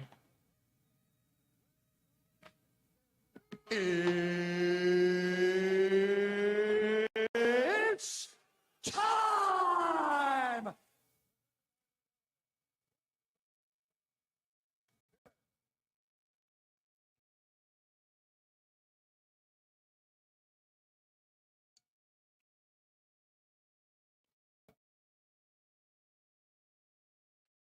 Yeah. Yeah, that was a really good fight. You didn't really have too many boring fights tonight.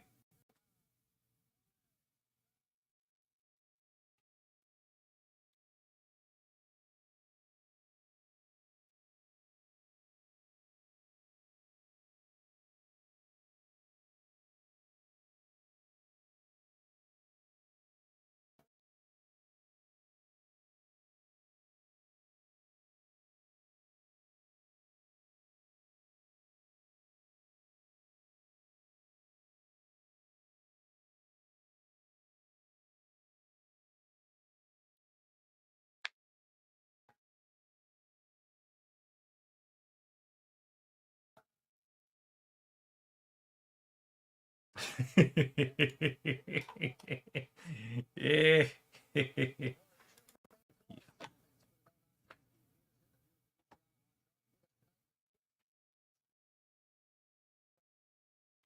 All right, here we go, y'alls.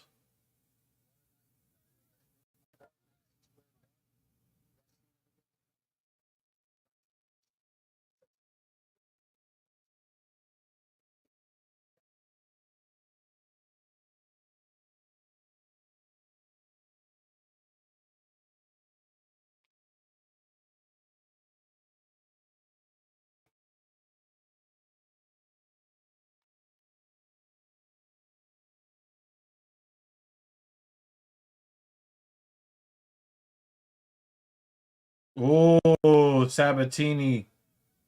Dangerous.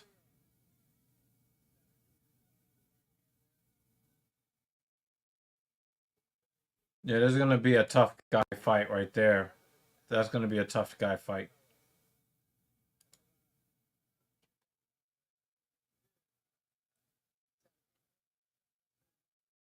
Sabatini going to the body.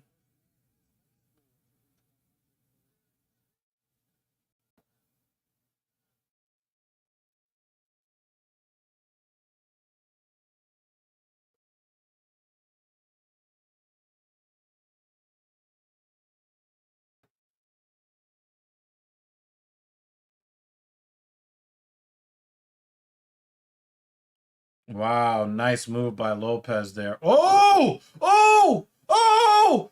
Lopez! Oh! Look, he turned Sabatini into a bobblehead! Damn! Stop! Stop!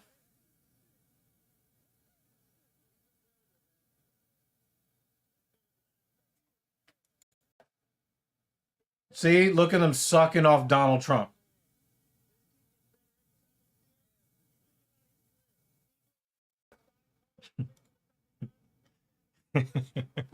They just fucking sucking this guy off.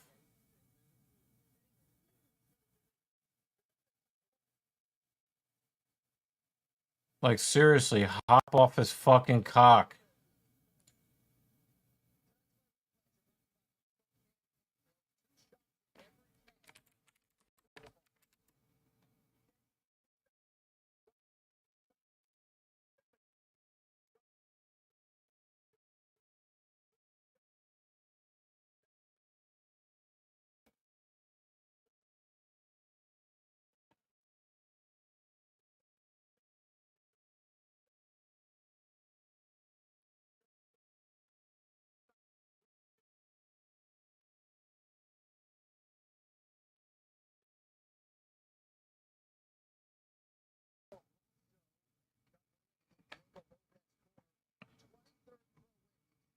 Yep.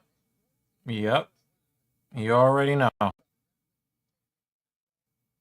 You already know.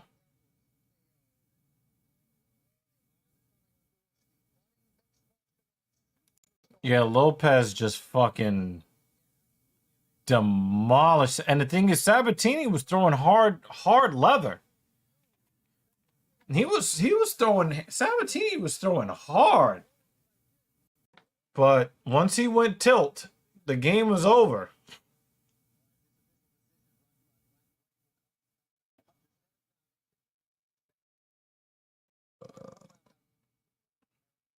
Did Pat not make weight? I didn't hear about him missing weight.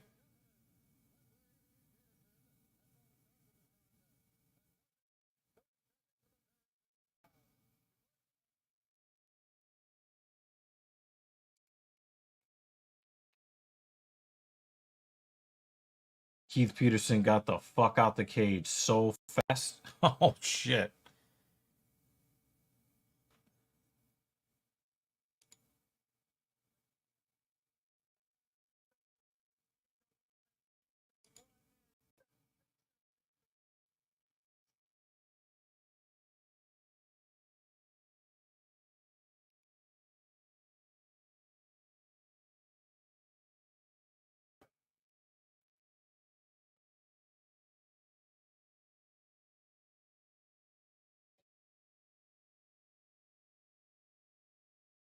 I didn't see anything about Sabatini missing weight. Well, let me go looking for information.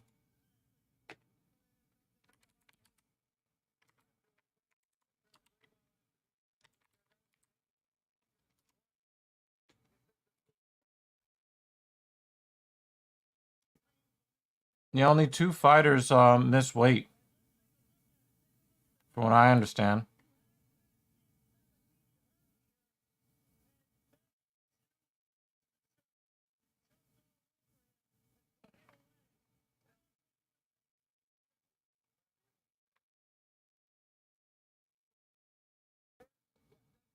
Yeah, 145.8 and 145.4. They both made weight for they both made weight. 145.8 Pat Sabatini and 145.4 Diego Lopez. Only 2 fighters miss weight.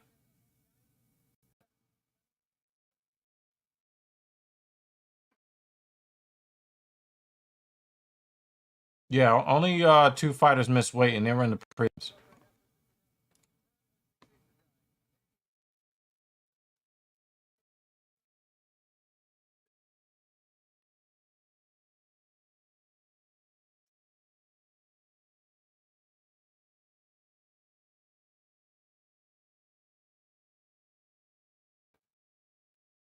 Yeah, you're gonna see.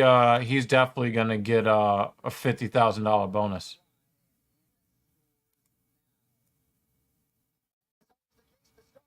Bill Burr.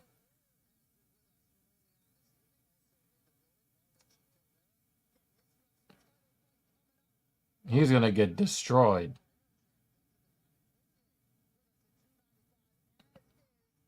Oh, let's go, Justin Gaethje.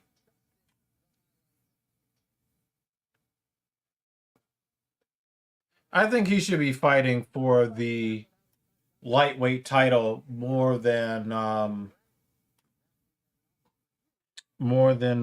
Do Bronx. Even though I'm a fan of Charles Oliveira, I don't think that he should just go right back after he got dominated by Makhachev. I want to see um, Justin Gaethje against Makhachev and and uh, and see what those two knuckleheads do to each other.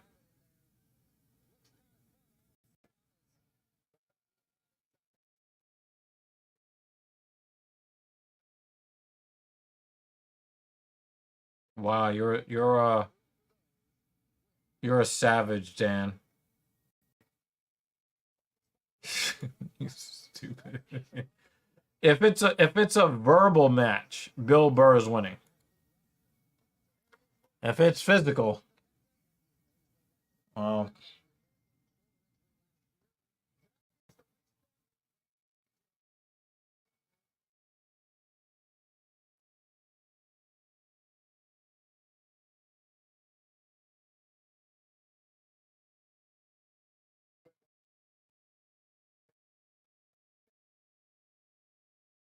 you know who Alex Pereira reminds me of? Um, Kawhi Leonard. If any of you guys know what I'm talking about, they have a very similar demeanor.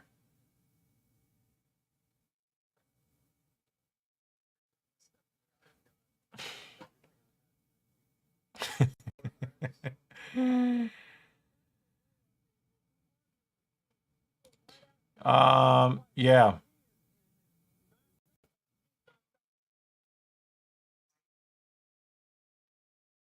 yeah, yeah. It had been because I think we didn't have a UFC event that weekend when we got back from vacation. So yeah, it's been a while, right? But it's nice to see you guys. And just again, sometimes I'm not all the way here when we get started, but you guys always get me right in the groove ready to work, So,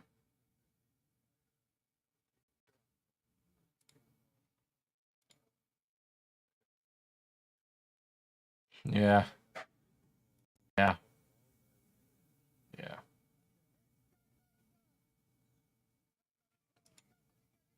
Yeah, for you guys that don't follow the NBA, you guys should look up Kawhi Leonard and his reputation. He has quite a stone man's reputation.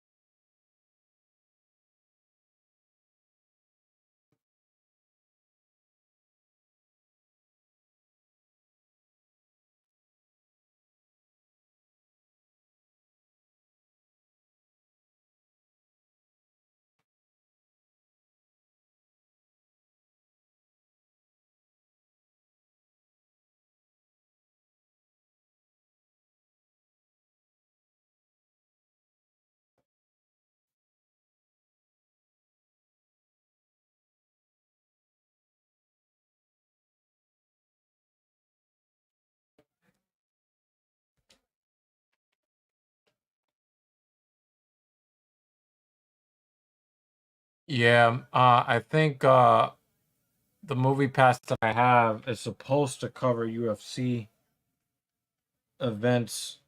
I know that the chain movie theater that I bought the pass from, I know that they do them. I don't know if they do them in the location by where I live, but I still, choose to stick around and watch the fights with you guys anyway. So,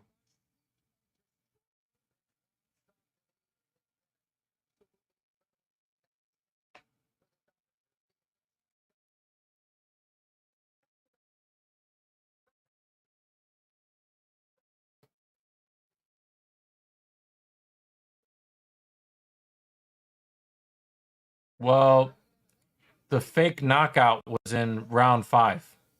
So,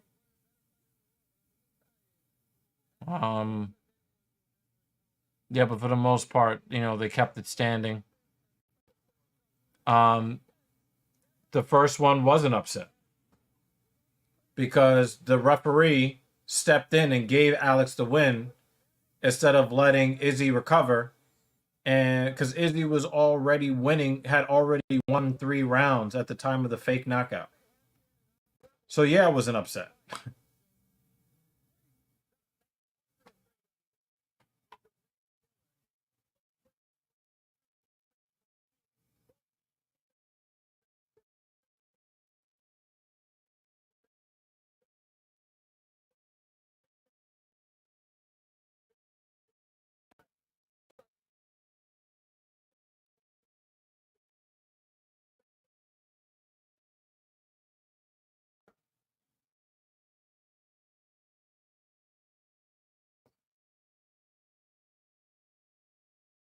I don't care what they say. I was rooting for Alex in the fight.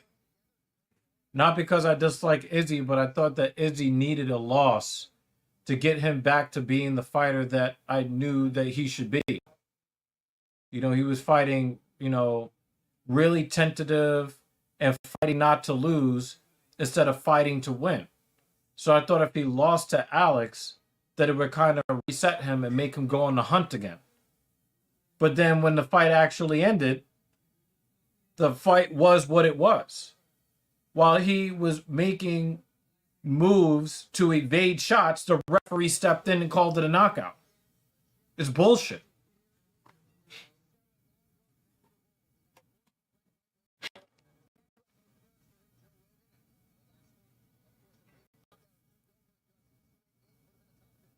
And if Izzy would have won that fight, I would have been cool with it because at least he actually fought Alex.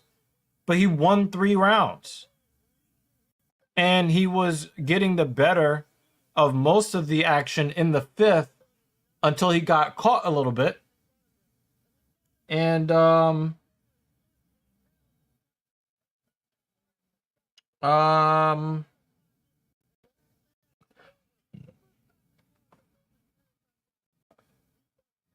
so Alex would have definitely won round 5, but it would not have been a 10-8 to get it to be a draw.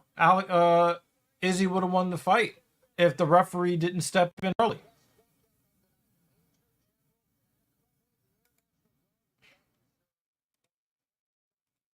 Let me.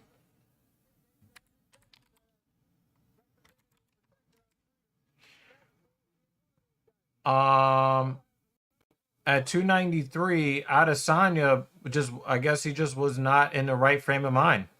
That's the only thing I could say. He was not in the right frame of mind. And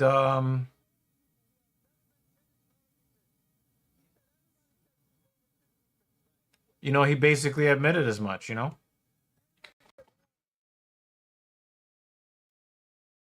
Izzy just wasn't. That did not look like the same fighter that I was used to seeing. Even at his worst. Even at his worst against other, like when he that Yoel fight. That was bad from Izzy. That was really bad. But he looked considerably worse against Strickland.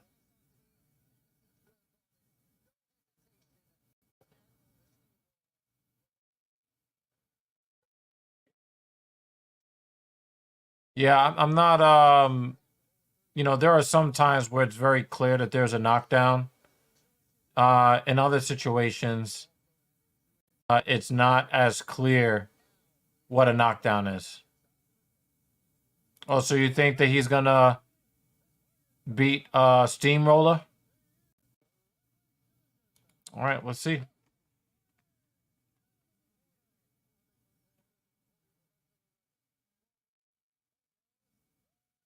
What is that on his nose? Is that a booger or is that extra Vaseline? Yeah, yeah.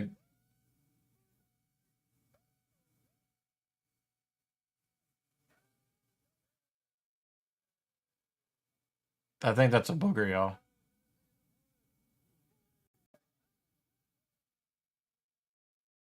That's what we pay. That's what we pay for pay-per-view for. Oh wow, he's a 2-1 underdog. Steamroller for Vola. I think that's a little bit of disrespect, but we'll have to see.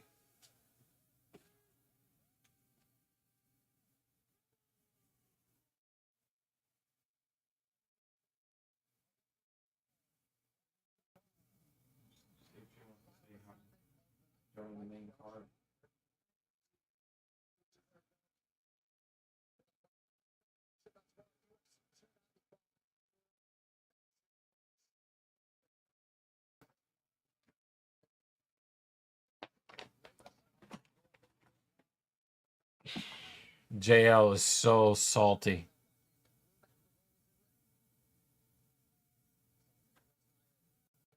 Wow, Denis looks. Same Denis looks so much larger than Matt. They look like they're in 2 different weight classes.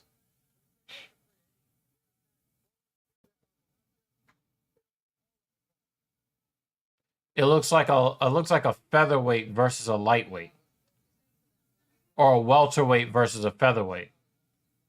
That's what that looks like. Oh, what a kick check! Wow, Denis pulled guard, looking for the guillotine. And he flipped him over. Wow, that's dominant.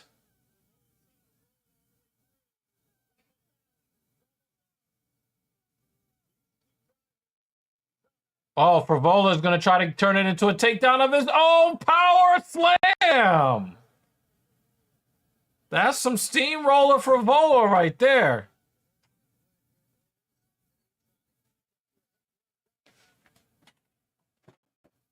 Hey, I'm coming. Just gotta put her in a cab. It just sat down.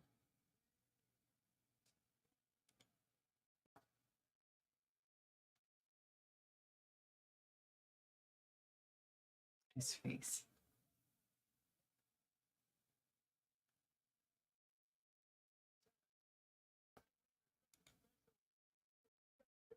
Oh. Damn. Wow. It looks like he kicked him in the forehead. JL, he's mad. Mm-mm. He mad. Oh man, he looked like Dominic Cruz hitting the ground. Mm-hmm. I see the replay. He didn't get that Wow. hand up. Oh. Oh wow. You see the cut form. Oh wow. And the referee gave him a chance too. Oh, he got his head kicked off. And I'm going down. I saw the sign.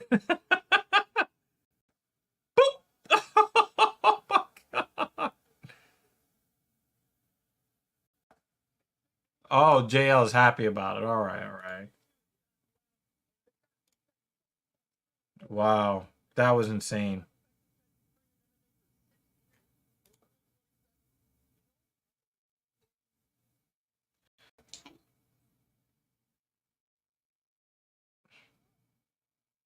Mm-hmm.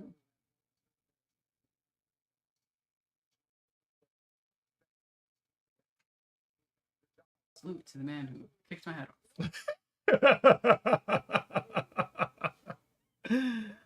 Oh man, yeah, that is definitely a bonus.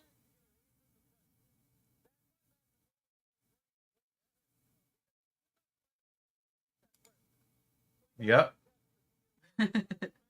Yep. Well, fuck. Yep. He got blasted. And you didn't get to see your boy Beltran for too long. It's like he slimmed down a bit. Yeah, a little bit. Probably from the surgery. But the mustache is still long and strong, so. Excellent. That's the important thing.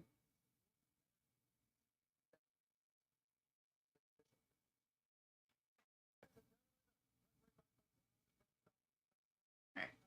Be right back. BRB.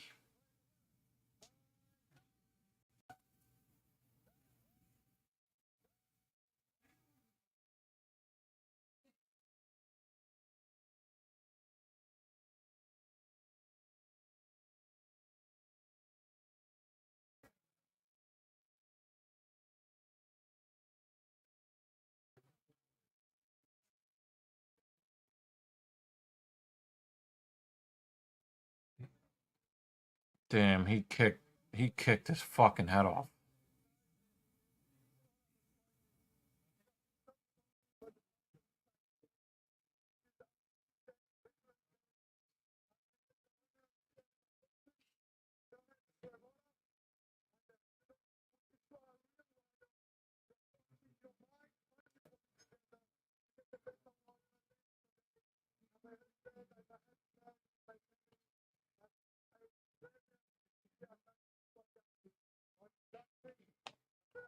Nah, I think he was kind of reminding himself, like, damn, I didn't get my hand up.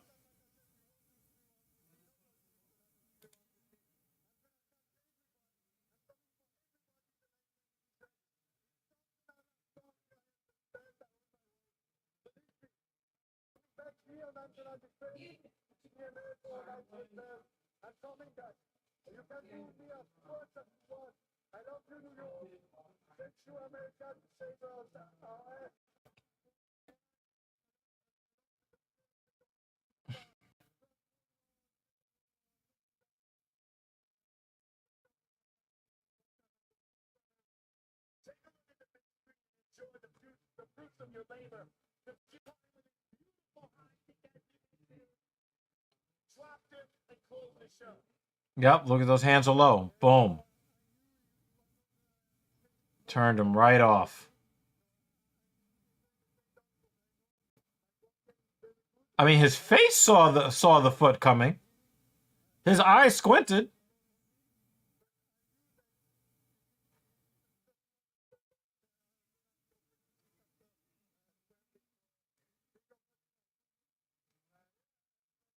Yeah, if he's kicking people's heads off.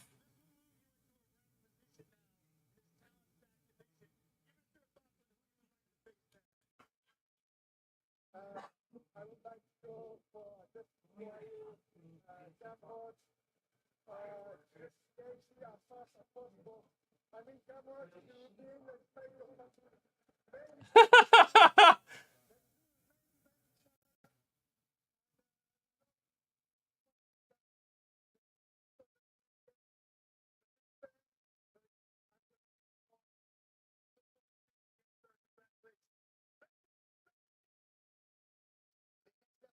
That was nasty.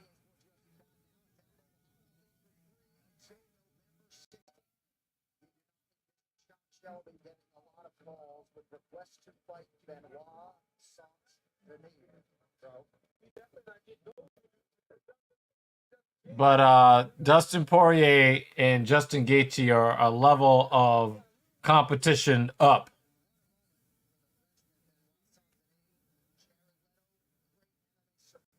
Outstanding actor, and also with us tonight, still the UFC light heavyweight champion, all hill for a couple of hours as we crown a new champ later tonight here on pay-per-view.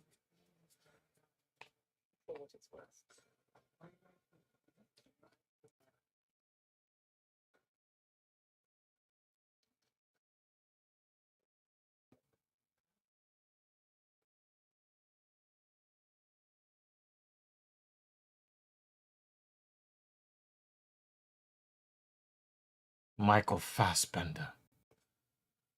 I think Benoit Saint Denis got a lot of fans with his fucking foot. And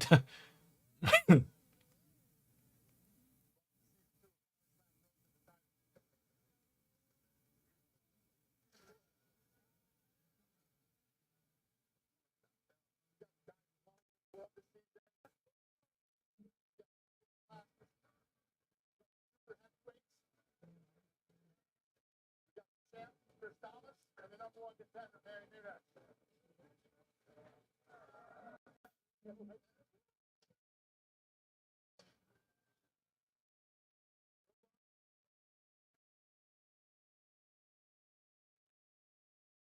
Dana White power slap.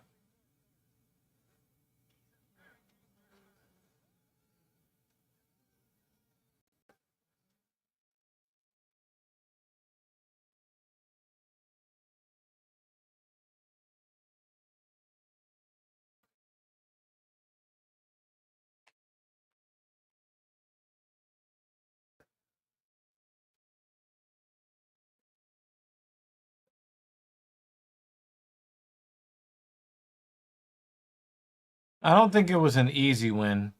It was just a fast win.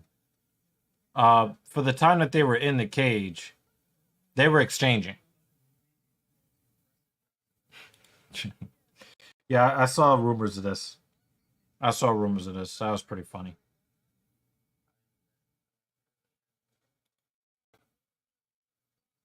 You're an asshole for this, David. And Kratos is here.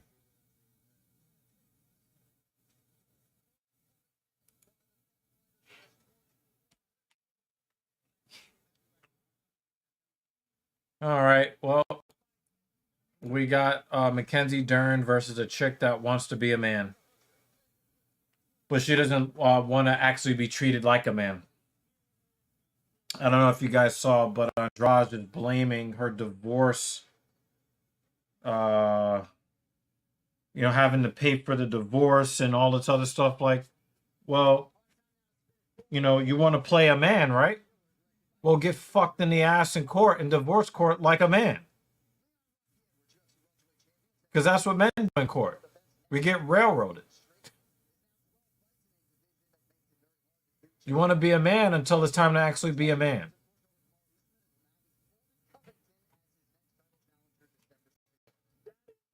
Compelling fight in the welterweight division, and Leon Edwards, man, Every time Andrade opens her mouth, she gets more and more annoying.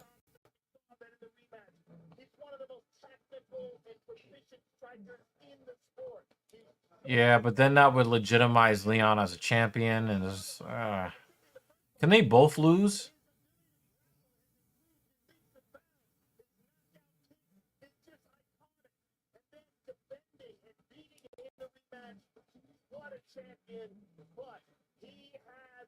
Wow, look at all that energy that he had after that lucky ass kick when he was getting beat down.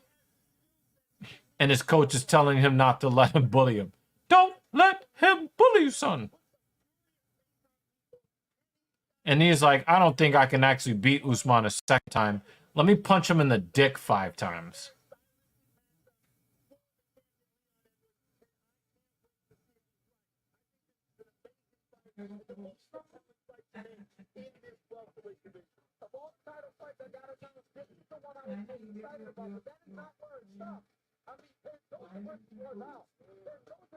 Oh, let's go Brandon Royval.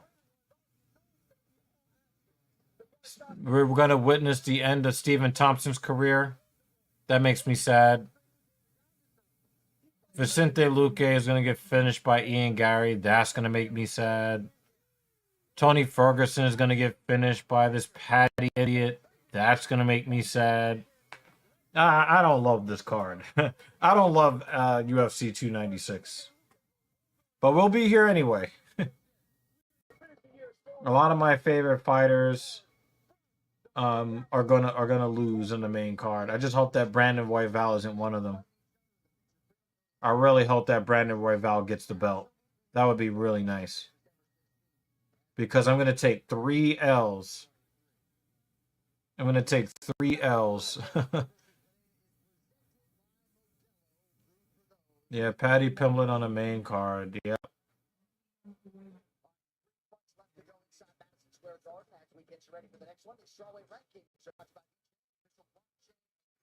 Yeah, this isn't our dreams. This isn't our dreams. This is not going to happen. Well, we already know who would win this fight, Jay. We know who would win this fight. The UFC is not going to let Pimblett fight Saint Denis. Nah. Nope. They're not going to let that happen.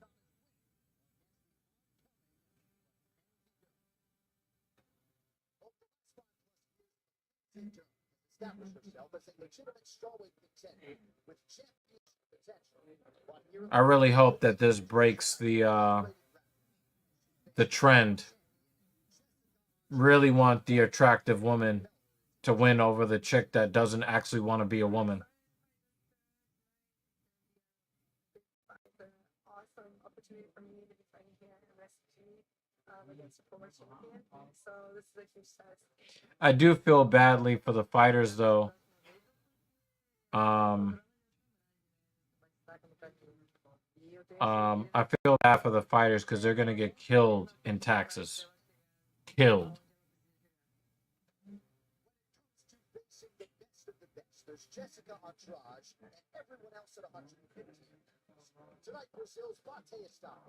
Yeah, Andrade is annoying.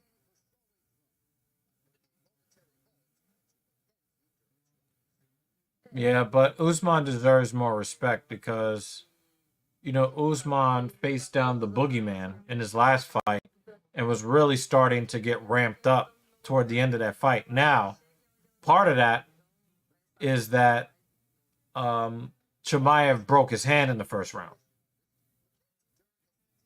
That's part of it.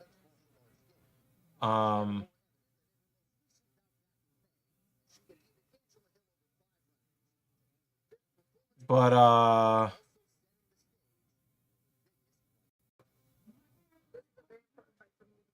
believe a great win over Jessica tonight will definitely put me in the running as one of the next title contenders.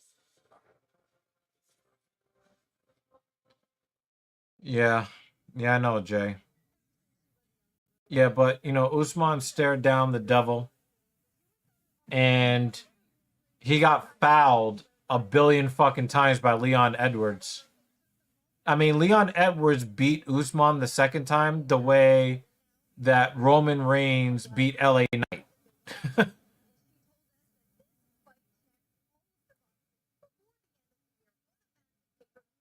Well, she's blaming her losses on being treated like a man in court.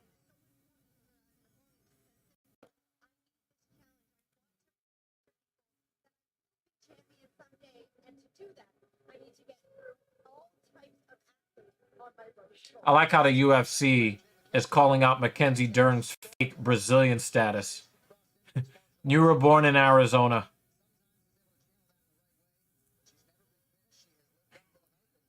Or Jeremy, if I'm being more accurate, Roman Reigns beating anybody right now. He beats them all the same way.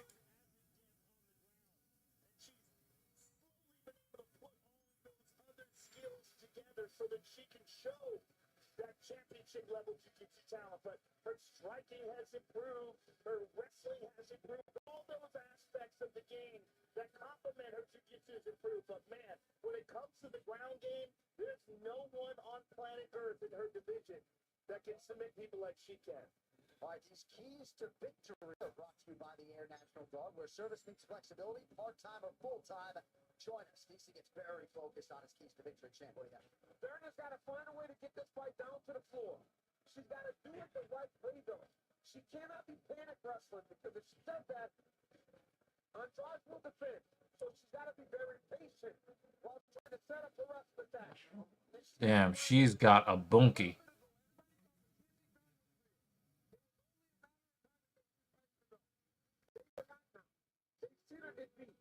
If she can be impressive tonight, she will remind him that I am a future contender for the championship belt. Nah, she's mad because they treated her wife like the woman and they treated her like the man. And she mad about it. Oh, that's why I was losing my fights. But like, for once, they treat you the way that you always present yourself, and you mad now.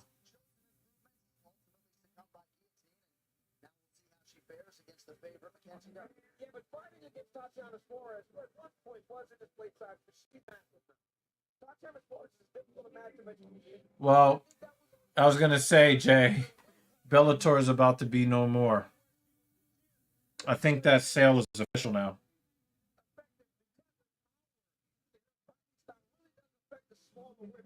She's at the right weight class. She's very active. She has a great mindset. She intends. She's still in the top five. All she needs to do is be impressive. And she will find herself for sure. You mad? You're a madman. Well, I know I'm rooting for Dern to win, but that's just me.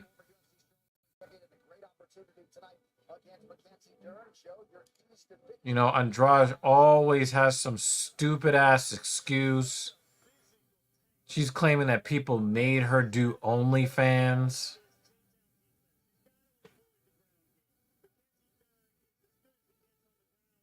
Just annoying.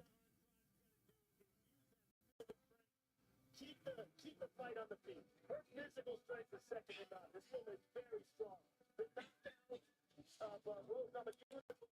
Well, that was part of it. She was like, "Oh, well, I had to pay all of the court fees, and you know that's why I fought so much this year, and I have to fight so much to pay."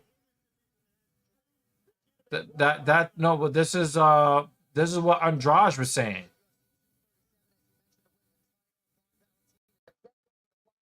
But if you're talking about Dern's ex-husband, I disagree with you.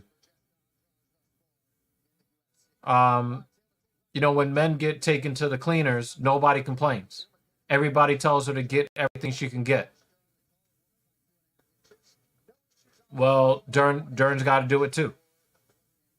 But one of the things I don't hear is Dern complaining about it. I don't hear that. But Andrade wants to fashion herself. I'm so manly. And you want to cry and complain about how men get treated in court. You should be wearing it as a badge of honor. Fuck you complaining for?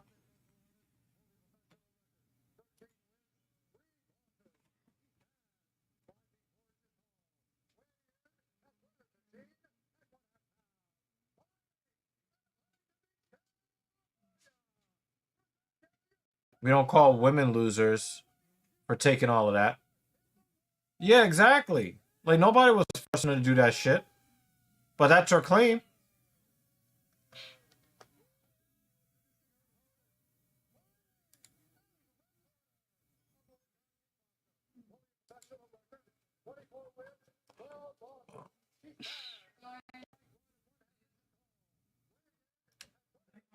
All right, ladies.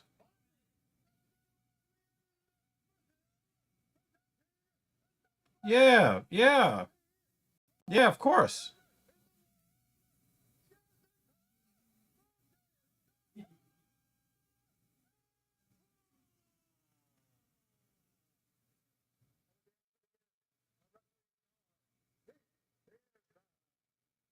Final charge of the night for the no-nonsense Keith Peterson. That gave a cruise. Thank you very much. I don't think Mackenzie Brown's excited for a three-rounder tonight. The last four fights have been five-rounders. They all went the distance. Scheduled for three against the former champion. Well, let's get through this, y'all. You know, Mackenzie Dern looked kind of tall until that ring the cage usher woman like looked like a giantess. I was like, oh wow, Dern is not really that tall. And then you see her with Jessica Andrade, you're like, oh shit, yeah, she really is not that tall. Now we learned in the fight against Hill,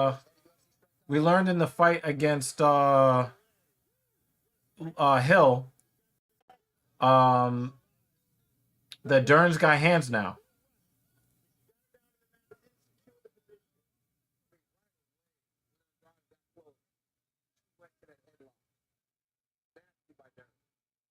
Now her landing that headlock really shows you just how not skilled Andrade is. Andrade is clearly the shorter fighter. She's the shorter fighter. She should not be able to get hip tossed like that.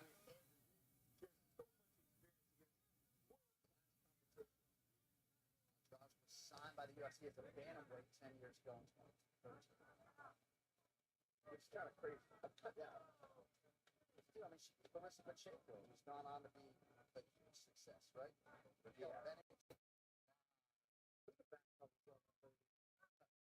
When you saw her knock out Carolina Kowalkiewicz was when I was like, okay, she did much different than anyone else. Because it was a one-punch knockout. We have seen people get knockouts before in these smaller weight classes, but it's generally not with one shot. She has that ability. And she has that confidence in that ability that she will wade into the spot to unleash a bomb.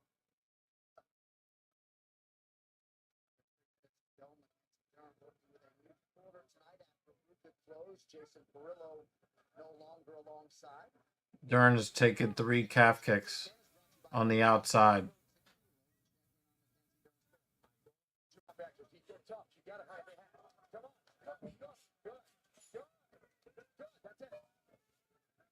Dern's got fucking combos now. Damn.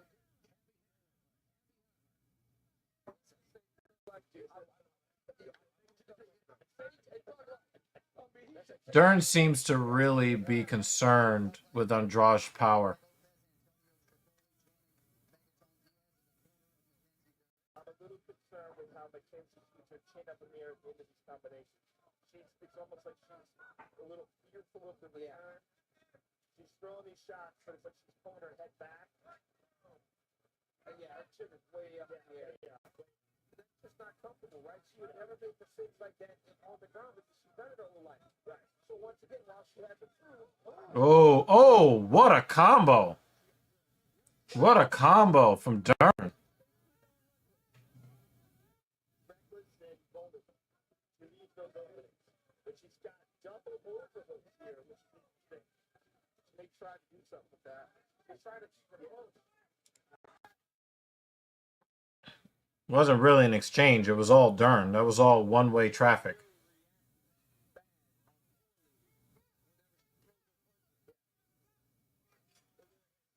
Nice power from Dern.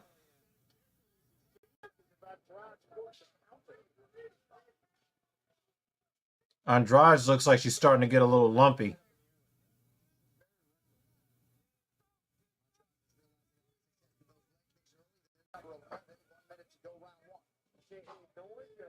Yeah, she's really trashing that calf now. But the thing is, that might work against Andrade, because if Dern feels like she can't stand on the feet, then she might initiate more wrestling.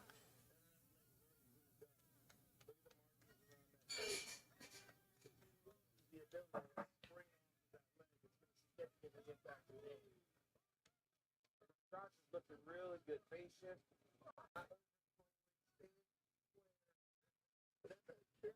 Oh, we're on a single leg, but it's late in the round.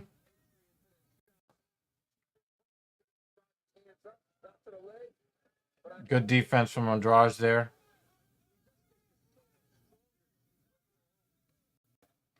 Is Dern going to throw that kick? And wow, she just lost the round with that knockdown. She just lost the round with the knockdown. Fuck, man. She was winning the round until the knockdown. Come on, man.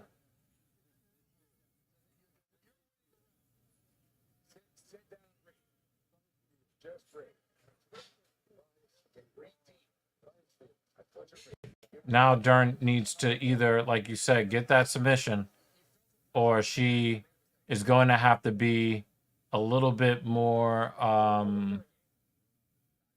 she's gonna have to be a little bit more disciplined. Yeah, she definitely fought scared. And it sucks, man. It sucks. Right up kisser. Put her in real trouble there.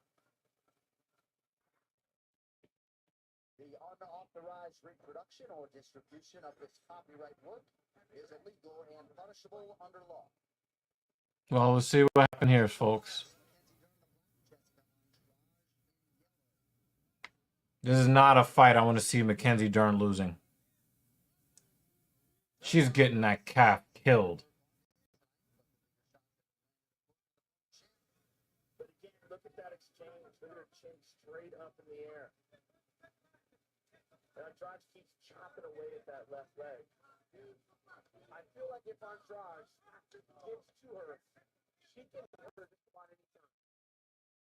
Because Mackenzie doesn't react well whenever Jessica gets her going back and traps her along the octagon side. Nice jab. While she parried the left hand of Andrade, she parried it with the throw on the right side. Yeah. Yeah, she's getting that calf destroyed. A little long and wild. That's a great way to put it. Long. But just not exactly sure where she should be.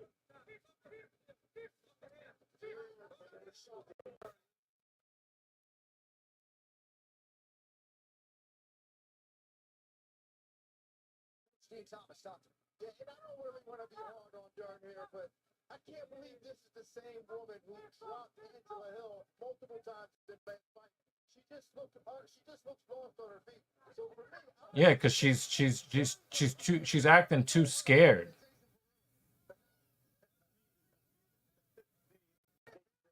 That's right. That's a fact. Oh, big right hand from Dern.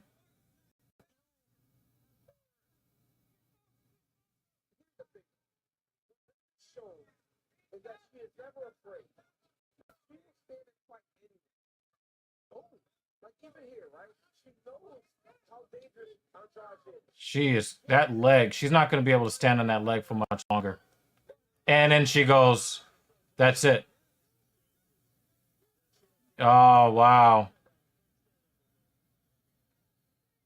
Now it's going to start looking like domestic violence now.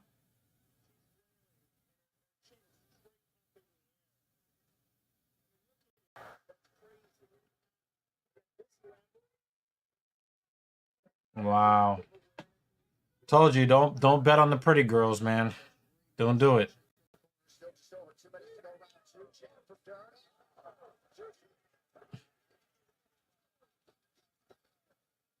She's the only one landing shots, and she's the one that fell.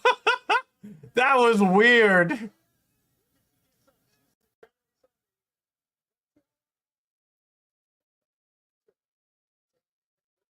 Yep, yep.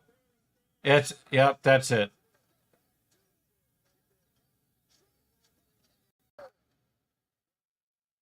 Ah.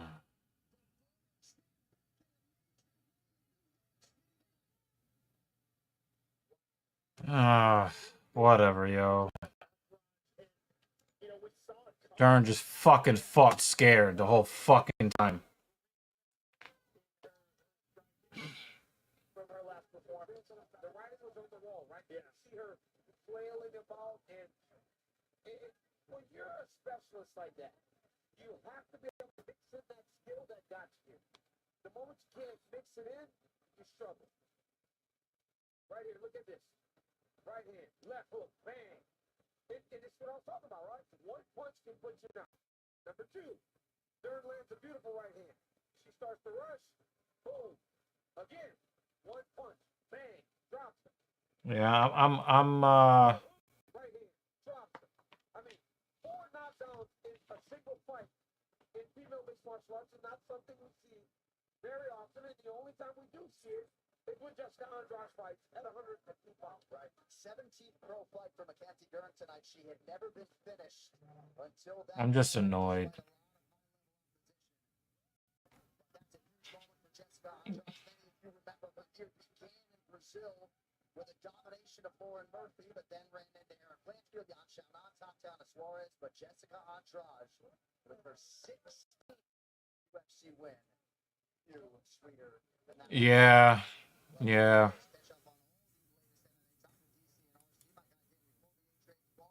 With the Super Bowl check, RC Yeah.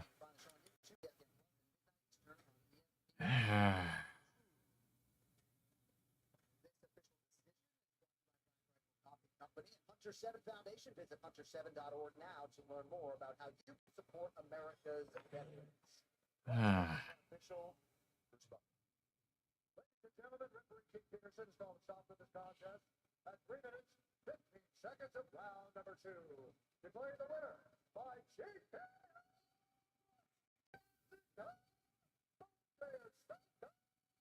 And Keith Peterson's gonna get the fuck out of there as fast as he can.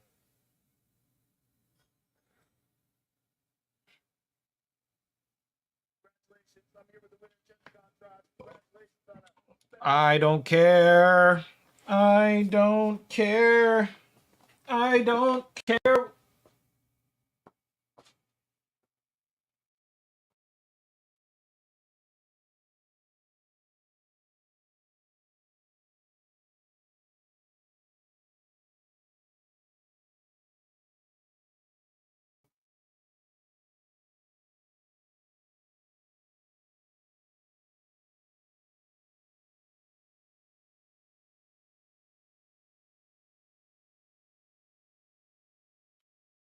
I don't care.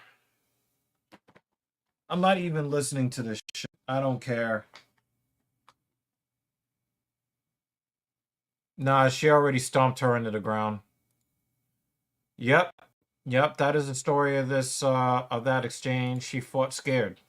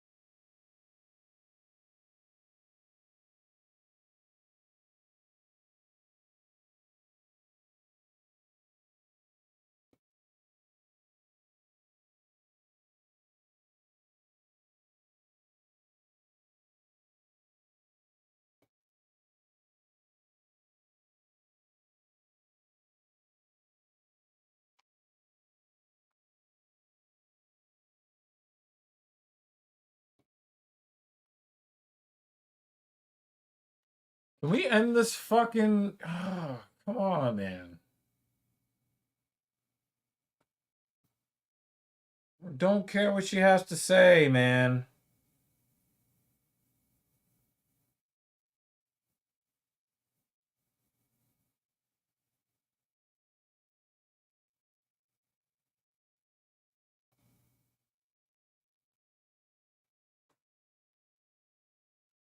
Oh, man. Get off the fucking screen. Go away. Go. Oh, now they're going to suck off more Trumps and Trump heads. Oh, my God.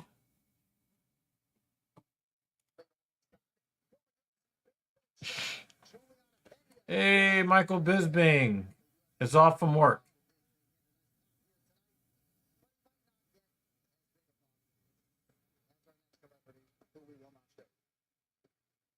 Procházka brought to you by Trojan, who reminds you to protect yourself at all times. Dan is he's conditioned. Where'd she go? First round knockdowns have the Russian on the Oh, world title. okay. But out of the blue corner tonight could just be its toughest matchup in this division. The proud Englishman Tom Aspinall, one of the Right. big men to grace this I know I missed 90% of the show. Well, we've got the co-main right here Mhm. for what is probably going to be the heavyweight strap. I don't think that John Jones is going to fight again. Mhm. You know, really thinking about it, I think he's done. Hey, Jeremy. I tried to watch. I had the laptop up as I was hanging out with them. Tried to listen to Yeah. some of it, but Yeah. I think didn't that, really get much. you know, I think Stipe is washed. Mm-hmm. And if Jones does fight, he'll only fight one more time. He will fight Stipe. He will obliterate him. And then he'll announce his retirement so he doesn't have to fight Tom Aspinall or Pavlovich. Or I think it'll be Pavlovich who wins the fight. Mhm. I don't think, you know, after, you know, Stipe is easy pickings. Mhm. Stipe is easy to destroy. Mm-hmm. So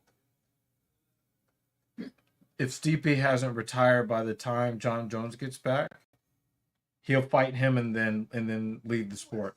He will not fight Pavlovich. He won't fight Pavlovich. Mm. by the killer, directed by David Fincher. I think that if Almeida made it after his debacle against Lewis, I think John Jones might think that he's beatable. Yeah. But if Pavlovich is holding the interim strap, either John Jones will never fight again, or he'll come back to beat up Stipe like a bully, and then retire so he doesn't have to fight Pavlovich. Yeah. Will make his middle title defense against Dreyfus Duplessis and Raquel Pennington and Magda Bueno Silva for the UFC's It's a lot of fights on that card. Oh yes, I did see that comment. Woo! Very excited to see Sean. Yeah, We're that's gonna be on what's up. TV again, Ma. She was just here too. I could have actually said that line to my mother. Yeah. I was on TV, Ma.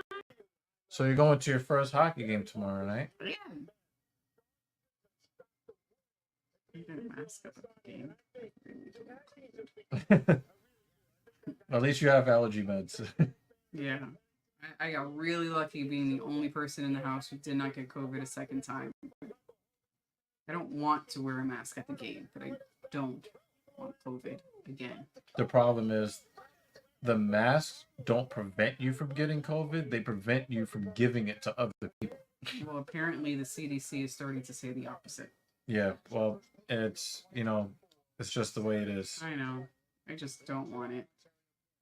So, And you might have to double mask if you're gonna have a chance.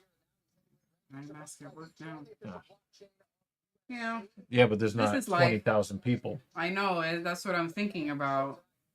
If it were like July, maybe, but not And you're November. probably protected because you got that flu shot. So I'm hoping so. I can't take a few days of not being able to hold down water. dude, Jeremy, hockey is just fun. Period. I've never been to a hockey game. This is my first. I've been to a basketball game, many baseball games, never a hockey game. It's gonna be good. It'll be good. Don't we have a Mets hockey shirt? Do you want to wear one to the game tomorrow? Hockey game. Why not wear? Because I'm gonna wear my hockey gear we have. actual Rangers jersey. Well, I have no. I mean, I now own Mets merch because You can wear the Mets hockey jersey. that's what I figured. You're such a loser.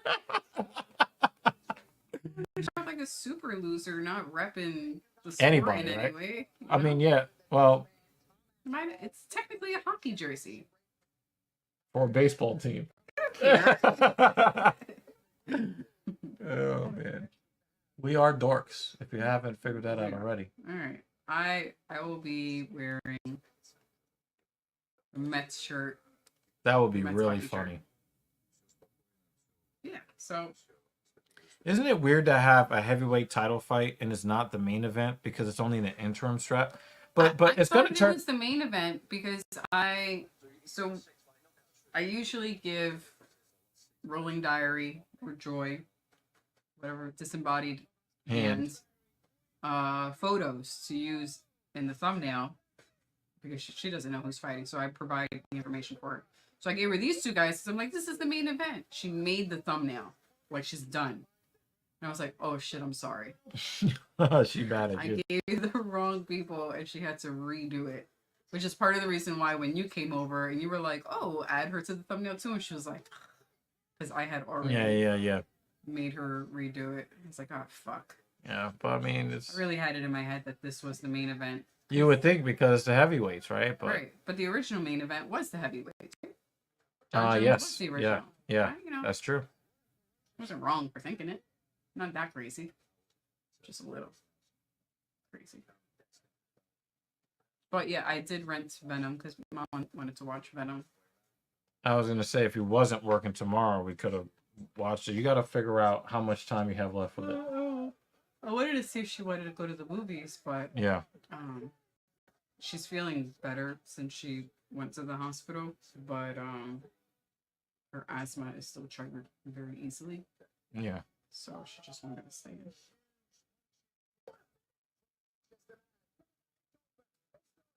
I would be seriously impressed if Tom Aspinall comes out the winner here. But I do believe that John Jones would think about putting off retirement if it was Tom Aspinall. But if Pavlovich blasts Aspinall back to the UK, Yes. Jones is going to retire. He's not going to bother. NSG.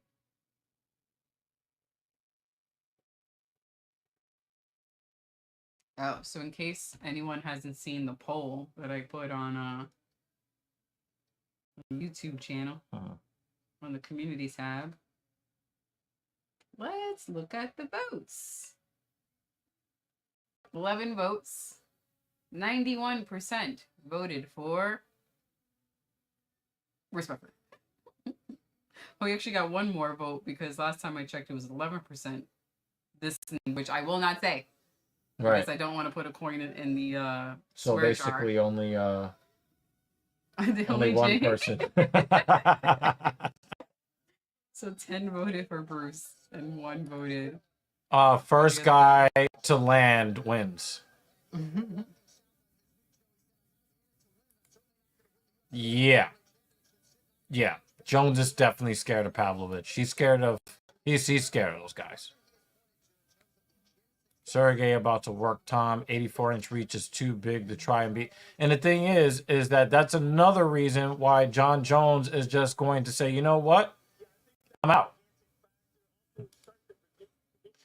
out. John Jones is like John Jones doesn't have the reach advantage, won't have the weight advantage.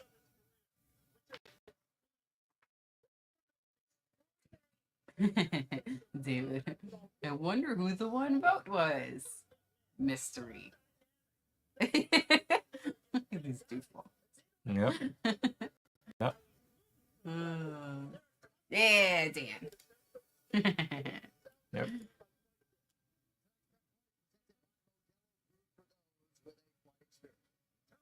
Whoa, votes, man. Damn it. 92% Bruce Buffer. Damn. Well, Well, tough one. The people have spoken, not just us. nope. And I don't vote on my own polls, so. Oh, I put up the poll and I voted it. I don't give a shit. You know, and I liked it and I commented on it. Do you know what really grinds my gears? Have you guys ever gone on Facebook, right? Mm-hmm. And you see a post that you like, and then you look, and the person that posted it liked it. So technically, by me voting and liking it, I'm voting as myself, not as Right. TSP. Right. But you ever notice that though? Yeah. I will say I'll have fall moments where I'm just mindlessly scrolling. I'm like, that's a cool post, and that's actually mine. Fucking loser. Holy crap. Yeah. It's a straight derf. Or like my sister and I will message each other on Instagram videos that we like or reels that we like. So I'm looking at a message and I'm like, oh man, I should send this to my sister.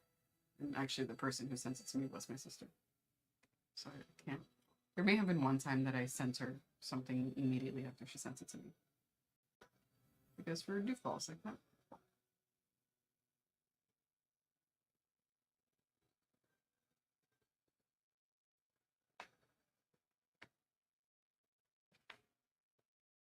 He looks like it's about to be Rocky 4 again. I must break you. Looks like it's ready for a nap. If he dies, he dies.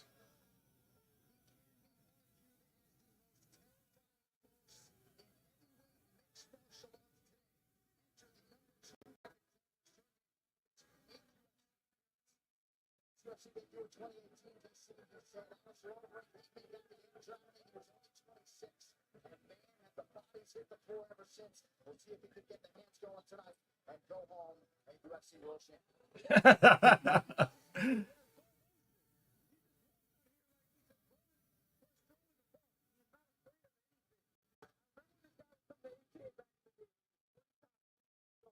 He was a baby. He was an amateur in the sense of maybe he didn't have all the shit, but he didn't develop physically. Right now you can see a man. When he fought Alistair, you could tell he was still a young boy. So while he said he'd be the amateur out of the terms of skills, he was also fighting a young man, not a young man, not a full-on man like that. Yeah, whenever I see my friends are liking their own posts, I just bypass it. I'm like, yo, you liked it for me. I'm good.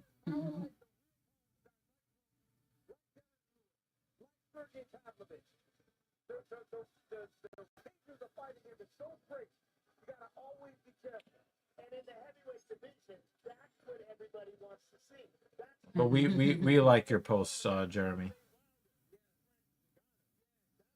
Yeah, I'm like, yo, you already gave yourself the external validation that you were looking for, so you don't need it from me. I don't care if I love the post. I do not care.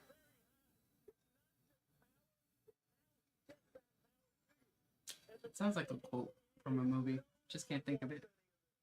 Without this, I am nothing. From multiple movies.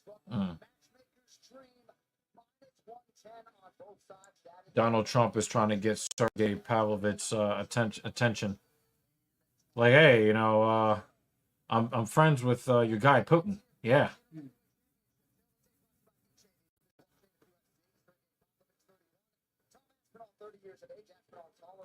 You guys are awful.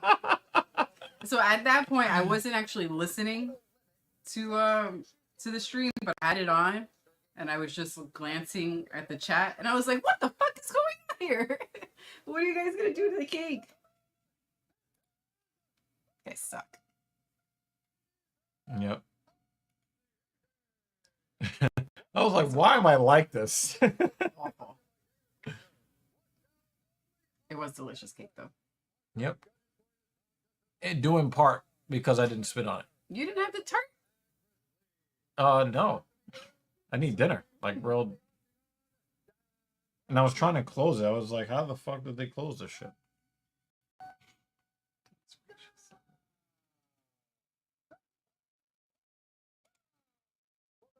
Yeah, we might be watching fight packs.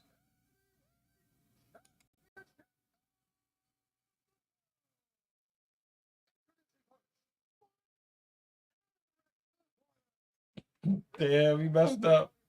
He said, out of the red blue corner. Out of the red blue corner.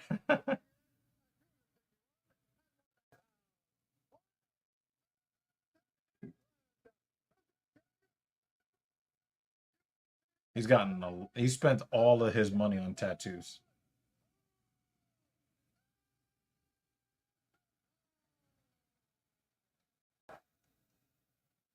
This is a very, very interesting matchup. Now you can say Red Bulls.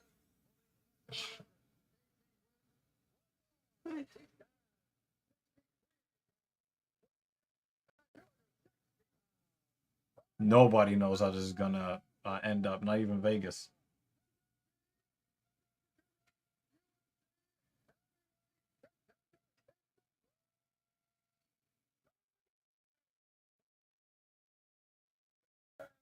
Give him a pass. Ivan Drago.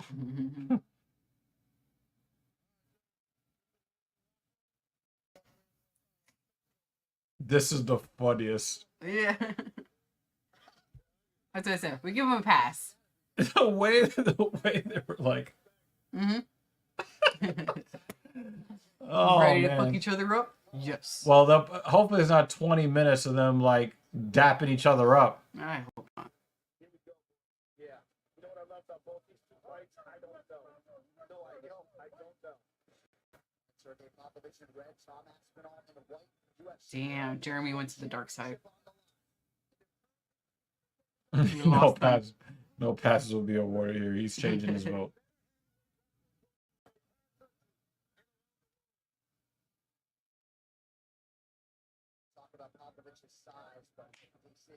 So Pavlovich is respecting Aspinall's power.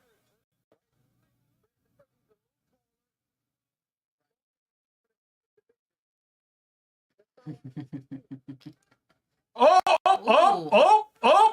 Pavlovich has already got him on Dream Street.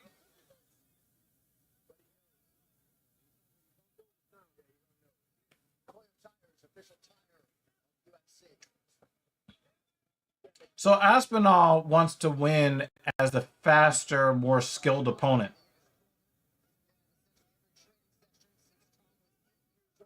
I'm not sure how well that's going to work, but him working... Oh! He killed him! He killed him!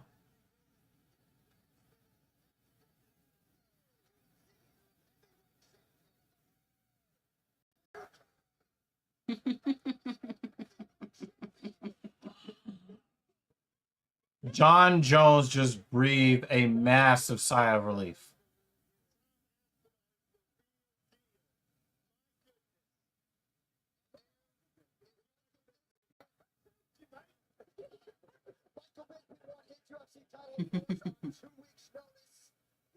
That wasn't even one round. That was 1/5 of one round.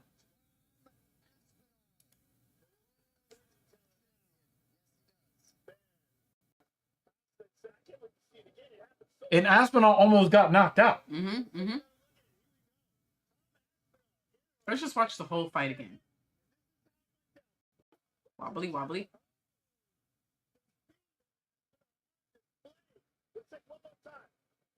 Whack. Wow, wow, right off the top of the head.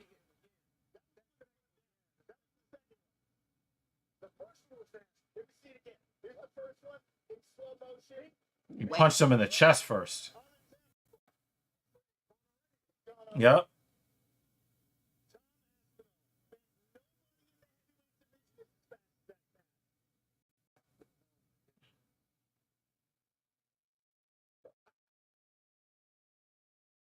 DC almost looks sad. Wow.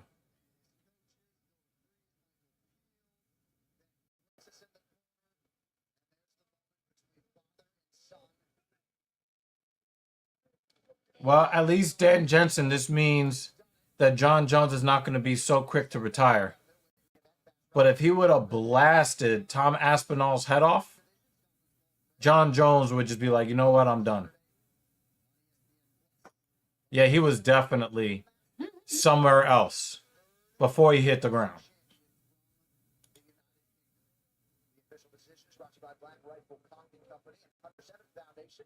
Visit hunter7.org now to learn more about how you can support America's veterans. Having a Russian Guardiano. They're trying to get his gloves off his hands.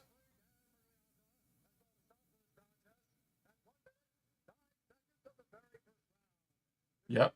109.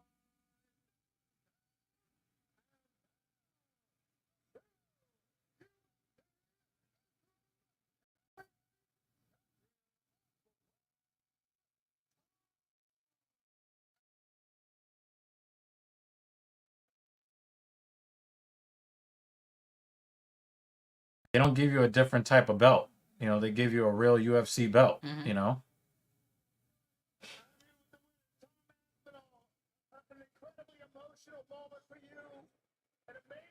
Remember, that dude was out with a knee injury not that long ago.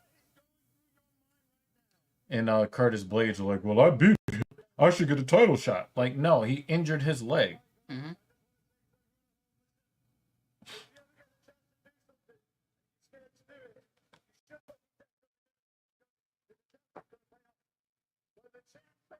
It only like pays off if you knock him out before he knocks you out. Because he almost got knocked out. Yeah.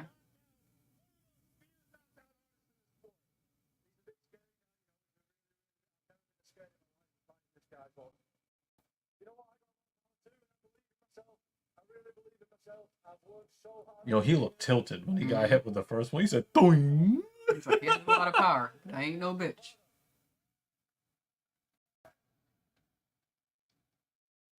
He's like, this belt is too heavy.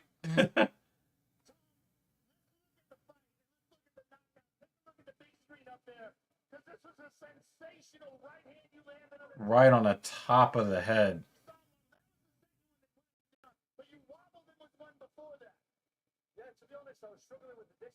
Doing. Boop, boop. He's like, wobble down.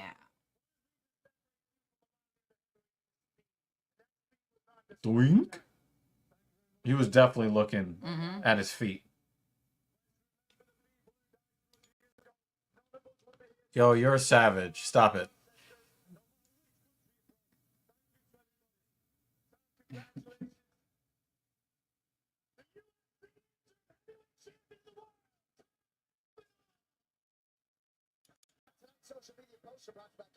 I mean, you've got questions I don't have answers to, man. Light heavyweight and heavyweight fucking sucks in the UFC. I just noticed Jeremy's comment.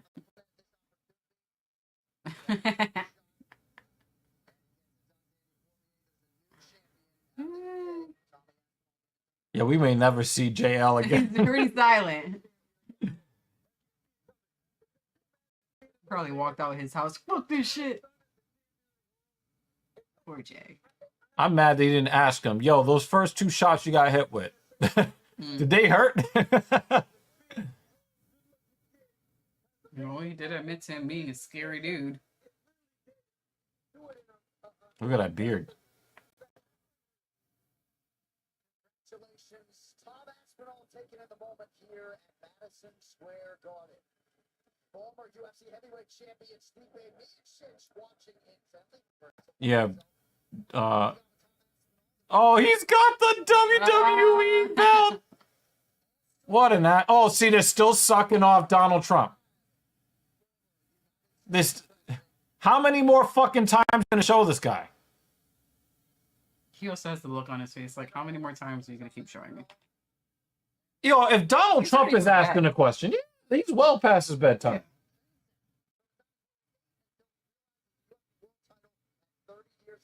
I think that's his next fight, Dan. Cyril Gane is going to be his next fight.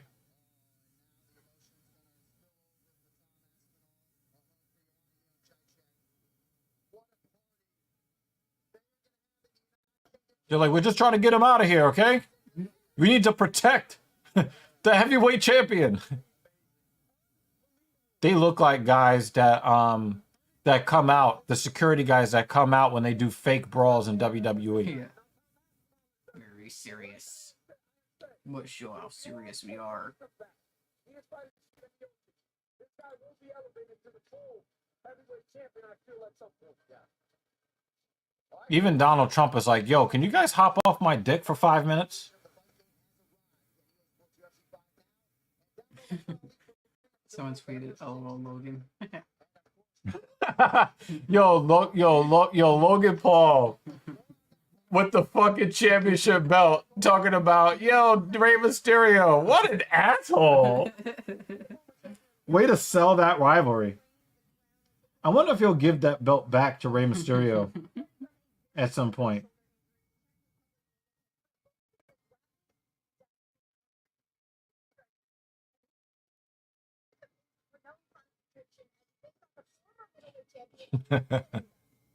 You mad, Jeremy?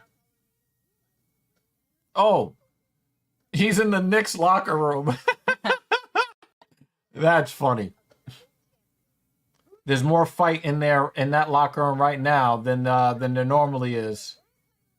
I hate the way the New York Knicks are constructed.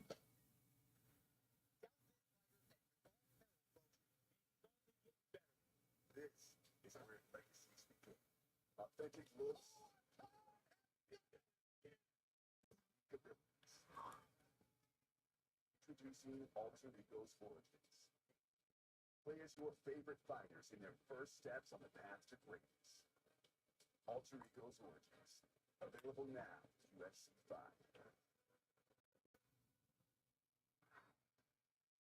I'm really just not interested in an MMA game. I was never into combat type games, even WWE games or WWF games. I never liked the control schemes in wrestling games. That's really, Jeremy is salty. You stupid. Should we play a tiny violin? I don't know if they Or could Jeremy. hear it because I pressed the "it's time" earlier. Well, you And they can't hear couldn't it. Yeah. No, but they said that they could hear it. Oh, I thought they were able to hear it. Yeah. Let me, it could be one of these deals where I did it at the very beginning of the stream, and they told me they couldn't hear it. Let me see.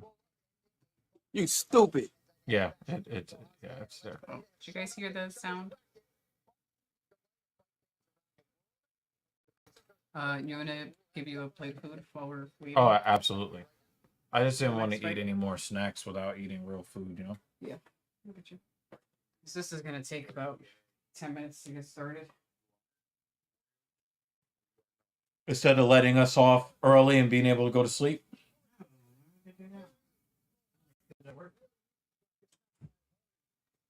Oh yeah, Dan said yeah, it is playing.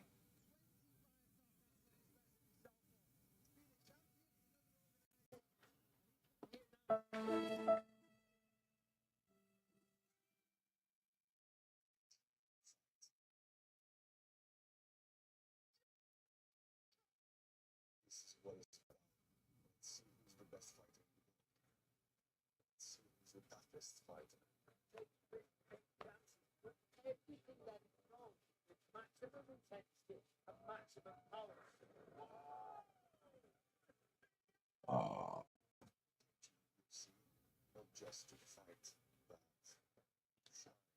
Yuri Procházka has arrived at his first championship opportunity. It's a massive box. Oh, a decent knockout shot. Not sure how many more shots he can take. It's up and down. He's fighting.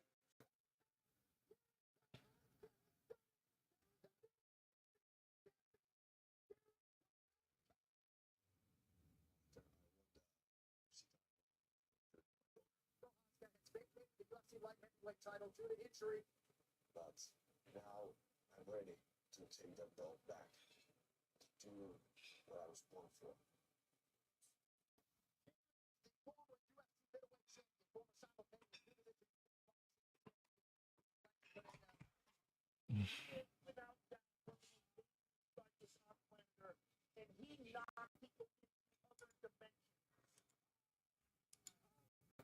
All right, we've reached the end. Yeah, Yuri, come on, man, take it. Take your belt back. You didn't actually lose your belt.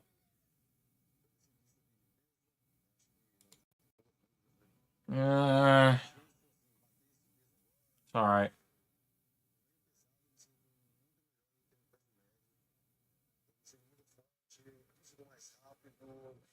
Got a guy who everybody knows is killing himself to make 185 pounds. Then he goes up to 205 and he beats up Alba.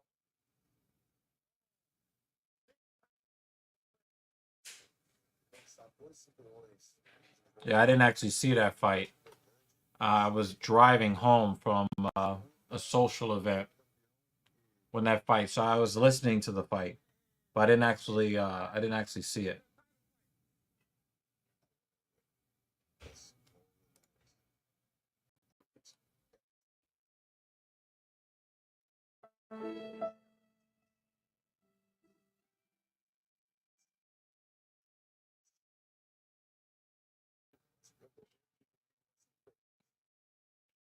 His name is the Name Changer dude.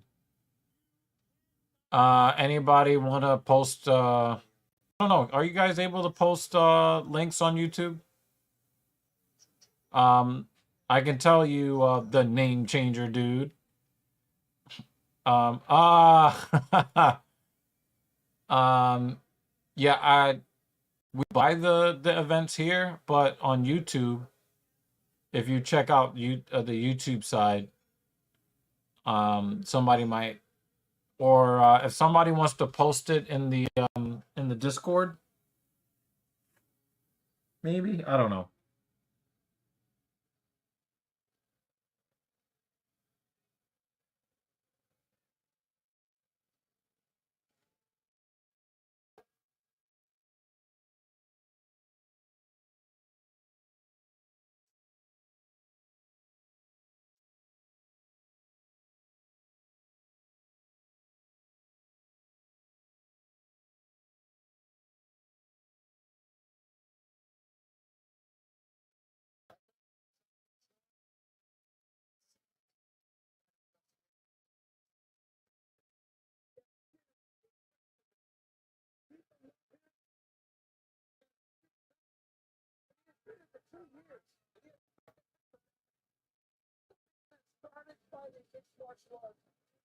Yeah, I just think that the UFC really just needed to get all of the possible star power they could get out of this guy before he becomes too old to compete. I don't think that they brought him in to be the world's, GOAT middleweight or light heavyweight or anything like that. They're like, listen, this guy, was at the top of the kickboxing game. He was beaten up. He basically chased Israel Adesanya out of kickboxing. Let's ramp, and then it's like, oh, well, he actually did beat Israel Adesanya. That means that he's had a title. And that means we can throw him at the top of 170. We can throw him at the top of 205. If he can't get done at 205, have him gain a little bit of weight. And we'll put him up against heavyweights. I'm just not convinced that he's really that great of a fighter in MMA. in kickboxing, obviously, you got to give him his flowers.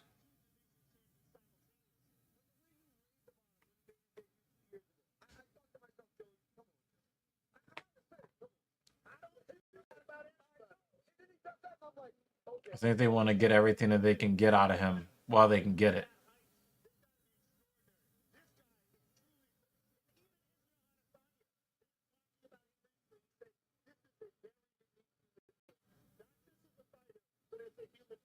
And his ability inside the octagon when it comes to striking is second to none. Well, we'll see which direction that KO goes in.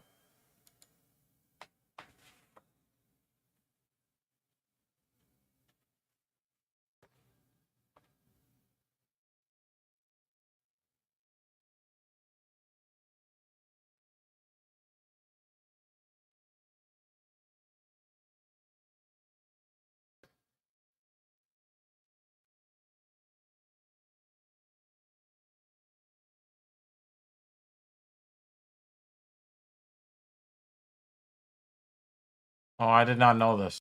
That's good trivia.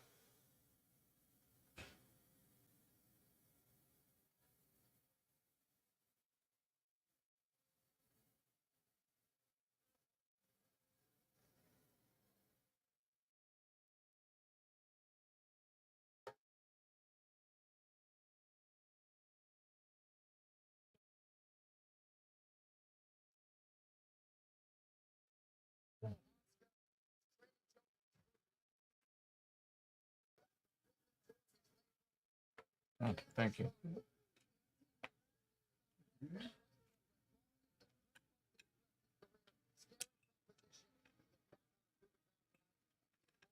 Salad.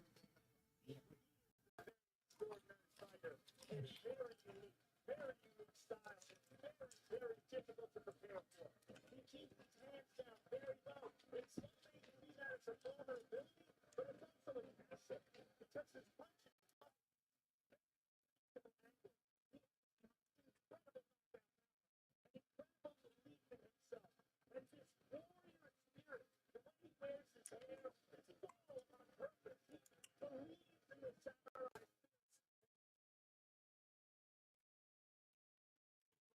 Talking to grandmother how to use the speech stuff Mm-hmm. on her phone.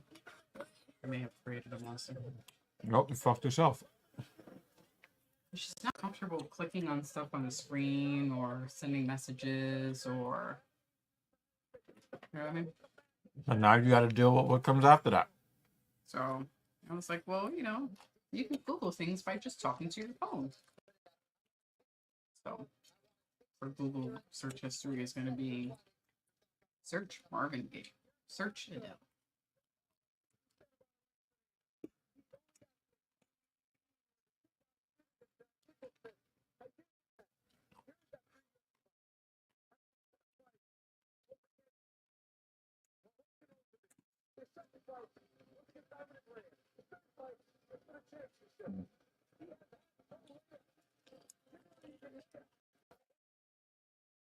Very cool.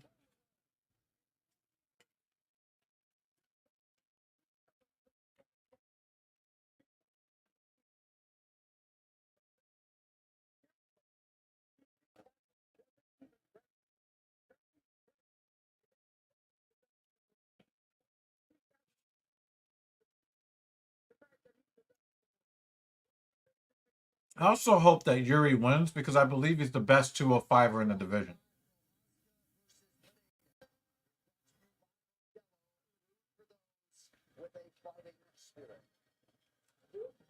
As much as I rooted for Jamal Hill, I always believed that Procházka was the rightful true champion. And it was nice to see Hill as champion for a while. Even though a lot of that humility went right the fuck out the window. I don't know what the fuck.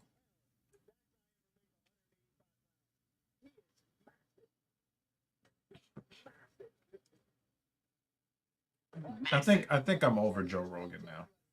Did I get that right? What do you say?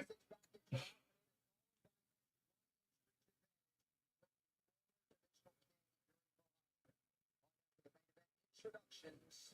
Bruce Buffer.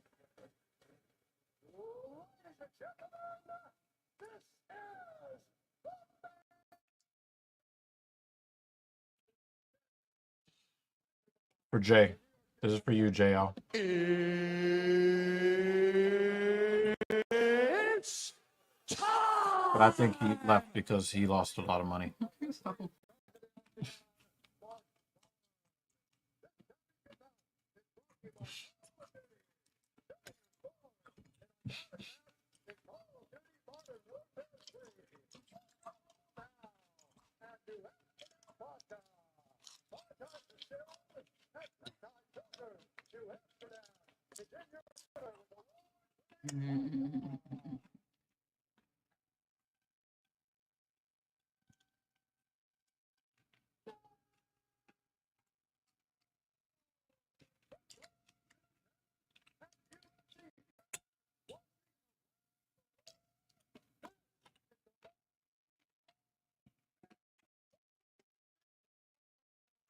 Whoa.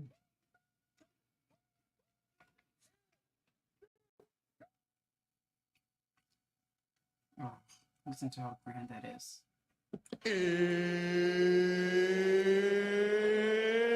It's time.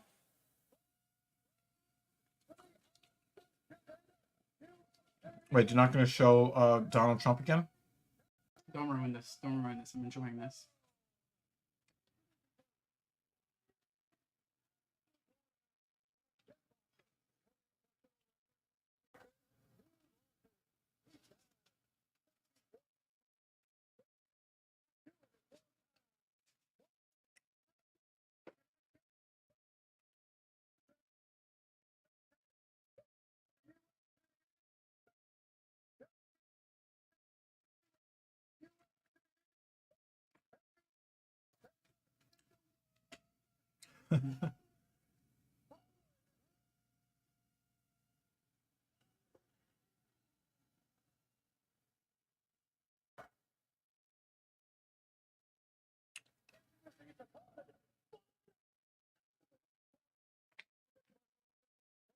He's going samurai with the hair again.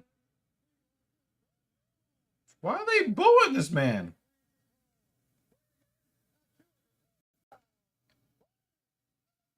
Look at his lats.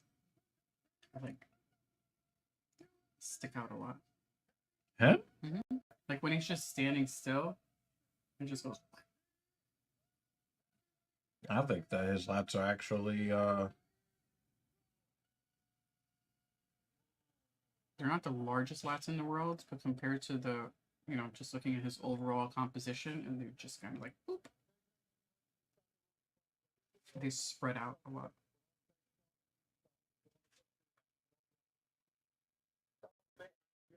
I'm looking for evidence of that. Go sleep, Alex. It's bedtime. For all of us.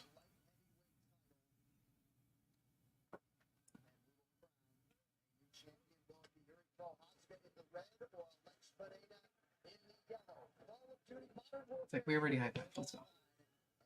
They both have awkward stances that are kind of similar. Mm-hmm.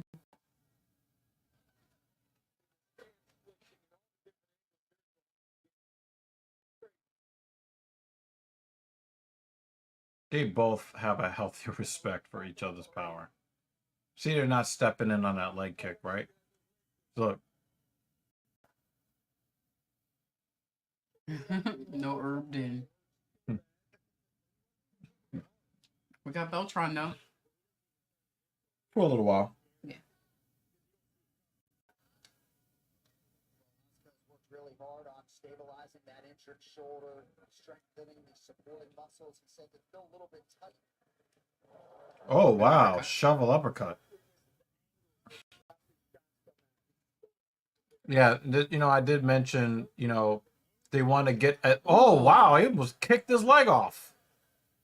The UFC wants to take advantage of as much of star power that Alex has now because he's, coming into the game older.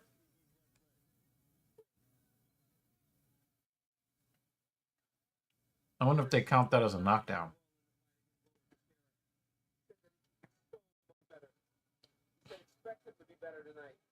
Looks like Procházka wants to go high with his kick.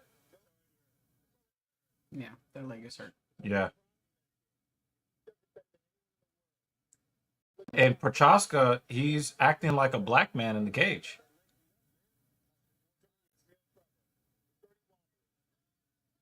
He's acting like a black fighter. I didn't know. I mean, he's got the Japanese heritage thing going on with the samurai, and he's got the black man's response to leg kicks, which is none at all.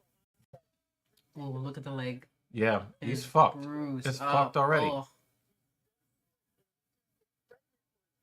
That's not a great high kick. Oh, single leg.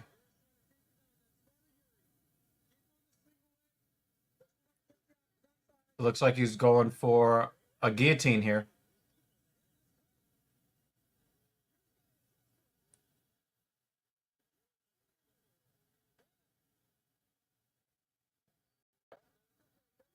I said, no, he's okay.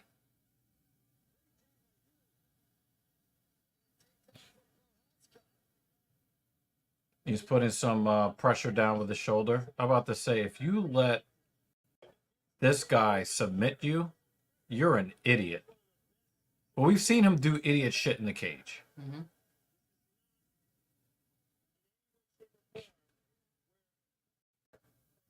Alex is winning the fight in this round just off the leg kicks alone.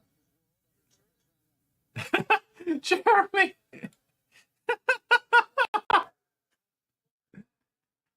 So does Procházka have any good ground and pound game here?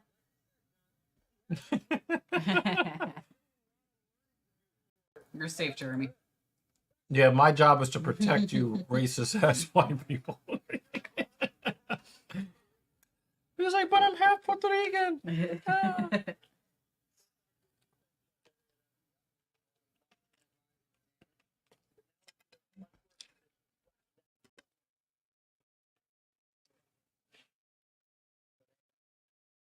Shit, he should punch that calf. Perfect. Dumb as It's shit. right there. And it's hurting. Is calf punching legal? Big elbows here.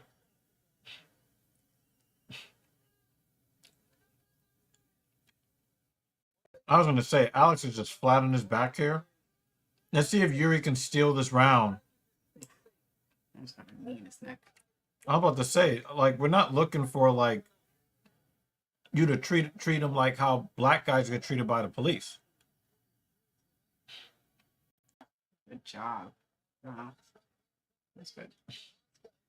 He's going to slam that calf again. Mm-hmm. Watch right before. Yep, he was going for it.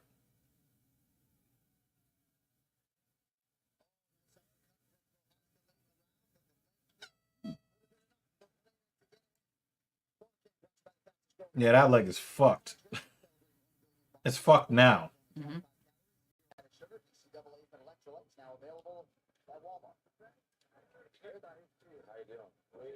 That leg is already chewed up. It's chewed up.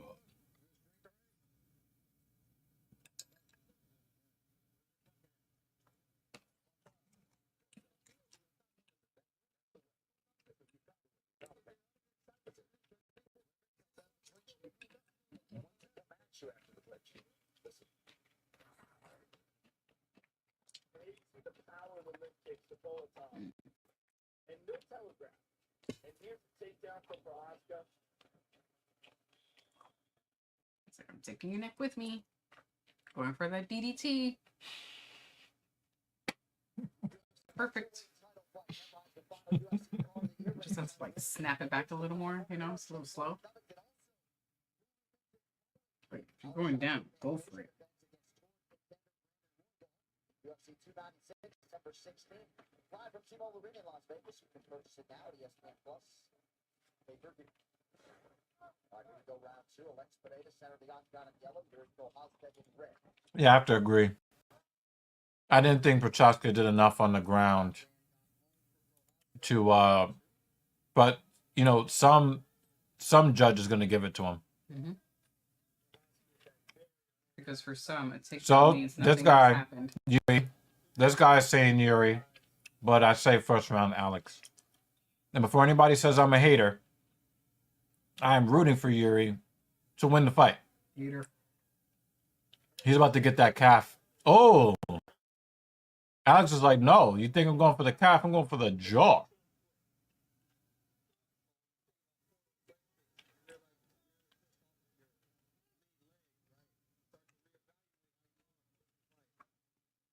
Good for Yuri to recognize it early enough to give himself an opportunity to look at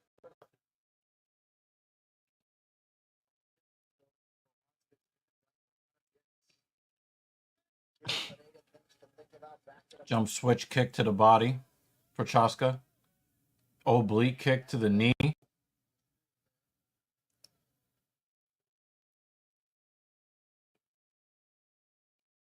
He's presenting that calf again. Mm-hmm. He's also presenting a chin. Yeah. Yeah. His chin is kind of up there. Mm-hmm. He's also leaning his face forward like he's daring him to go Yeah. for a punch. Yeah, but he always fights that way. Mhm. See, he always fights with his hands down. Mhm. Oh, nice high kick. He's like, oh, And a okay, calf yeah. kick. Oh, wow. And the thing is, I can't even be mad if he wins the title if Yuri is going to fight this Mhm. unintelligent. Yeah, you're presenting the targets. Yeah. Why wouldn't he go for it? Yep. Presenting a forehead, a chin for him. Yep. Fuck it, go for it. Yep.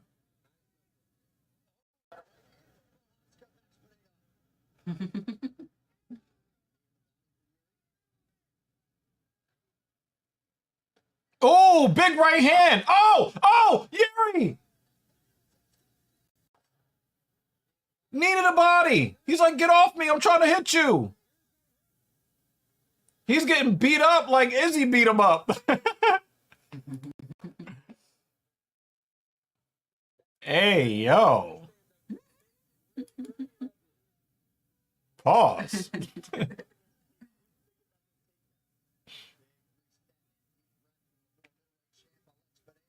Coach D. Thomas, what do you have, sir? Yeah, Joe just hit that right on the head. The whole first round for Procházka, what he was doing when he was faking the shot, just back up and slightly back up. But now what he did was he backed him up into the fence where he had no space to move. So now he has to use his defense to block, to either defend the He was like, you present it again, I'm going to kick it. Yeah. Thank you for the target. Oh, that was a big left hook there for Alex. What would also be nice is as Yuri's presenting his face, he would just get a kick right in the chin. Oh, the way that Tony Whack. got done by Yep. Michael Chandler. It's a great opportunity. If Alex could get a leg up quickly. Or a knee. Over under 1.5 rounds. We're already past that. Mm-hmm.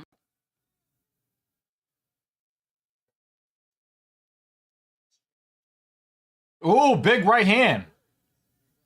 Another big right hand. Oh! And he's done.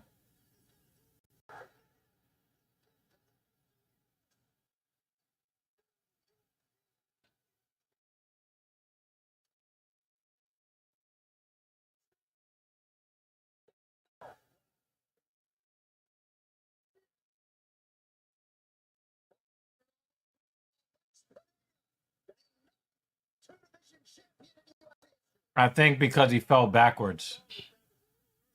Don't try. You stupid.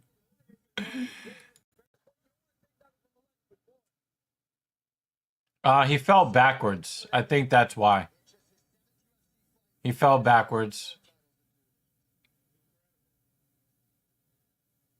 Yuri came so close to knocking him out, but he just didn't fight intelligently.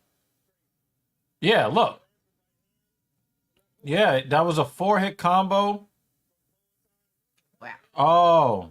Oh, that's what happened. The left hand. And look, he pulled. Yeah, he.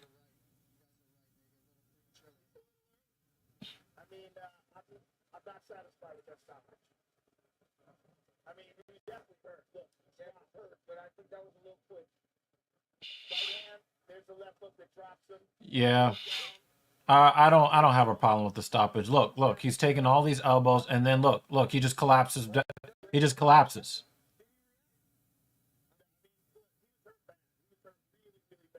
Yeah, look.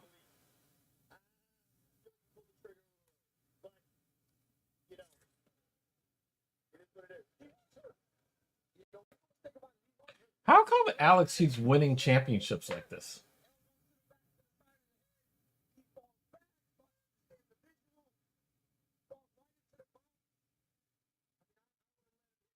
I thought the stop, but there's always every time he wins a belt.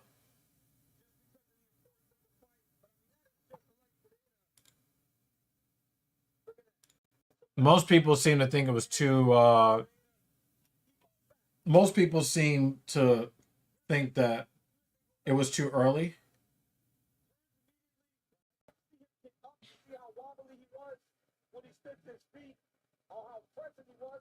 And look, He wasn't that wobbly though when he got up. he's falling all over the octagon. But it sucks, though, right? Because you would think nothing from Alex in that great accomplishment. Right. Well, there was an immediate scramble. He didn't get up using his hands. He didn't complain either. I thought it was a good stoppage. He got fucking potato sacked. They're still sucking this guy's cock again. He potato sacked, and then he goes in for the desperation takedown, and he gets his head fucking elbowed to smithereens.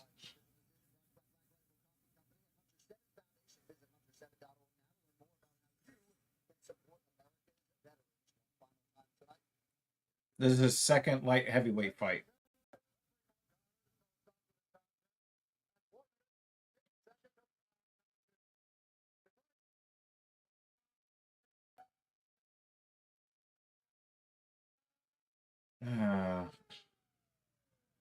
I'm not going to argue with you about the early stoppage. I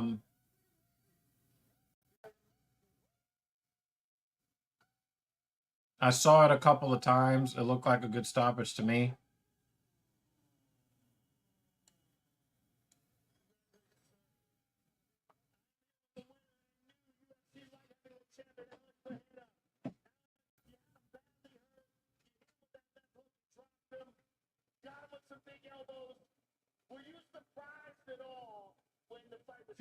I don't think that you should, as a referee, stop fights based upon whether it's a title fight or not. Mm-hmm. You know?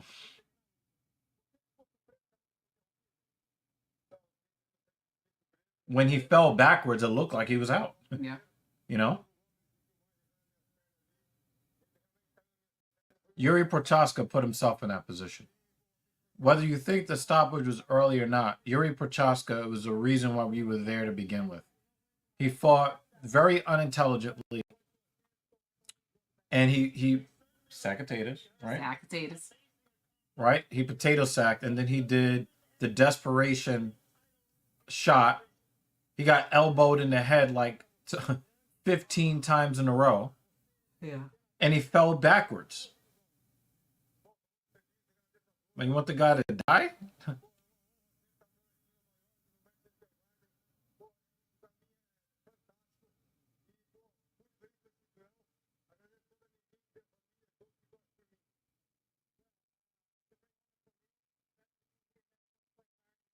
Congratulations, you're king of the worst division in the UFC. I can't really hate on the guy. No, he definitely took more than 7 elbows.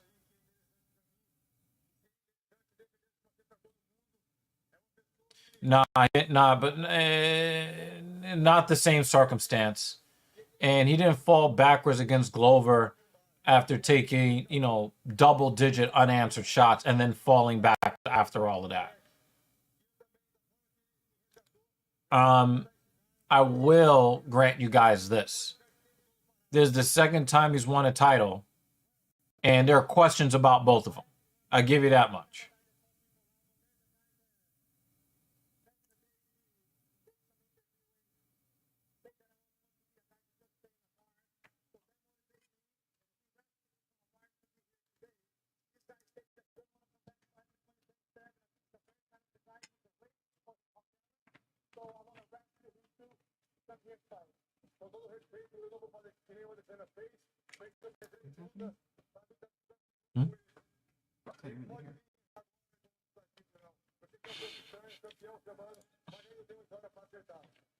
I know that I'm not gonna do what he did to me. Maybe fight 3 times to fight him on middleweight. I know it's a bad type of history, so I'm gonna make that fight. Hey, Adesanya, come through that. You're talking about Israel Adesanya to come to light heavyweight. Now Jamal Hill is here. Jamal Hill, who was the UFC Fight a real light heavyweight, asshole. to relinquish his title, he will be next for you. Give us your thoughts on that fight.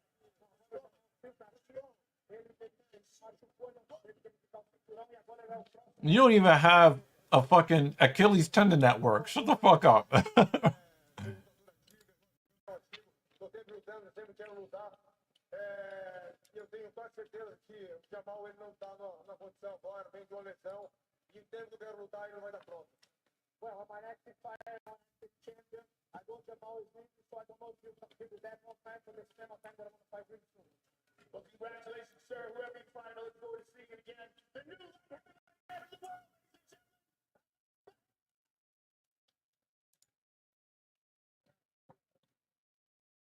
John has put on too much weight. Yeah, the Stipe fight is the stupidest thing ever.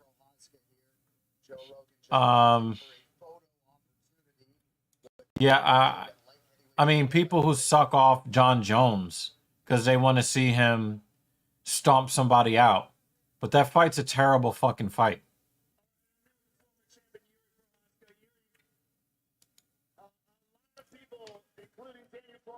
Myself thought that perhaps that fight was stopped a little bit prematurely. Give me your thoughts on that. Yeah, I think in that end, it was right. I was out, but you know, I will never stop. I will never stop if I will be back. My body will still work. So So even Yuri is saying I was out.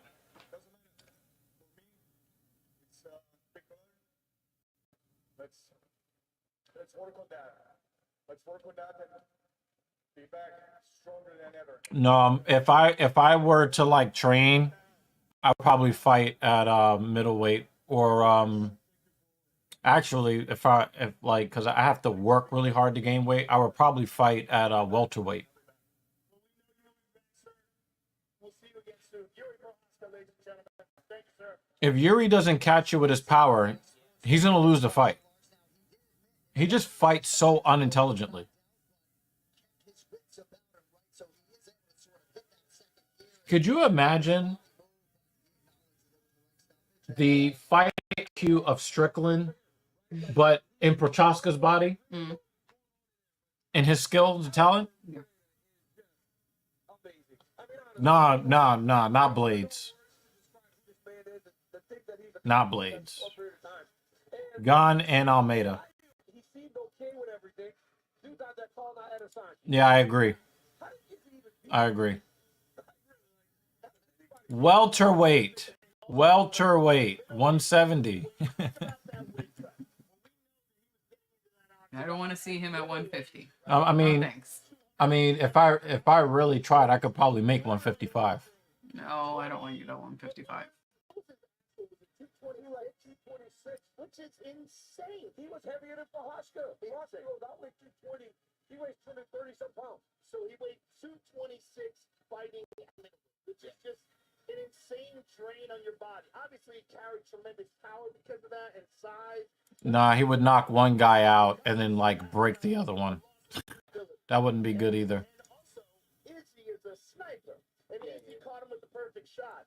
But I thought No, I'm talking about his fight IQ, not overall intelligence. He's dumb as a fucking bag of rocks. I'm talking about how intelligently he fights. leave old skeletons in the closet. That should be a lesson for everybody. Nah, welterweight is 170 in MMA. Lightweight is 155. Featherweight's 145. You know, he might be shadow boxing right now thinking about this. Well, coming into tonight, we told you 3 of the top 4 highest grossing events in Madison Square Garden. I think you have to be within 10 pounds of the limit, or really anything above. I guess you can weigh in at 140. You can weigh in at 156. They should do a ladder match. That's coming, man. You know, they're the same company now. And what happens if someone Uh-oh. chops down the tree? Ah, boy. December 9th. Yeah. Looking forward to November 18th. November 18th. Paul Craig. Oh, yeah.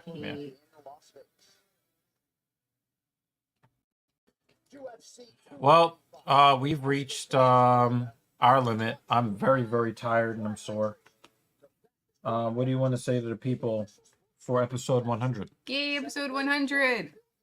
100 fucking episodes. Yeah. Shit. We did 100. Thank you guys for being part of many of them. Many of them. 2 years. Yeah, almost 2.5 years. About 2.5 years. Yeah, because the first fights. one, Yeah, May, right? looked at the first one. It was in May. Yep.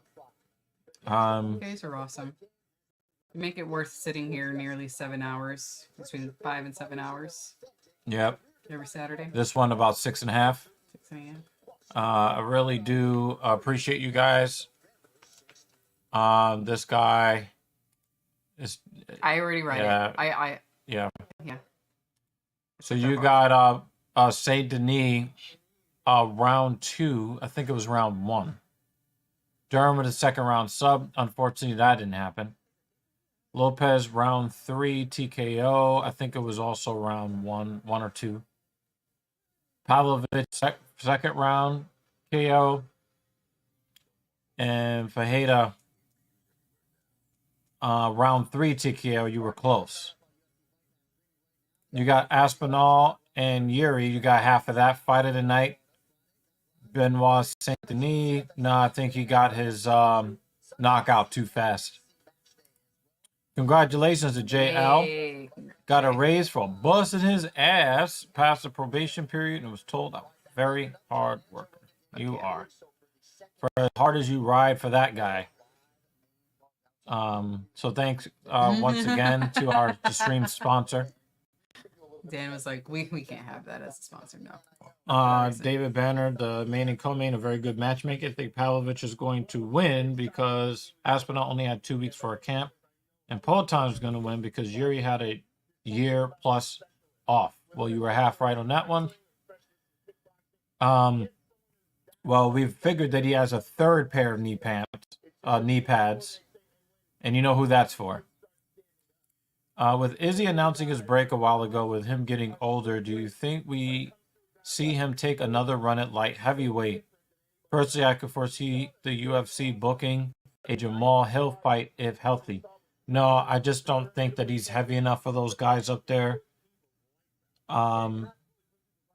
He's just not. He's a middleweight. I mean, the dude had food in his mouth on the scale when he fought Jan Blachowicz. Okay, a little bit of love when Lutch was here. Mm-hmm. You know, that makes you the stream sponsor. Thank you very much for that. Already got bed. We have evidence, video evidence. But yeah, I'm very, very happy that you guys joined us. Episode 101 is coming right at you, right? And we had everyone in the stream. Maybe Yeah. so Jimmy Dean here. Yeah, for he episode 100. he came in for a little while. Lutch was here for a while. Everyone at least made a cameo, which very, very much appreciate. So 101. Next week. Yeah. Next week. So Oh, such a dark comment. Fuck. And we just well, on that note, that turned quickly. on that note, we're all gonna sleep for as long as we are allowed to. But as Dan Jensen has said, not for the 100th time, but for the 100th time, for the 100th episode, 100th episode. please be safe out there in the real world. Thank you so much, and we'll see you for episode 101 next Saturday.